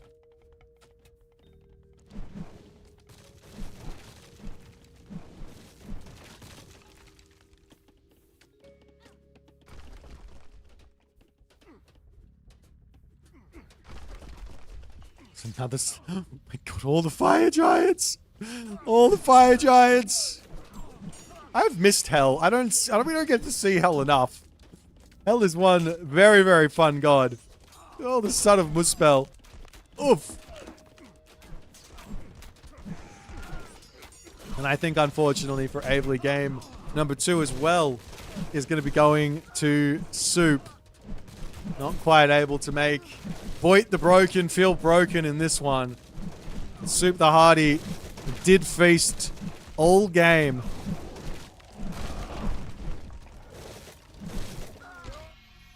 And that there is game number 2 in the books. As Suppe is up 2-0. Let's jump back to the draft.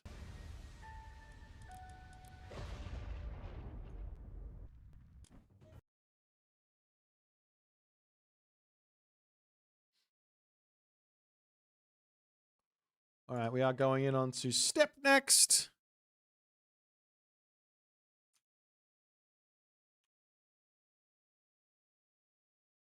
And it looks like it's going to be a Rapl versus Moose game. On step.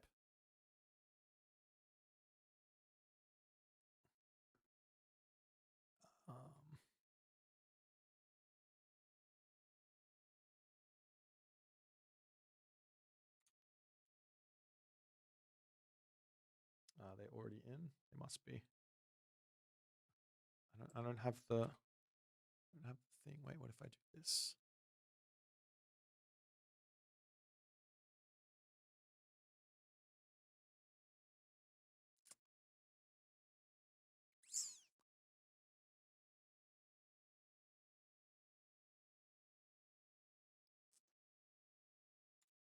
I got it.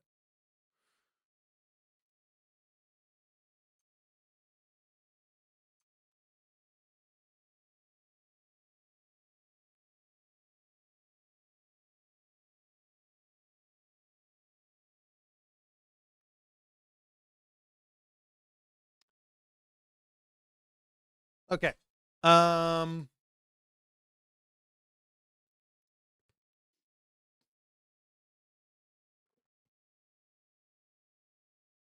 Right. This is what we're doing. So we've got Rapl versus Moose. So Rapl has got the focus on giants and coaching, as well as Avely has got the focus on mobility and technology. Rapl has got Way of the Storms. His unit abilities recharge 34% faster, as my in-game ad is going to just play for a second here. We'll check out Moose. Moose has got the buildings on favored land research 300% faster, as well as the cheaper technology. So basically everything about Moose is just the technology's up so obscenely cheap. He also does have access to Ares. So there's an ability to basically rush straight into those super powerful pacifists if you want here as Moose. The other one you've got, I think, is Athena. So you can do that as well from memory. Can't remember. That's right. But yeah, Rapl has got the obsidian shards feature as well. A little bit less brutal than magic, but does have that one. But with the Way of the Storm, it's gonna feel like it's a lot of obsidian shards spamming out mountain giants or rock giants or a whole bunch of ironry or trolls or whatever. Like, for example, building trolls in the Mythic Age is obviously going to be a viable strat because they're only 14 favor, and then you lose 2 of them and you go into some super units, right? Sort of makes some sense.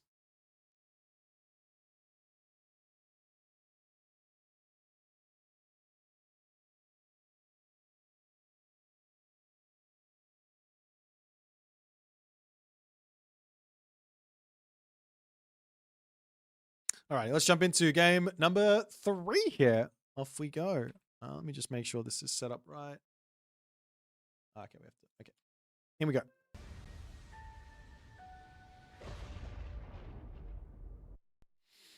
Okay, so in the left side of the map, we got Moose for Avely. Oh, have a game pause.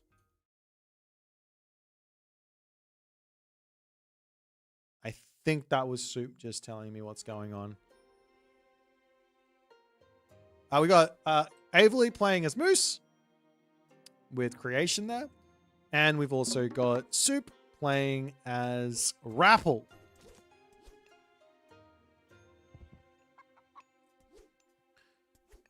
And we are going to be seeing, I think, the Suppe build order with Norse. So, of course, all of the Norse gods can actually do this build, which is why I think a lot of people like this build, is because you only have to learn it once, and you can do it with all four of the whatchamabuckets. All four of the Norse gods.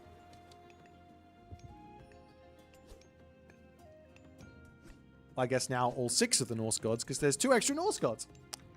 So we'll see if Suppe is going to go for any craziness with Blood Pact. You've always got to be prepared for the craziness.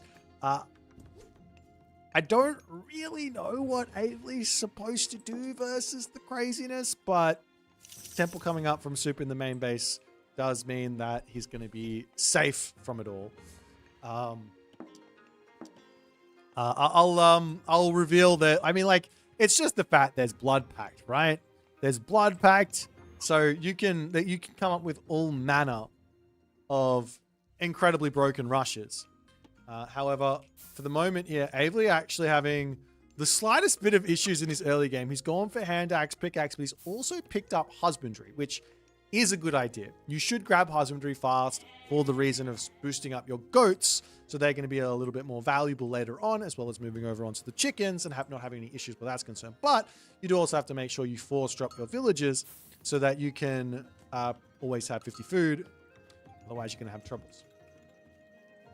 But the main idea here with Moose is going to be your ability to just get around the map, get all your technologies really nice and cheap, and just have a nice game where that's concerned. But the most important thing is he's got that sky passage. So he can be over here early. He could sky passage onto, say, this town center if he wants to, and build that immediately. Lots and lots of different options where that's concerned. But what Suppe is going to be going for here, first and foremost, is going to be random dude guy fellow Hersa searching for not only goats but also relics. As Huri's hunting bow is on the map for villagers gathering food faster. Over onto this side, the Ehikaila Koko Zakatl. Almost had it. We're getting close. Movement speed plus 2.5. On the back side here, there's the bone shards of Miklan, which is nice. And there is one other relic somewhere over on this side. It's already being grabbed as Suppe's got it, which is looking like the head of Orpheus. So a bit of line of sight there for the scouting to be even more efficient. Living the dream. As into the main base comes a random guy, dude fellow. I wouldn't be surprised if we saw some Blood Pact shenanigans onto a Hersa for the early game damage, but goats high-fiving. But it is going to be Heimdall, and over here for Avely, he's going to be getting himself this very, very quick Eyes in the Forest. Does need the favor for it, though. It's cost very, very small amount of gold at 34 gold. But 8 favor is 8 favor. You can't get that for cheaper.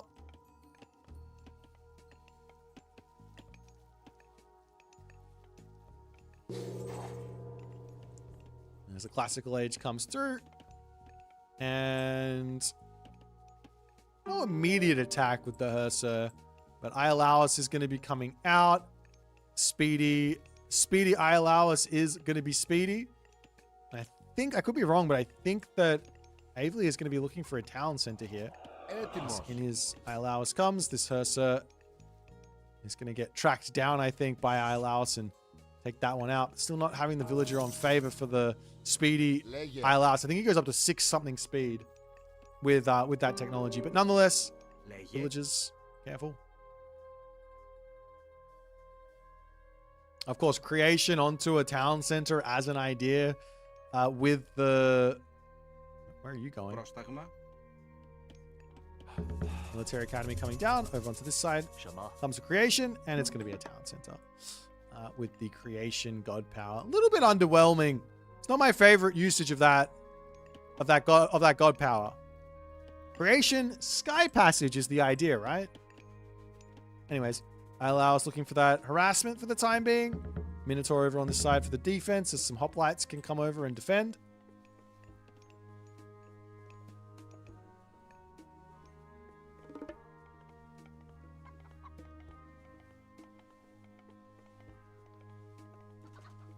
Suppe and Avely playing all the matches. So it's a tournament, right? You're watching a tournament. The Broken Gods tournament. $500 on the line. That's the prize pool. It's just a fun tournament for 8 players playing with these 10 gods.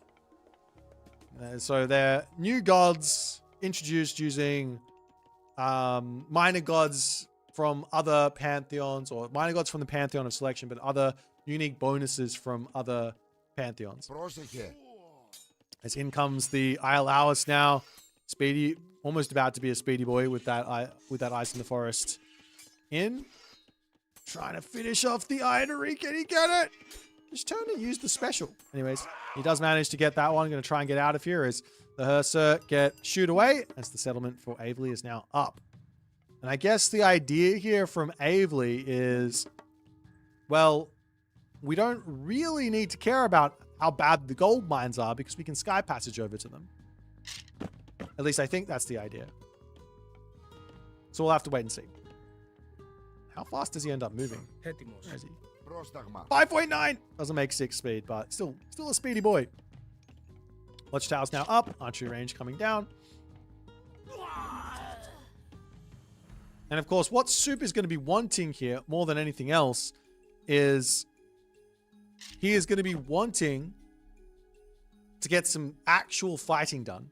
So the least amount of fighting that Avely can do while sitting on this second town center, the better. That being said, there's always options of forcing the matter here as the Rapl by just getting to the heroic age and going for Njord, pushing through the town center, forcing a fight, living the dream. But Suppe's going to drop his own settlement for the time being.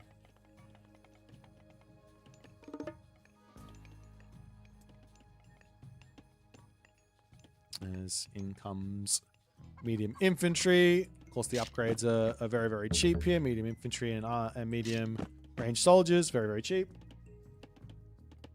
And also armory upgrades can be very cheap too to grab.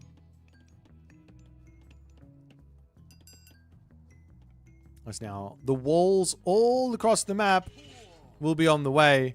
As Ilau is trying to poke these villages. The problem with playing Turtley against Norse is that Norse is going to punish you for it by throwing walls everywhere. It's very, very tough to play a turtle game versus Norse. If the Norse player knows what they're doing, they're just going to take the entirety of the map. You can see it, even on step, he's going to build the Great Wall of Norse everywhere to shut him off. Will predictions be on tomorrow? Oh, we can put predictions on now, but sure, I'll try and remember. If Einajib wants to do it, he can do it. Maybe for the next game.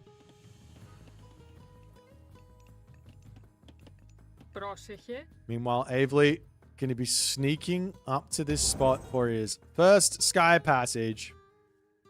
Sky passages do cost 25 wood, 8 favor.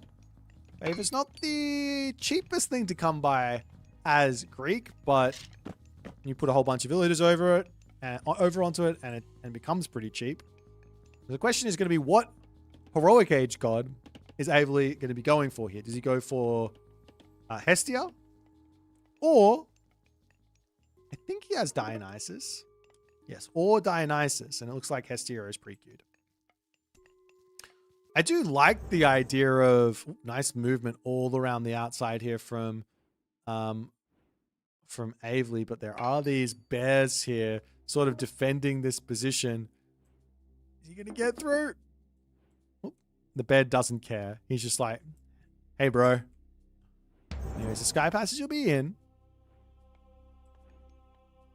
Takes 30 seconds to build that one. He's got the one over here as well. The villagers can dive through this sky passage, eat this hunt, be on this gold mine, maybe take this town center as well if he so chooses.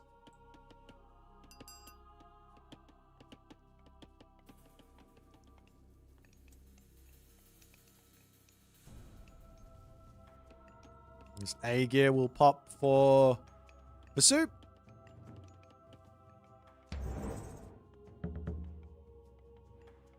And in comes the units from Avely as he's going to potentially stop this wall from going up and cause some problems here for Suppe. Suppe pulls back Makes a lot of damage here as the Sarissa ballistics coming through. So remember that Avely doesn't have to pay a whole bunch of resources for them. Villagers on this wood line can also come through here and grab the food or whatever else. This heroic age is now in. You get the villager kills. Nope. They're away, and they're going to move down to the bottom side. Another sky passes over onto this side to grab the gold mine here. Unlike the Atlanteans, you do have to put a storehouse down as well, though, right?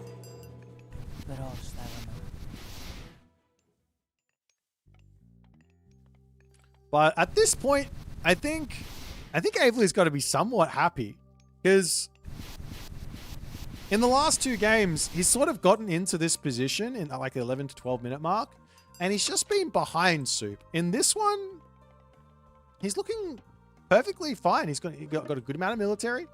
Villagers, he's slightly behind, but that's not a big deal. And yeah, he's all across the map. He might even be able to take this town center as well if he wants to. Upgrades are all in.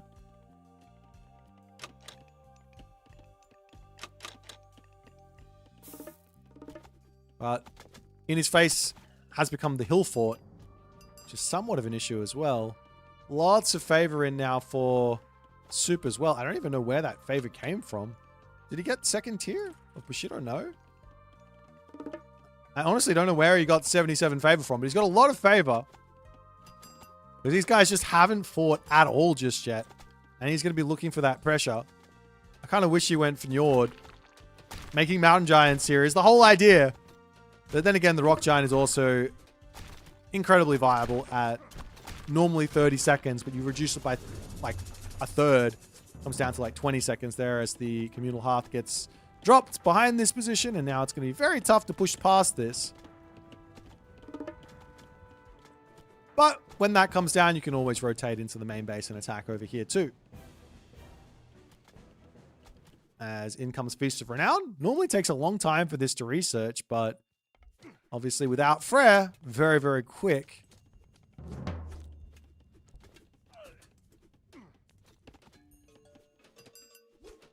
As Avely still turtling it up over here. He's spread out all across the map for the time being. Guard towers actually getting dropped here as well. Very cheap. Why not? It's actually a really strong, super, super useful technology that you don't get, that doesn't get seen very often. Up onto this side now, Suppe's going to say, give me this town center. Let me take it all. But Fated Arrows is going to be in for Avely. His army is going to be very, very powerful.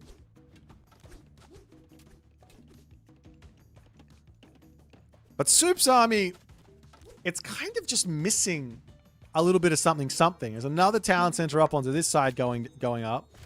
And I think Avely needs to start thinking about how he is going to approach this game. Because you can't turtle for the entirety of the game, giving the town centers, both of them, over to your opponent, even with Hestia and the extra houses you can get.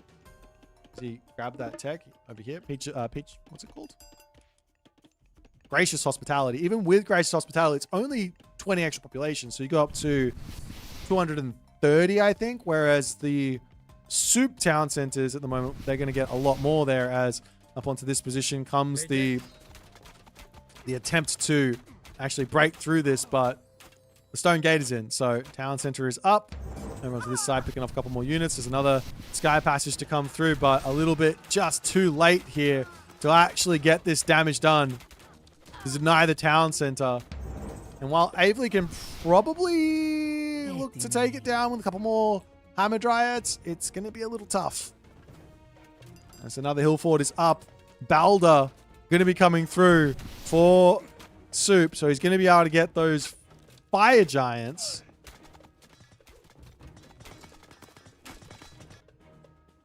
We saw him using those in the last game, as in comes the portable rams to take this out, as the units are going to get left stranded for just a little bit over here. He's got 11 units in queue. What are you doing, Avely? 11! Oh dear, that's so many resources, unfortunately. It's up onto this side. Avely is going to be breaking the fortified town center, but he has to get back to his main base and defend himself. Of course, he can build it. He's got a sky passage over here. He doesn't have to build one on this spot, but he can. As Avely spots a couple of villages to get taken out. Fortress comes up over here. He takes this town center, pulls back home and defends himself. He might be okay here as the Mythic Age is now in for Suppe. And Suppe just like not taking any fights in this game. And maybe that's part of the Avely game plan and it's been working out for him. But Suppe not taking any fights in this game. He's still at Bushido tier 1. He hasn't got a single extra bit of favor here. And when the fighting actually starts, he is going to get so much. There's the units coming over onto this side. Getting that surround in. Gets that attack move in. Restoration, however, coming through for Avely. More units coming in onto this spot as there goes the Tempest. No real need to run from this, but in comes Bushido tier 2. So 200 favor for the moment. I'm kind of interested in what a blood-pacted fire giant looks like. Because it's ×3, right?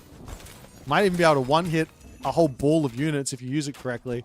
And in comes the Sons of Sleipnir for those Jarls. The town center is up for Avely. He split the map in such a bizarre way here that Suppe's wall is almost irrelevant just on the fact that his main base is open. Avely going to be beating through this hill fort, trying to get into this spot, trying to make something of this army that he's got. Of course, a Mythic Age through Hera is available. Quick little look-see at it. He's got Hera and Artemis. I always love the idea of Artemis in these situations.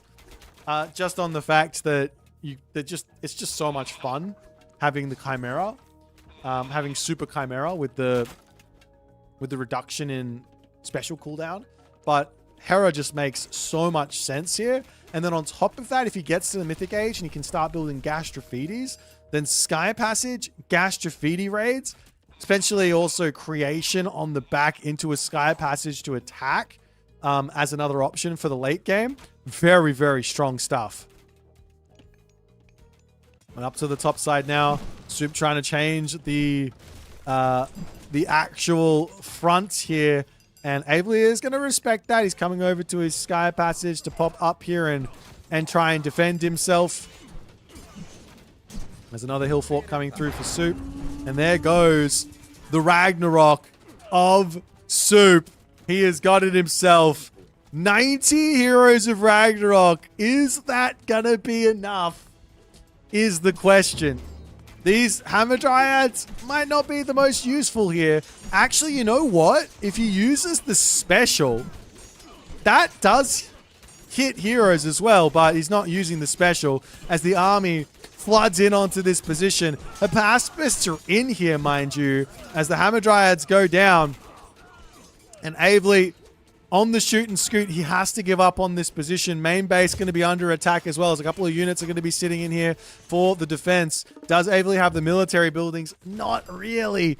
You need so many military buildings to keep yourself at that 235 population. But Suppe, he wins the fight. He takes the position. But there's a long way to go here because he's got no economy. He does have 300 favor in the bank. He does have 300 favor in the bank. There is that. But is that going to mean anything?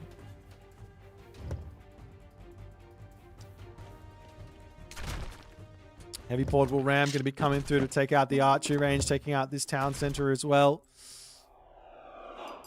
Sky passage up onto this side to sneak over onto this side. But you can see now, of course, Suppe is going to be well aware. He just needs line of sight on all the gold mines. And he's going to be in a good spot. There's a sky passage on the left. Goes down. This sky passage up as well. A second Ragnarok is definitely an option. As the town center on the right side does end up going down. Has Avely forgotten about his gracious hospitality he has, unfortunately. But he does manage to get himself up to a very strong army. And these Toxotes are going to melt the heroes of Ragnarok over here as the villagers trying to sneak over onto this position. And Suppe now getting himself his villagers back online.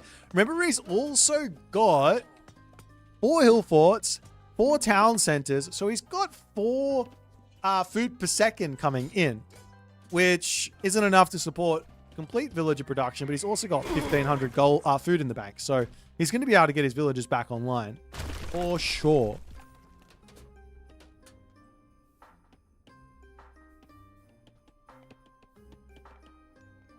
And he also can heal up as well. Look at that. Just sit back, heal up, no worries. Maybe swing around here and take another town center. Just doesn't have the resources for it.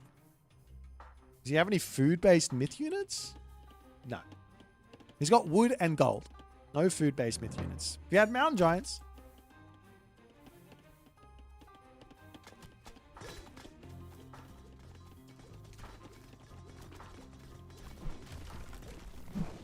Avely can try and sneak a sky passage somewhere. Over, no, not there. Maybe, I mean, over on this side, the walls are coming up and Avely is going to be cut off everything. Nice spread formation there from Avely, as well as the units pulling back up to the top. Heroes of Ragnarok going to be swinging in here, trying to take out the villages and all the other good stuff. But it's looking like, I mean, it's just looking like Suppe is going to catch up on villagers. He's only behind by 15 villagers here. As the Fire Giant coming back in yet again. Jason trying to catch that out. If Avely can hold here, that's huge. But he also needs to keep all his villagers alive. What else can he do? He's got creation, sky passage ideas, right? That's got to be the main idea to get him back onto the map. But he's about to be 4 town centers or 5 town centers to 1 town center here. Suppe trying to utilize this Ragnarok to finish this game off. I'm still waiting to see a Blood Pact on a Fire Giant. I think that would be really, really strong. Yeah, Avely isn't building villages either. He's now down to 27. He's just lost so many. He's losing villages over here. He's losing villages over there.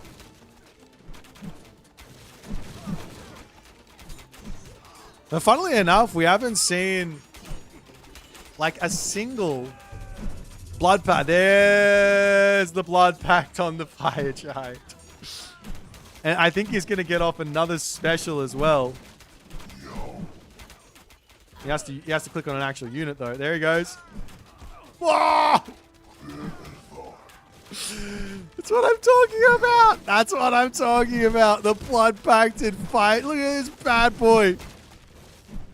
And he dies and leaves an Obsidian Shard. One to the top for another Fire Giant, because why not?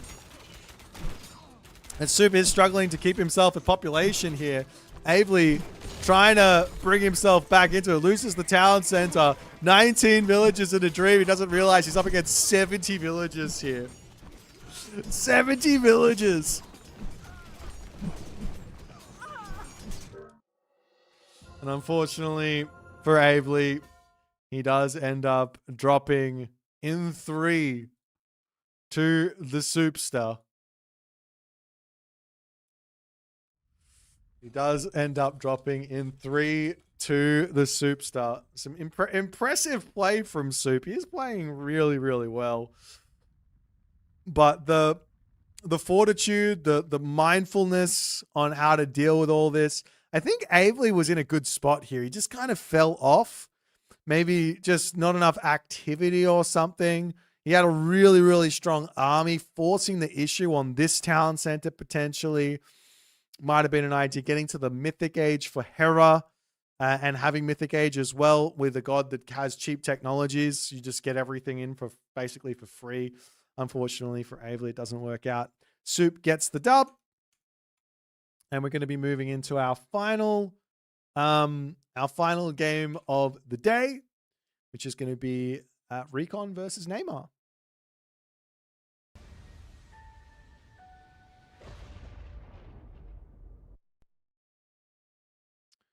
Alrighty, let's sort out this draft. Sky passages look balanced on Greek. I'm upset we didn't see the creation sky passage idea. That's the whole fun of that. But whatever. Didn't work. Wasn't a thing. Alrighty. So our last quarterfinal for today.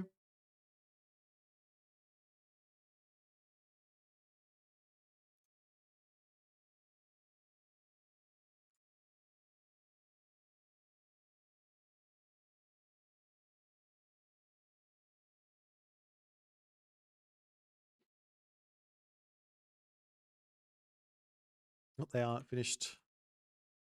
Wait, yes they are. Oh, that's the wrong one. I'm stupid.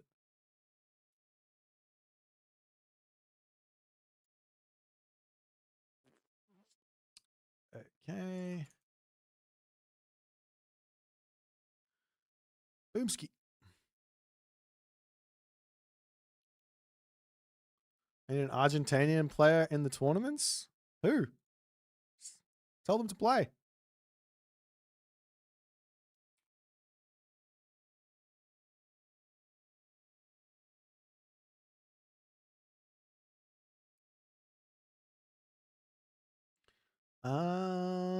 Okay, first matchup is going to be a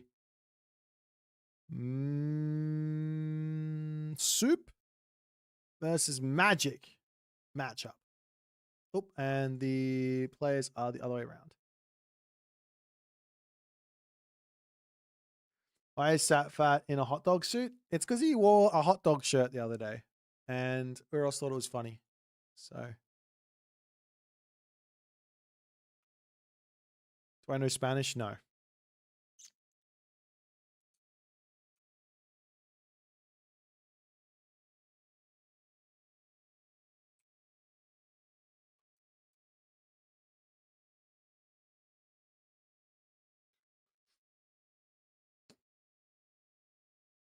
Oh.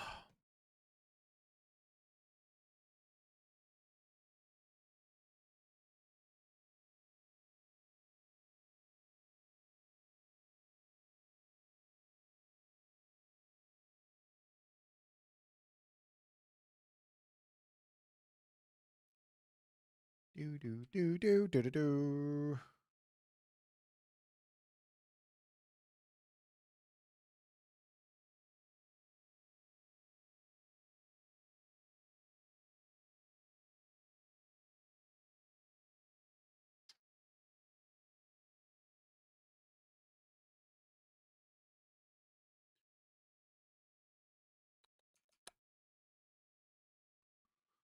Update, restart. If you have mod mismatch, you didn't update.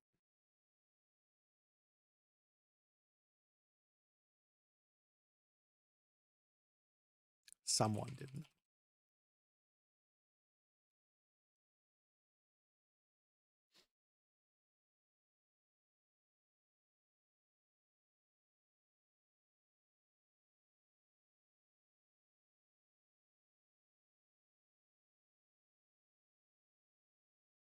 Yeah, unfortunately, we got to get the mod. The mod had a lot of updates today. I need to get some water, guys. We're gonna have the shortest of breaks. I'll be right back.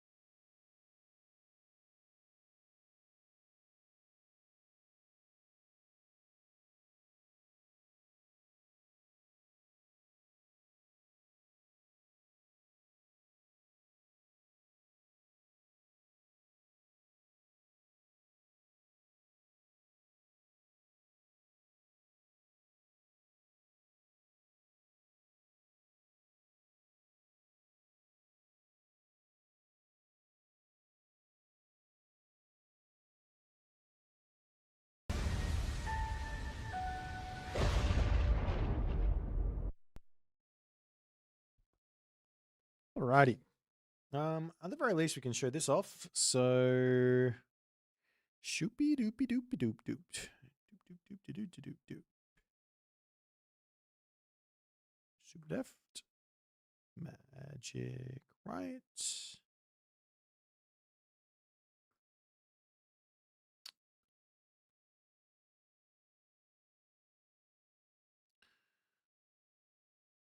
So I know if there's anyone who's been popping in and popping out. Have a little cheeky read. These are the two gods.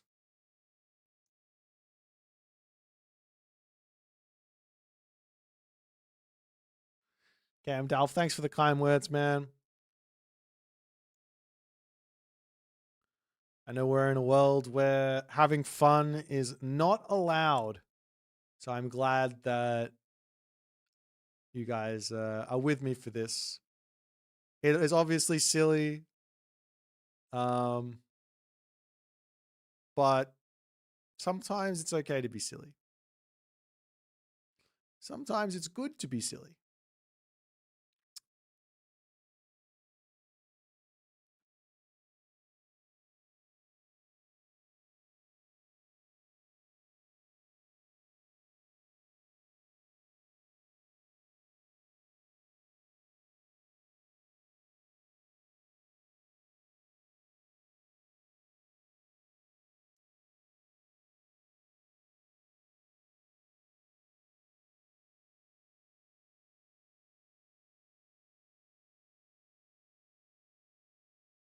Give me a second, guys.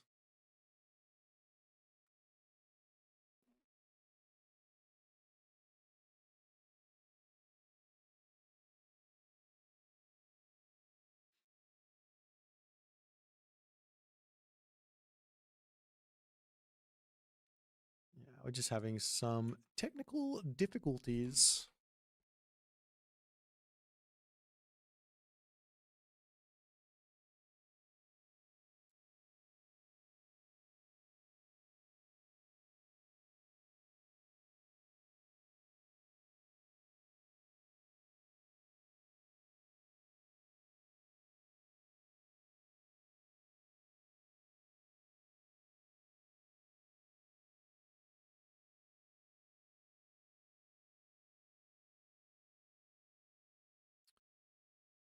Yeah, it's just Neymar.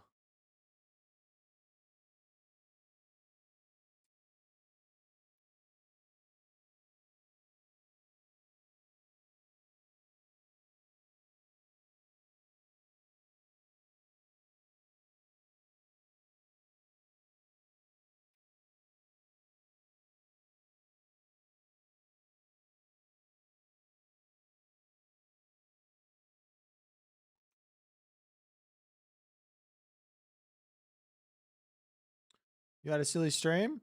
I'm proud of you. Nice one.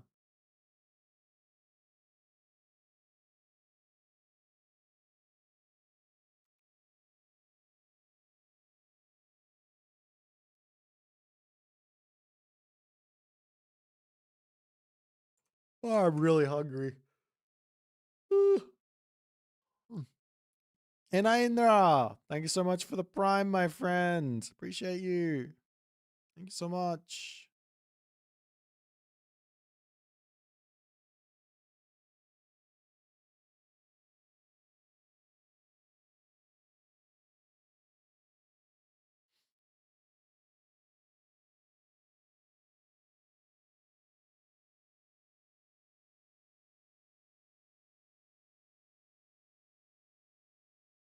Oh. I think we're gonna have another. Actually, never mind.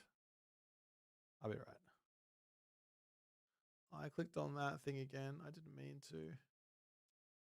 Can't get rid of it.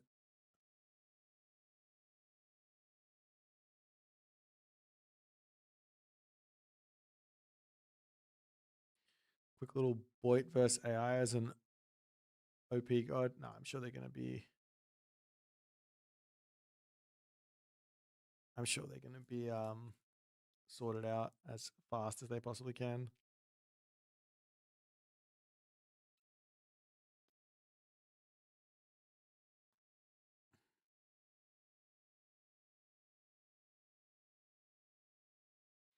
Maybe Neymar has a separate mod. It's breaking it. Xolo, thank you so much for the 40 months. Oh my god. You legend. Appreciate you, man. Thanks so much. Sorry about the delays, guys.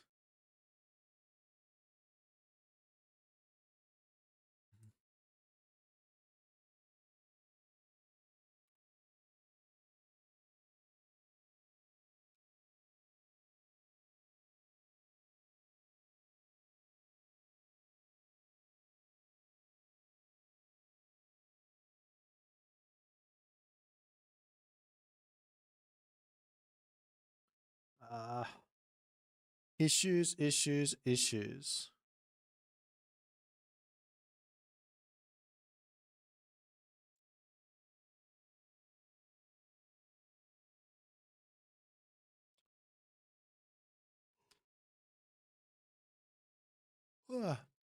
double check. I can come in here. Countdown, thank you for the gifted sub. Appreciate you, man.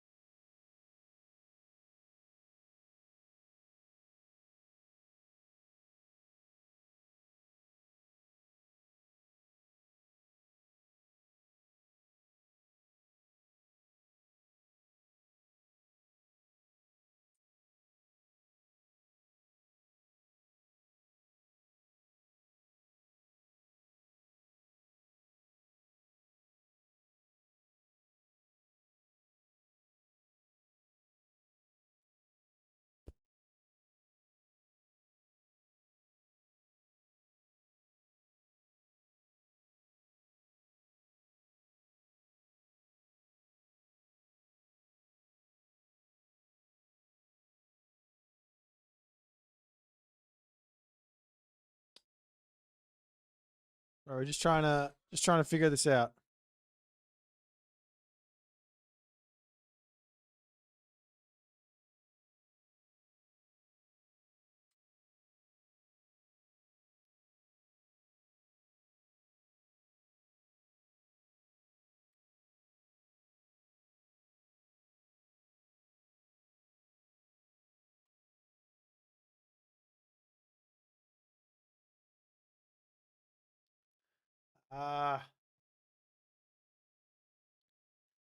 We having issues here. What are you doing? Can we get back into the thing?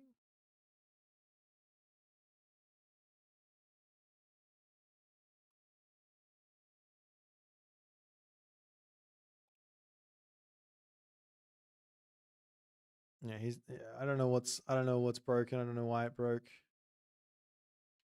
Don't understand.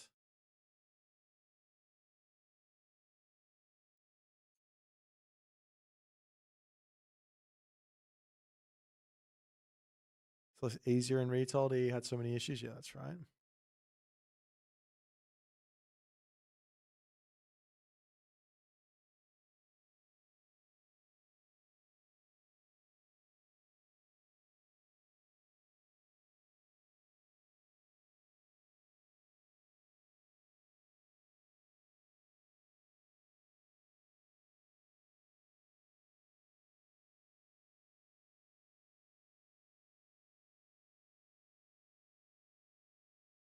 I'm amazed that this mod works so well.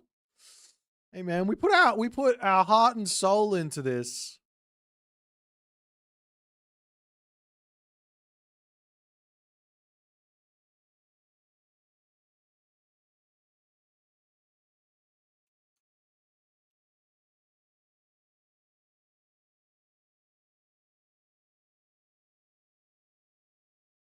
Recon's not optimistic.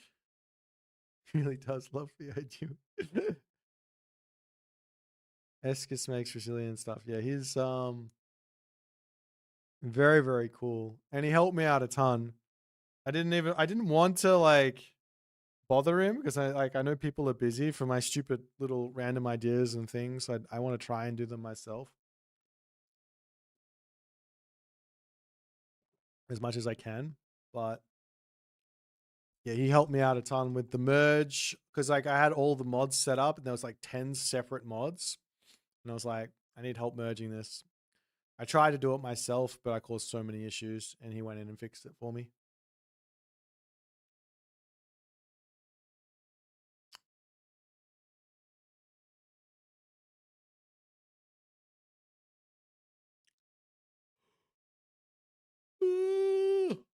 Yeah.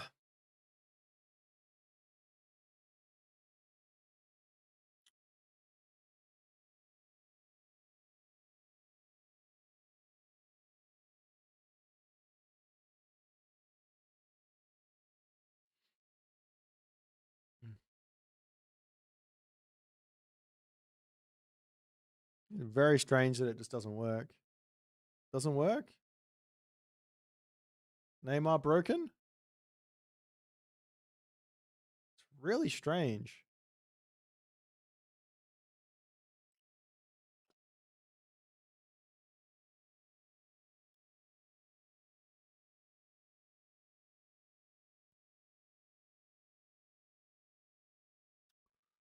I have to update that bracket. It might be better to just go, maybe ready is ready updating it in real time. It might be better to just use the Liquipedia one.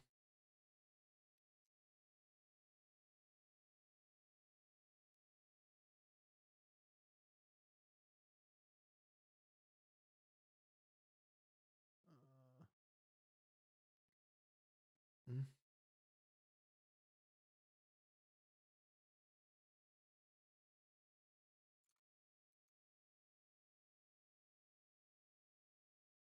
Oh, you're in? Nice.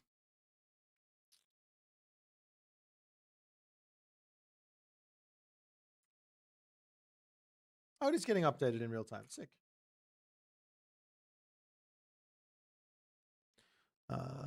Remove command exclaim bracket. Add command exclaim bracket.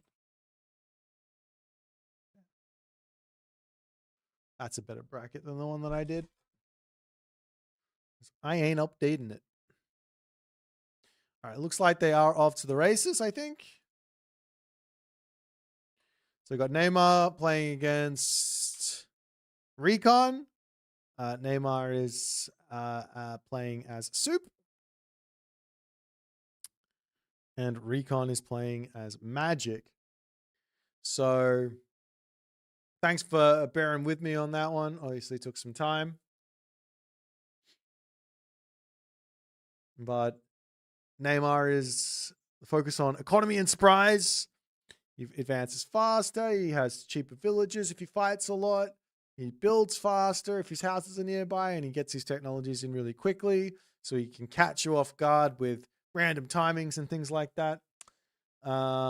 Recon playing as Magic has his god powers cheaper every time he casts an extra one. Gets obsidian shards when he summons a myth unit. Human soul units and heroes generate 0.4 HP per second, and town centers and citadels support +5 population.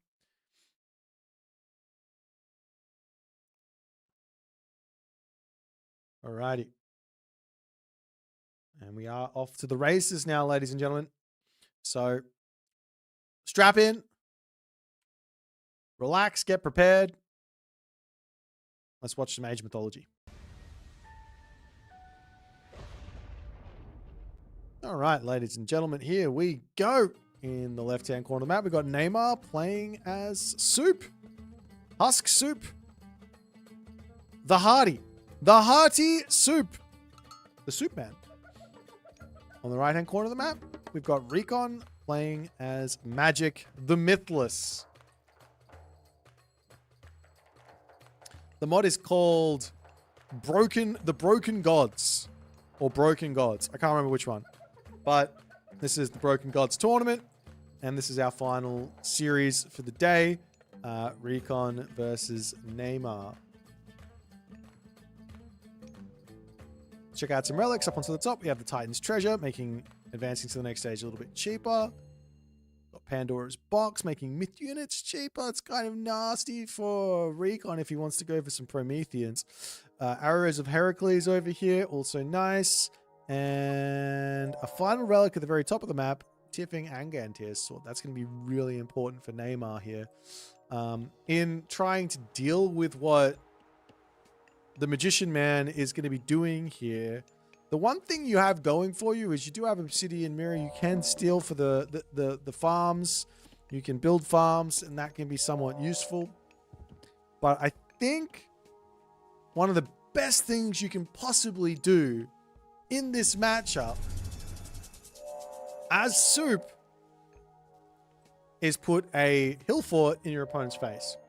I think you just have to do that. I think you got to go for the hill fort in the opponent's face as fast as you possibly can, a la Suppe versus the Rapl on King of the Hill.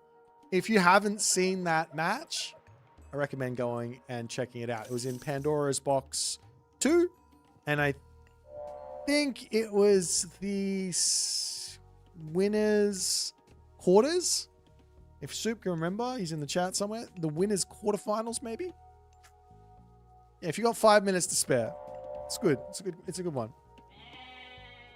Anyways, we're going to be seeing Prometheus coming through from Recon. A little bit disappointed we don't see any Leto, but of course Prometheus is just so strong. Did I get it right? I did get it right. Let's go. Winners quarterfinals. Upper bracket quarterfinals. Did houses make the hill fort build quicker? Yes. I think it's 10% faster, right? Per house. So if you charge forward, say put a temple down here, and then you just put your houses in front, and then you put the hill fort down. It's going to be quick. It's going to be quick. But we'll see what Neymar's plan is going to be here. The magic plan is pretty simple. There's not a huge amount of creativity, I think, inside of the Prometheus angle. I think there's way more creativity inside of the Automaton angle or Leto.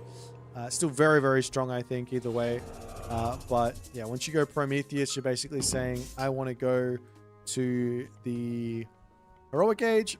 Let's get 3 villages on this counter barracks. I want to go to the Heroic Age, and I want to get myself Dryads so that I can get a huge amount of extra myth units. Of course, there is also just going for Prometheans as well, which is going to be fine. You can get yourself Caladria in the Classical Age if you build a bunch of Prometheans and look for some fights. So you can get some healing in if need be. Or even more Automatons and things like that.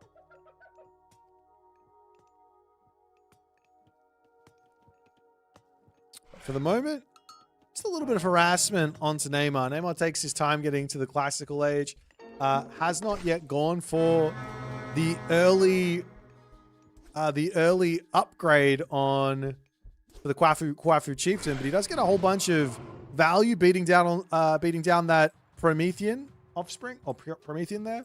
Now, of course, the Promethean offsprings don't contribute to the Obsidian shards because they are not trainable myth units, but the Prometheans do.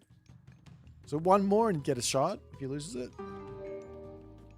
There's the main base under attack, and all of the Terma just charging at this position. Watchtowers coming through very, very quickly here, actually, and that's going to potentially send Recon packing as Recon tries to get the micro in, tries to do all the other good stuff. But just got off to the races here really, really quickly. Now an economic guild to be on the way. Over onto this side, houses coming through, little pot shots coming in. Unfortunately for Neymar, still no Kvoth Chieftain. Kind of hurting at the start of this game.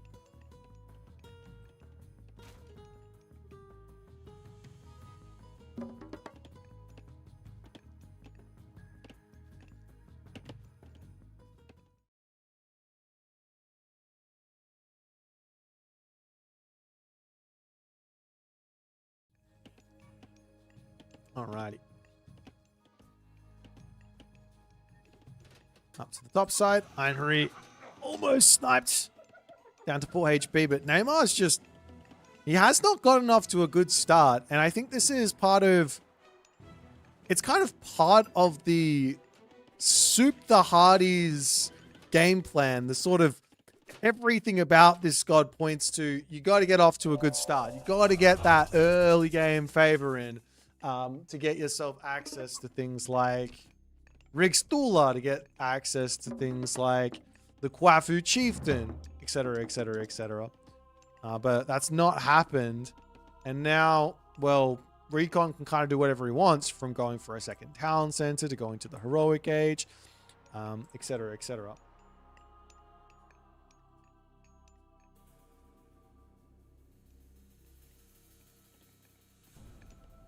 As the prosperous seeds will start to come through, and these villagers do gather very, very quickly on those prosperous farms. You get yourself the hero citizen plus theft of fire plus prosperous seeds plus plow, and they are going to be booking it. You can see 1.4 food per second versus 2.28. Kind of insane.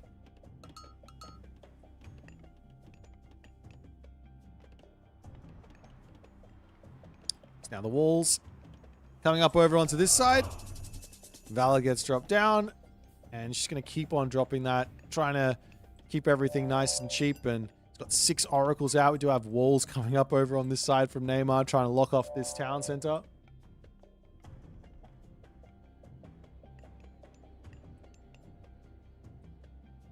Meanwhile, the house is coming up over here as Neymar wants to potentially drop the town center on the right side. Makes sense.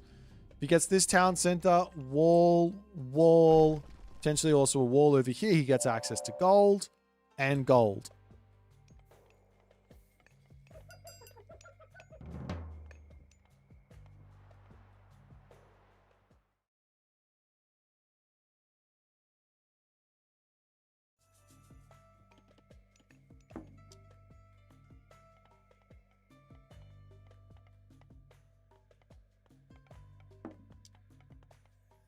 As the house is down, settlement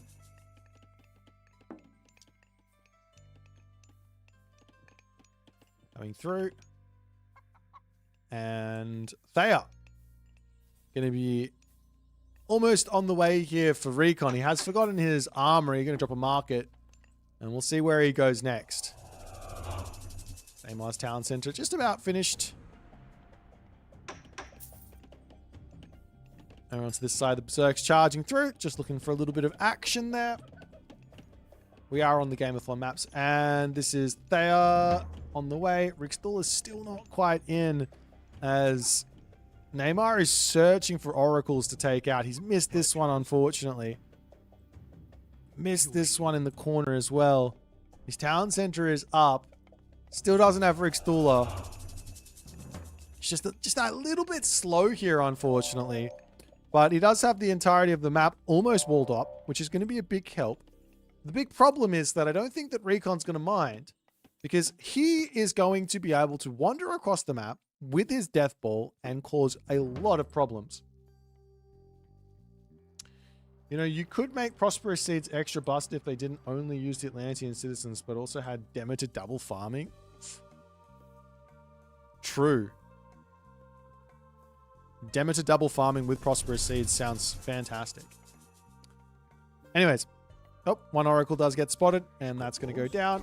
And his Rigstula is still not coming through. What upgrade did he just buy? I don't even know. I feel like Neymar was like 2 seconds away from getting Rigstula, but he still doesn't even have his bloody Kvoth chieftain. Oh, he's using it on the Prosperous Seeds. I see. But with Thayer in and the Dryads coming out, Neymar is going to be in a lot of trouble here. I mean, Recon is one of the best players out there, and I think Neymar is a strong player as well. He has competed in other S-tier events. He played in, I think, the Mythic Wars tournament that Yodesla hosted. I haven't seen him very recently. I haven't seen him playing a huge amount. He does have his work cut out for him. Playing against the Reconator here, as the Palace is going to come down, and Recon moves forward to grab this position. Recon is falling behind in in stuff here, but the Stymphalian bird just flying in. What a brutal Stymphalian bird that is, because, well, Neymar has no real answer to it because he doesn't have access to the Goatee just yet, not at least until he gets into the next age. So over onto this side, going to grab this gold mine, but the Oracle is in for Recon. So the Berserks checking out this position, looking to get some damage done. Up onto this side, house getting taken out.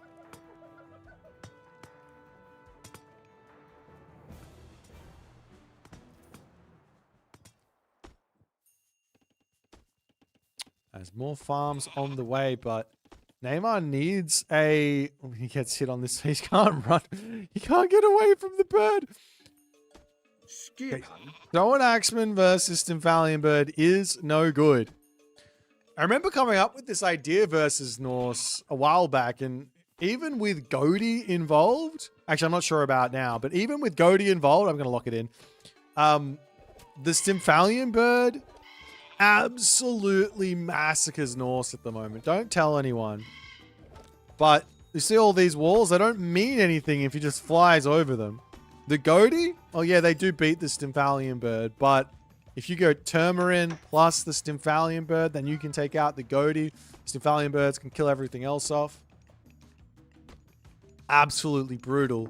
As Recon comes back up onto this gold mine, he's ready to make his push, take out the town center, and cause some issues here for Suppe, or for Neymar's Suppe.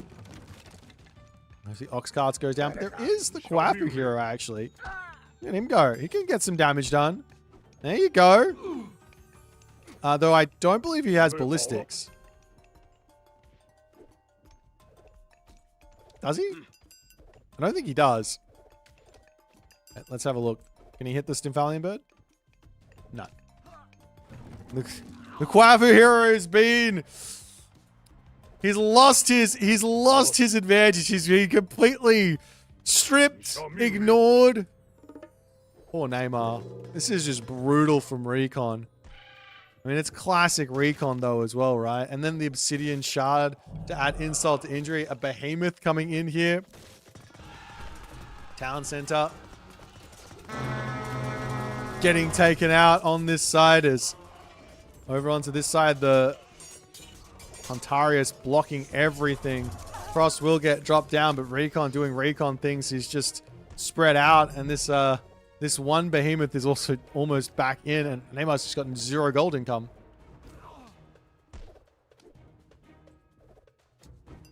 Stymphalian bird does end up going down. But the Behemoth is in. And I think this is game number 1 done. Ballistics is queued. Yeah, I'm referring... So in the recent patch, there was a bit of a change to... It might have been my fault that it sort of came in, but I didn't contribute to it. There was a change that came in that made the flying units...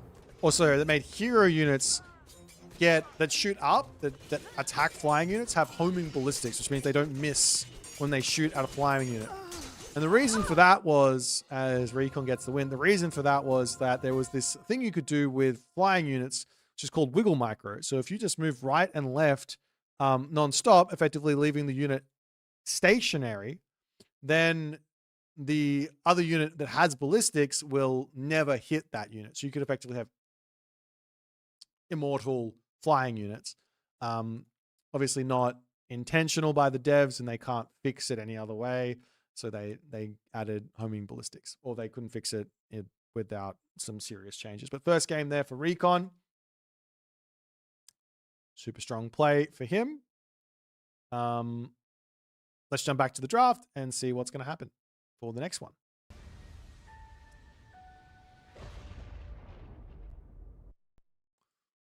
Okay. So Magic gets that first dub.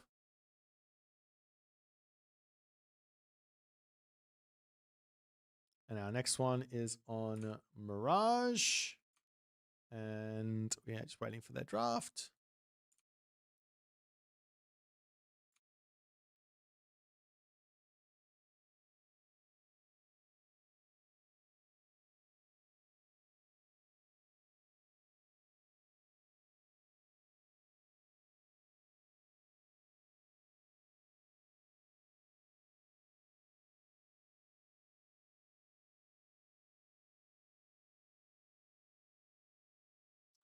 Okay, so we're on Mirage, and the matchup is going to be.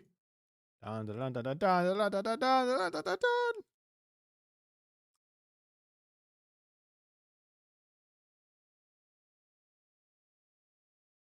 John Arbiter versus me.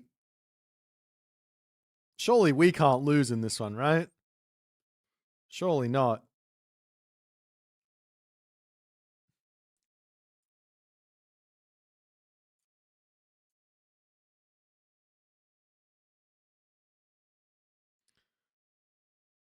Is it best 2 out of 3? No, it's best 3 out of 5. I'm casting and playing the game. I am the god and casting. That's right. So, yeah, many different ways to play this one for Recon. But for Neymar, he's got to be really careful. Because while he has super Jaguar riders, there are things like Cyclops, like Kaon, Manticore. There's a lot of options here for Recon to deal with those Jaguar riders without even needing to build human units. So you have to have the warrior priests in and all the other good stuff.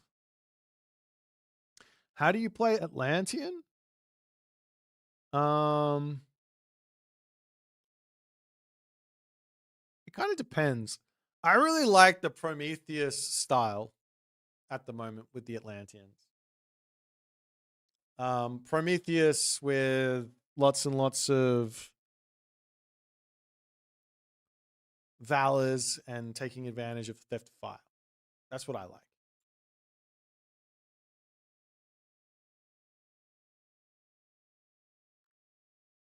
So yeah, I do like sitting back and booming, but it's also important to realize you're not booming for the late game. You're kind of just booming for mid game sort of ideas.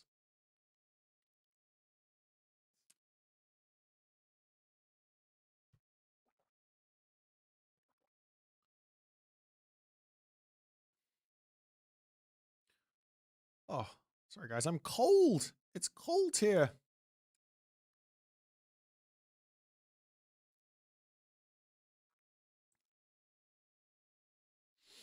We'll see what Neymar can come up with, and if Recon can survive. I snap. I saw those perks. God, wait, is all in on those myth units. Yes. There isn't really much other than myth units with this god. Does have access to Ares, so you can get stronger hoplites. Does have access and stronger archers and the stronger pacifist. Does have access to Apollo, so you can get stronger archers. So that's two double down there. And has access to Artemis. So there is the Ares, Apollo, Artemis line for super powerful archers. If they want, if you want that as Boit the Broken, but yeah, mostly it's just about the myth units. If you don't go myth units, I don't know what you're doing. In other words.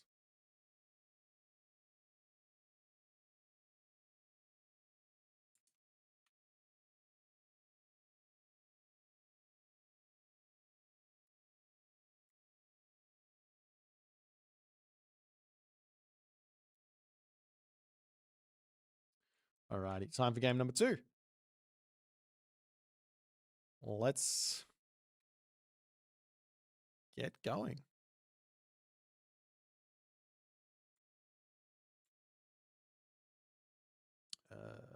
Let's go.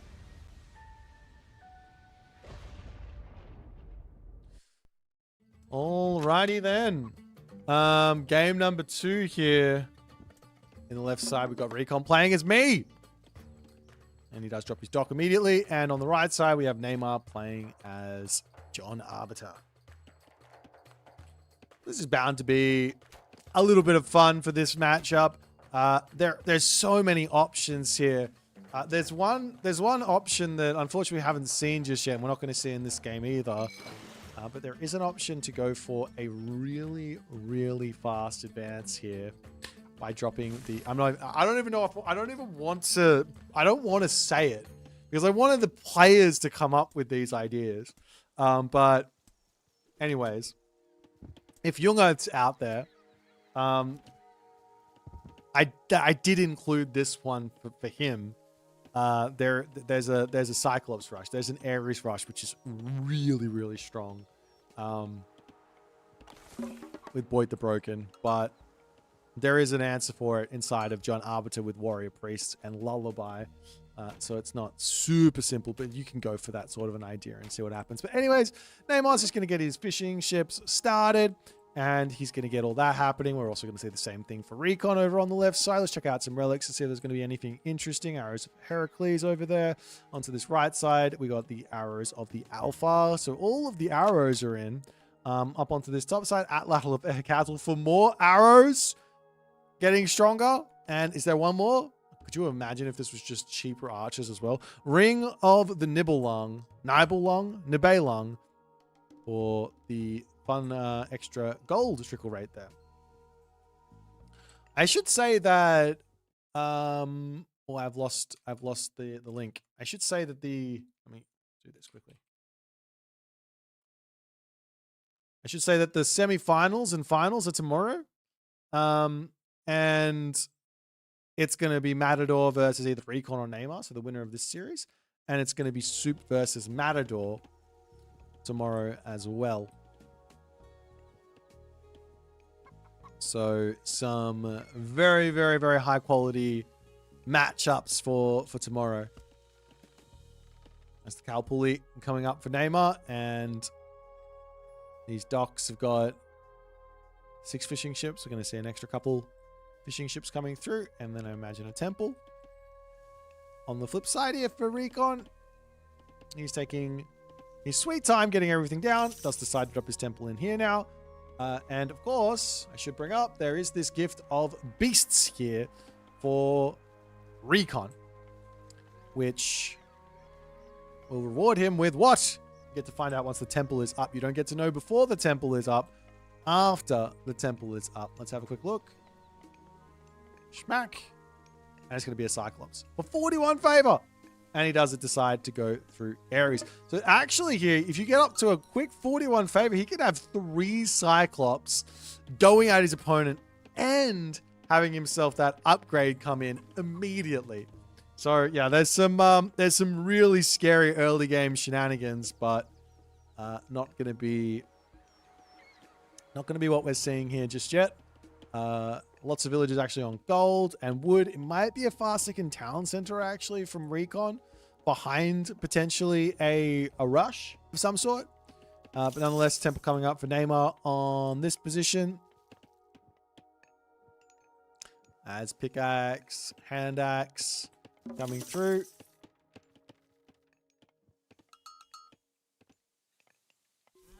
House in from Neymar too. Or getting stolen there. And Hui Hui Coyotl going to be the god of choice.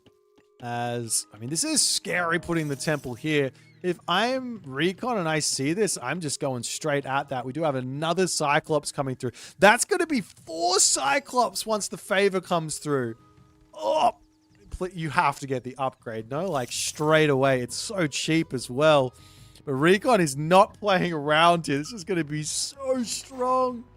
As he is marching across the map, looking for that immediate kill button. So that's Cyclops number 3. And there's also a Pitch of Immortality sitting in there as well for even more HP onto those Cyclops. As the Ajax getting involved. And in come those Cyclops to bash down the temple here. That is going down very quickly. I don't think he's going to be able to keep that alive. He's also now through Hui Hui Coyotl. The unfortunate thing here, as the Cyclops bash down that one, Will of Cronus also going to be coming through. The unfortunate thing here for Recon is he can't really run. So Lullaby, kill 1 Cyclops with those Warrior Priests is going to be an option. He gets 3 Priests out. Does get himself the favor in as well for a potential Tajipla, though he seems a little bit short there. I think you need 20 favor for it. And Lullaby does get dropped over onto this position as the Warrior Priests come through, and I'm going to try and take out one Cyclops. Does he get one? He gets one Cyclops, going after the next Cyclops there as Will of Kronos does come through. One Warrior Priest down. Two Warrior Priests down. Cyclops is going to take down the Tom Partly Tower as well, as Neymar in a lot of trouble. No gold at the moment either. He needs the gold. Oh, and the Cyclops pick up the villager. Can he get the villager killed? Jesse, can he? It's the villagers. Can he actually kill them? No, they get into the town center. Oh my god, it's so broken. I should say there's also another couple of myth units coming. We've got another Cyclops. The Hammer Dryad is the next one. Was that another free Cyclops, or did he build that? I got no idea. Anyways, down goes another building as the market gets dropped, and Neymar is going to be looking for another temple. But this Cyclops is not going to have any of it as the Tijipla coming through. And, well, he might be able to get in and take out the Elder Cyclops. But in comes the Hoplites and the Ajax. The attack is not over for Neymar in this one. As Recon will finish off this Elder Cyclops, the temple is going to get denied. No ability to get out any more Warrior Priests. And I think Neymar just going to be kicking himself for not putting his... Oh, can he get it? For not putting his temple in a safer place. Up onto the top side, Atalanta will get shanked down. I should say there is Ghoul and Bursty. So, while this is obviously very strong, Neymar's just forgotten he's got a god power. I also, to be honest, forgot that there's a god power here. But there is a god power that is supposed to be used. There he goes with that.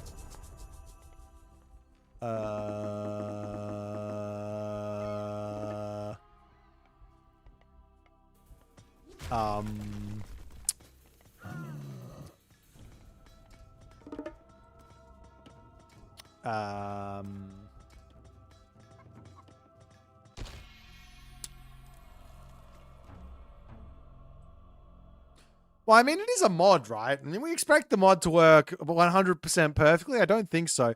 I have seen the Ghoul and Bursty working here. But yeah, Neymar, if you dropped it straight away and it bugged out, I probably would have called a restart if you paused it and asked. But yeah, you didn't put it down straight away. You put it down at the end, so you're already dead. All right. Let's jump into game number 3.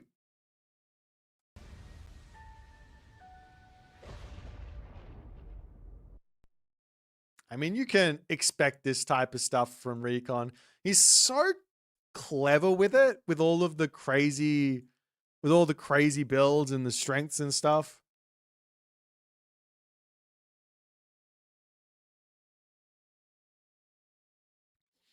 All right, so our third game is going to be the Mister versus Moose. This one's going to be fun. Let me get rid of this for the moment and pop this back. So we've got the Mister versus Moose. What was the map? Ghost Lake.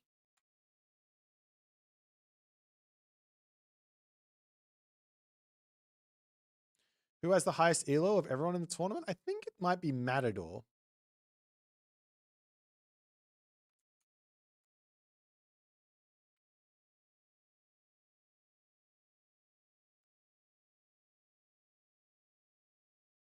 Okay, so the Mister is back at it. I'm excited for this. I like this one. Moose and Mister. So we got Greek versus Egyptian. Let me show you guys the gods and what they look like. Moose and Mister. Should be right.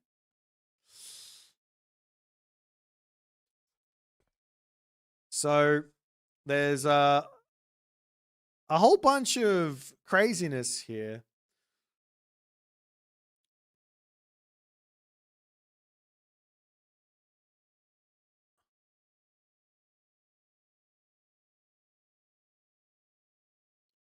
We'll see if Recon can make it work, because I don't know.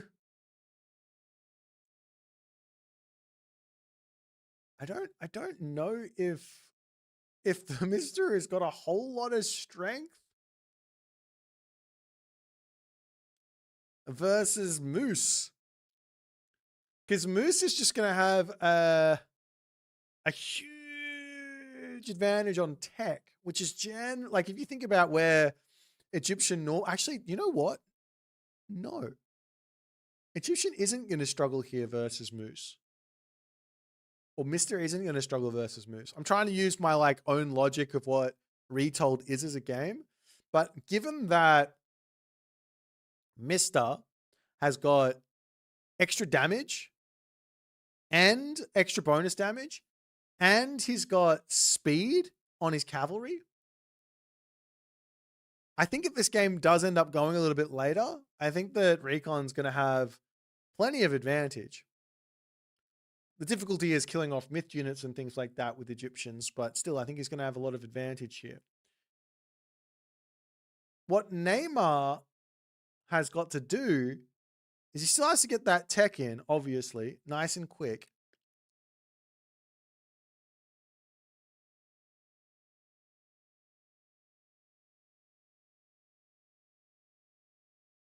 We'll have to wait and see. I don't have a great idea for Moose here. The Moose has got a lot of advantages. I don't have a good idea for Moose, unfortunately.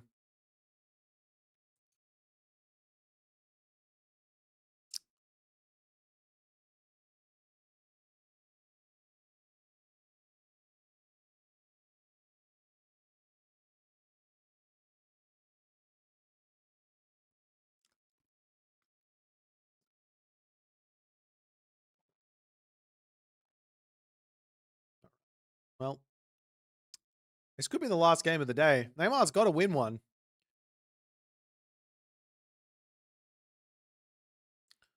After this is all over, do you guys want me to show off some other like alternative strategies which we didn't actually see?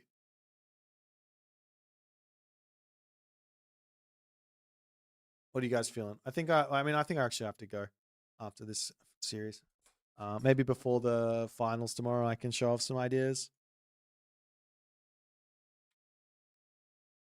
Alrighty, let's jump into game number 3 and see what's going to happen. Off we go.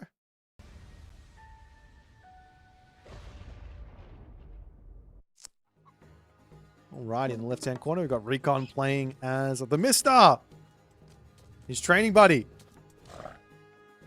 On the right side, we've got Neymar playing as Moose. The Mooseman. Moose the Meeseman. No, Moose the Messenger.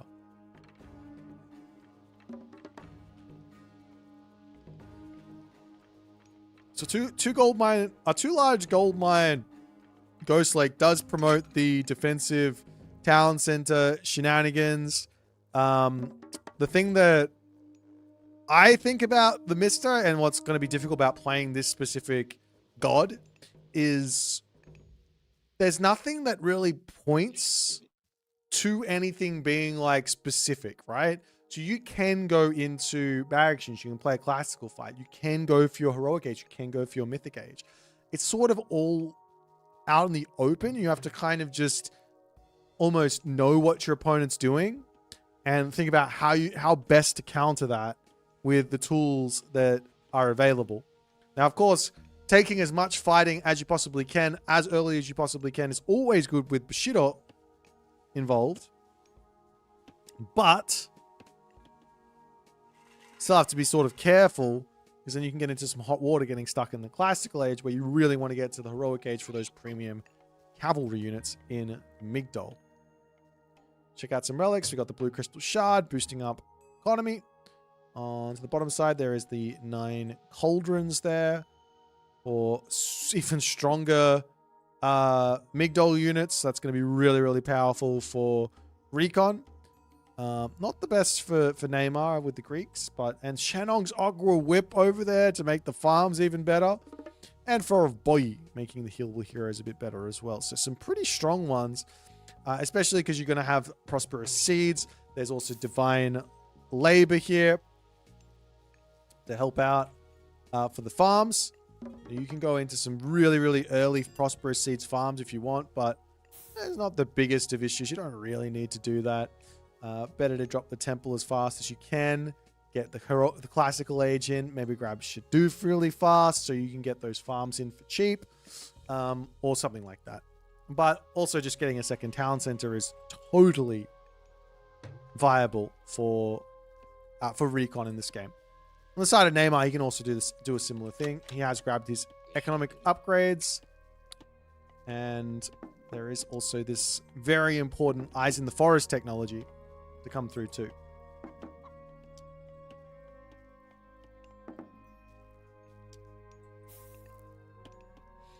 As we will see, Hermes as the god of choice for Neymar.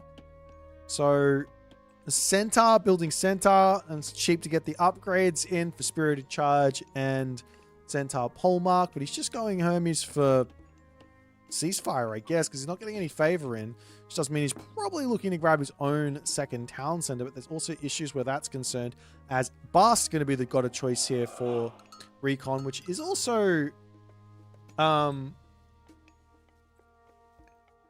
very interesting as well. Did I misread this?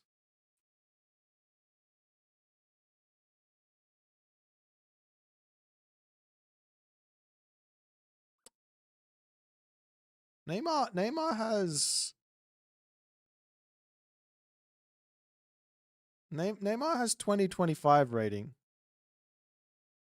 This is his account. Let's not, don't confuse me, Mr. Spirit Bad RNG. That's his account. All right. Anyways, classical age in with Bast, and some Sphinx are going to be coming in as the Centaur and Sphinx kind of get a little bit of a high five, a little bit of damage to come in onto this bad boy. It's going to get pulled back. And, well, Neymar's got to be really careful. If he wants the town center, he probably needs to get out his Islowers. And in come a couple of stables, actually, for Neymar right away. As on the backside, a marker coming through for Recon. So he is looking for a fast heroic. Double monument fast heroic makes some sense with just the tiniest bit of raids. But the problem with this is that the Sphinx only move at 5.5 speed.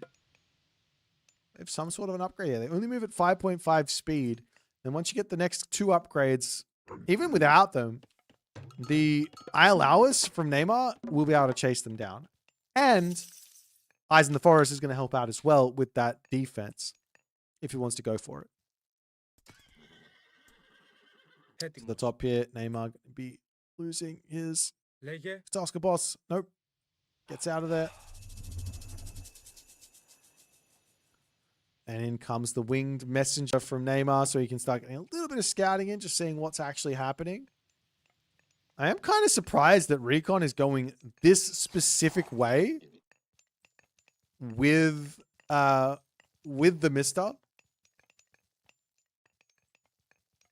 He's going to go through Sobek, which makes sense.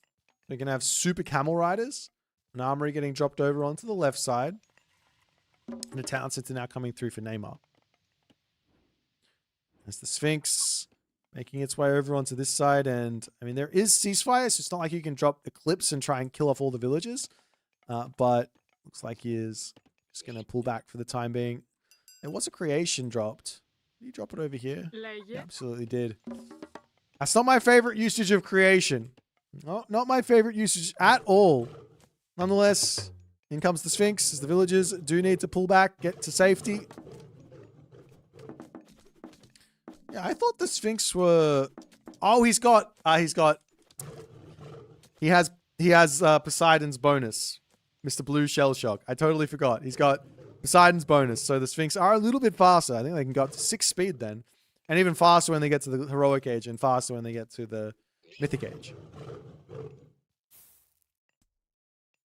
Yeah, normally they're at 5.3.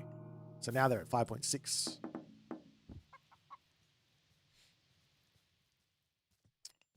As some prosperous seeds have been dropped. Did Recon get himself his upgrades? Nope. And in comes the Eclipse. There goes the ceasefire. And the villagers do manage to survive for the time being, but ceasefire will be over, and these guys are at 6.4 speed with that Eclipse. As Migdol Stronghold getting dropped in the main base. I wouldn't be surprised to see a Mythic Age coming in actually from Recon. Fast Mythic for Kvoth does make a lot of sense here.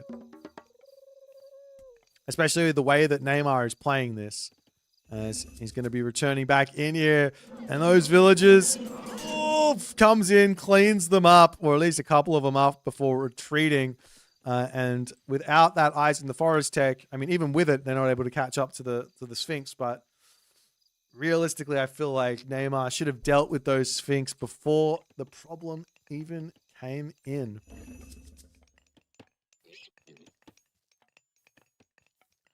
But a couple of Camel Riders are going to be on the way as Recon is going to spam those out. 6.3 speed!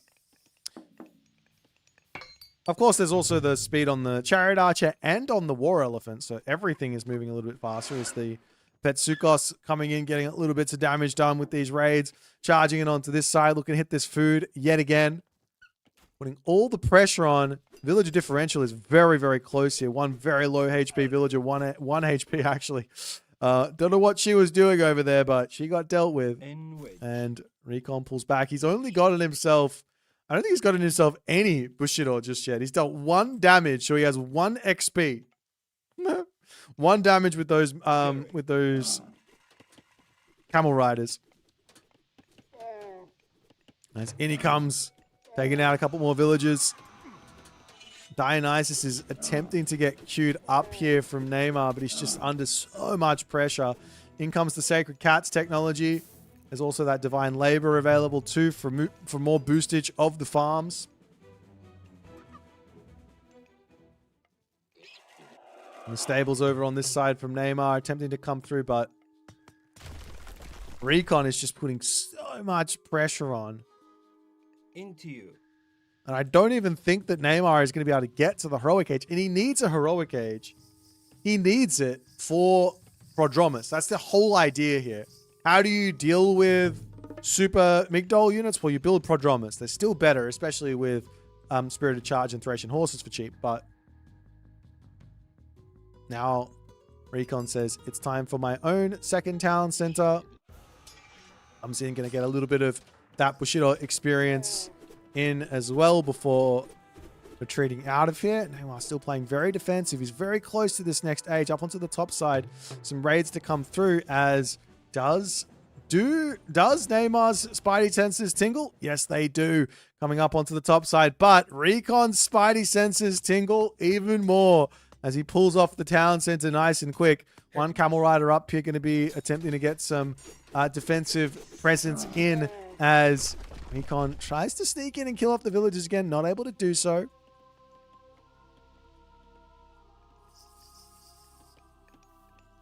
And now in comes the heavy Camel Rider.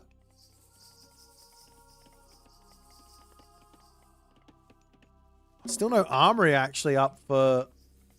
or market. Oh, now the market's coming up. No armory or market up for Neymar as we'll see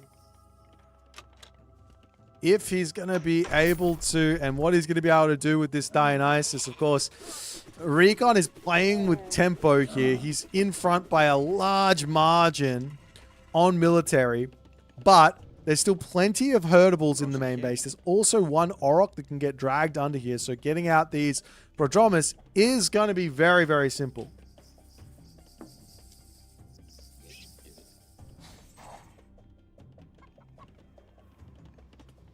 The other option here for Neymar is to get out some sky passages. So a sky, I mean, look at Recon's vision though. Like, where are you going to drop the sky patches? The bottom corner? There's nothing there. Over here, it gets spotted by the rock. Over here, there's the obelisk. He has to get in, pick off the obelisks, and then drop the sky passage or something like that.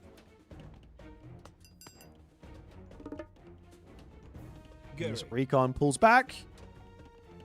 The Camel Riders will all get healed up. Town Center is now on the way back up again as the upgrades, copper armor, copper weapons to come through. Nice and cheap.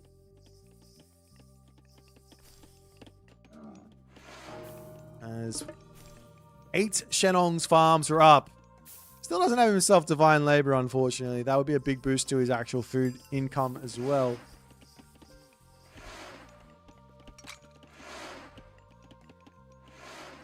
Yes, camel riders will be countering the sorry, not camel riders. Prodromus will counter these camel riders for sure, even though they do have 2.2x versus Cav here.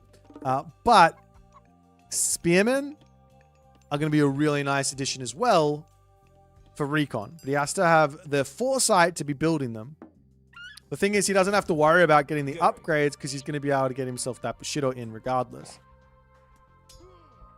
As the rock goes down and the camel riders are sent packing. The other option for Recon would be to just go Mythic Age. Kvoth, drop a nuke on Neymar here and go from there.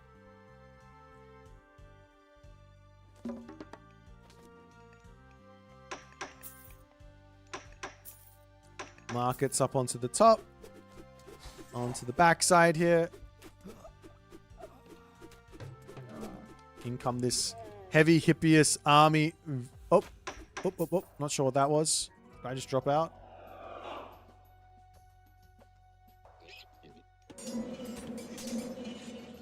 And behind you goes sun-dried mud brick.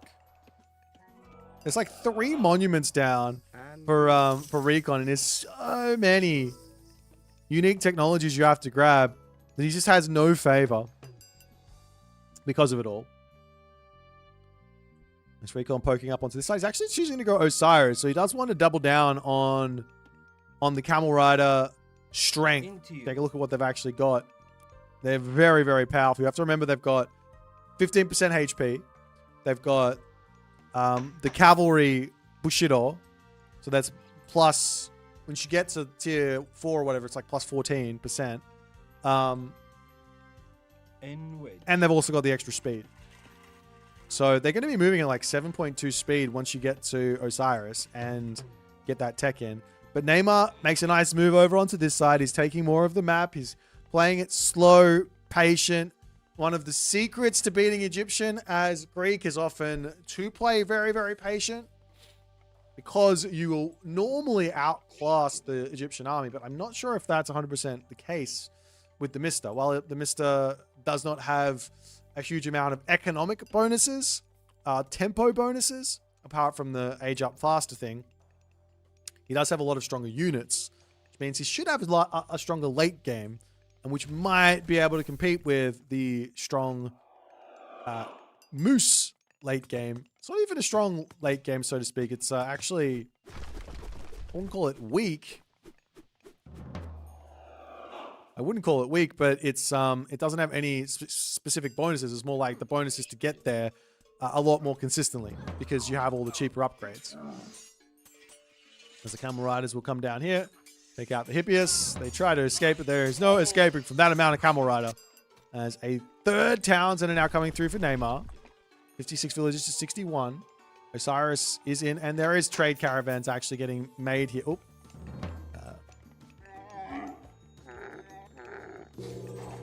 Well, unfortunate for Recon, he will have to delete a barracks here.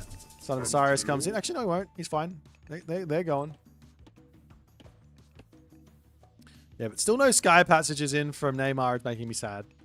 At the very least, a sky passage over onto this side so he can maybe attack here. But third Townsend are now coming through for Recon. And he's going to be getting himself this. I just want to see these. These Camel Riders are going to be zooming. 6.4. Is that 7.3 speed? Or is it less than that? I think it's 7.3 speed. We'll find out soon.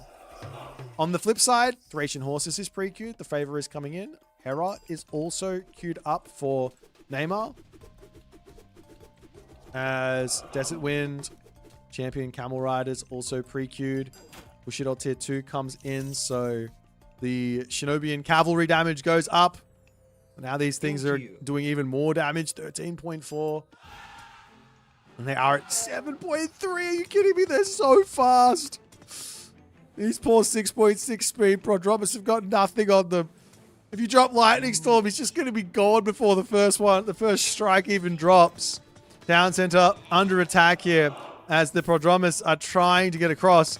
And the question is, do they even win these fights? I think they do win the fight. Yes, they definitely win the fight if there's enough of them.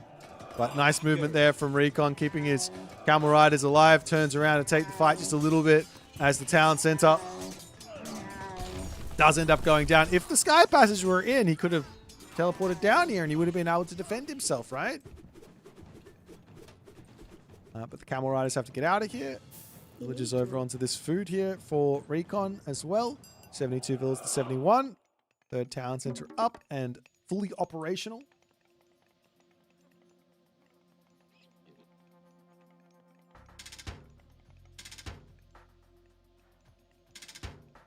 Siege works through, and there goes the champion Camel Riders as Amygdala Stronghold on the front now for Recon, ready to start putting the beat down onto this position. The thing is here, he does have a heavy spearman in already, so he can go into those spearmen if need be. And I like that Neymar has gone into the Centaur as well, nice and quickly. So that means he's got an answer versus those spearmen if there is some sort of a transition. But the problem is he needs to actually beat the Camel Riders first and foremost. He also has to have so much patience here before charging in, even with bronze, because, well, there's still a lot of issues here with the actual fight. He doesn't have upgrades, or he does have upgrades, excuse me. He just doesn't have the units in to really take the fight, as half of his army is going to be falling. Now he drops the bronze. Lightning Storm will get dropped down, and look at the Camel Riders. Well, they should just pull all the way back out, and they should be able to get out of range of this Lightning Storm very, very quickly.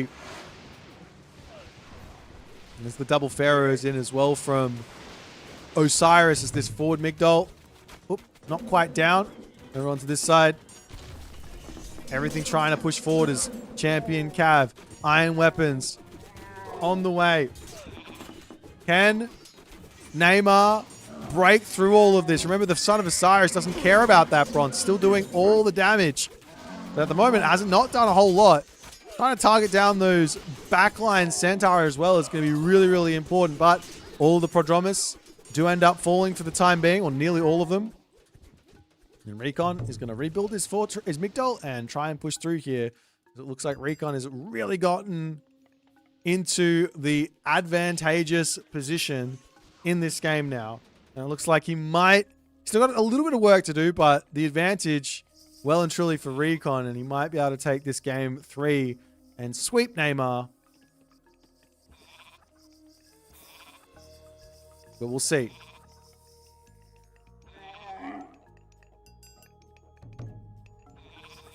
Meanwhile, over onto this side, looks like Recon's going to be going for the old tried and true forward siege works, walls to snipe down this position as well.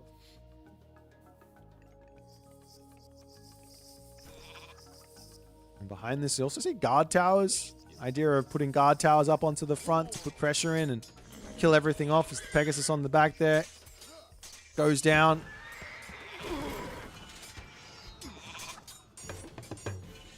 But this just definitely feels like a lack of resources to some degree here from Neymar. He does have ceasefire coming through. He could drop that if he wants. He has another bronze he could go for. A whole bunch of Centaurs, obviously an option, but you do want to grab technology here. Monstrous, Monstrous Rage. Gastrofetti Sky Passages are available to sort of hit this, walk forward, drop the Sky Passage, put the Gastrofetti through, hit this. Lots and lots of options for shenanigans, but I mean, you got to just give credit where credit's due to the Recon gameplay. He's just everywhere. See an attempt to put some walls down and prevent this from actually going up. Nice play, and champion Prodromus are in, and ceasefire will get dropped. Just give a little bit of time back to Neymar to actually get himself those units in. The thing that he needs, first and foremost, is he actually needs to grab those villagers, drop a granary, and just farm around. And then do the same thing with another 6 villagers so that he can actually get himself the food income he needs to make these Prodromus. Because they are expensive. 70 food is 70 food.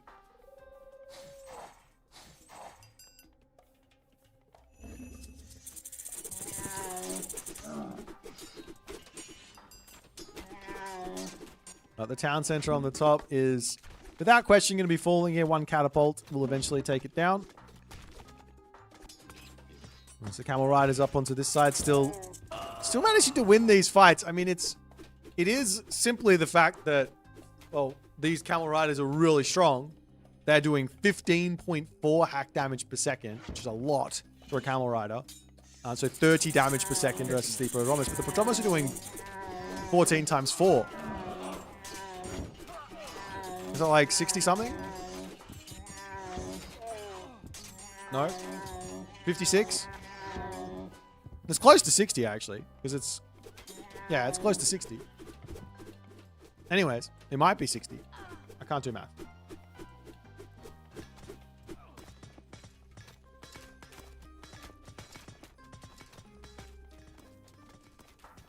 Now in comes the iron weapons, fortified town center for Recon. Architects on the way for Neymar to try and keep everything together, but the villagers over on this top side getting pushed back. Still no sky passage here. He could deal with all of this sky passage over here to get over onto this side and defend himself. He does get himself up to full population.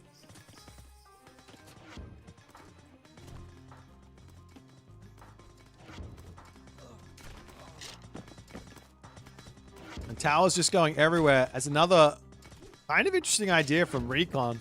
Camel Rider plus tower if the Prodromus can't really push there, right? Because the towers are going to take them down pretty quickly.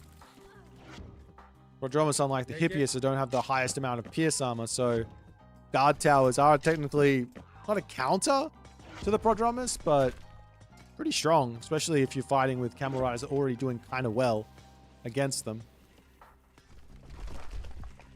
Now, 4 town centers up, and Recon has found his option, and he says it's all about Camel Rider for now. Up onto the top side, villagers getting sniped on this temple as well. There is enough favor for another bronze here, but even with bronze, is that going to be enough? Neymar trying to break through this, but there's stone walls in. There's Migdols behind it. There's not going to be any pushing had. Not by any stretch of the imagination here, as creation will get dropped somewhere. I don't know where that was. Over here, creation onto this gold mine. The late game creation is definitely an option. Say, get a Pegasus back here, late game creation, sky passage, attack the main base. Monument to the Gods now up for Recon. You don't get to see that very often. Kind of cheaper if you're... I didn't realize it was cheaper if you have sun-dried mud brick, but there you go. You get a little bit off it. 60 gold off. Not bad. Kind of bad. It's very expensive. It's such an expensive building. Recon's Camel Riders just move so fast. It's so silly. And I think this game here, Recon well and truly has got the advantage. Well and truly has the game in the bag.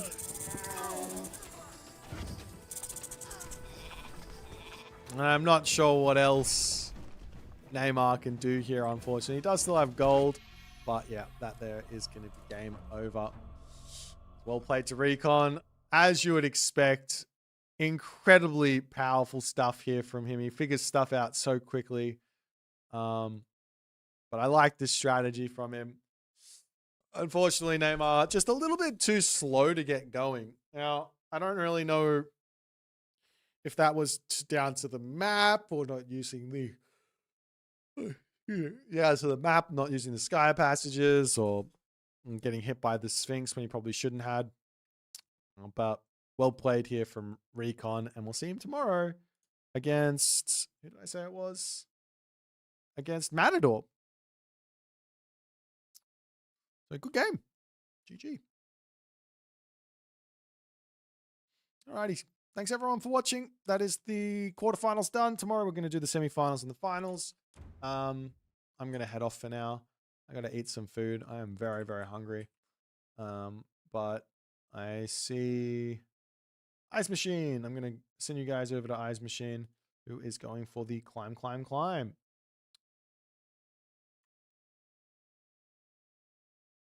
I'll see y'all later. Thanks, guys. Appreciate you watching. Bye for now.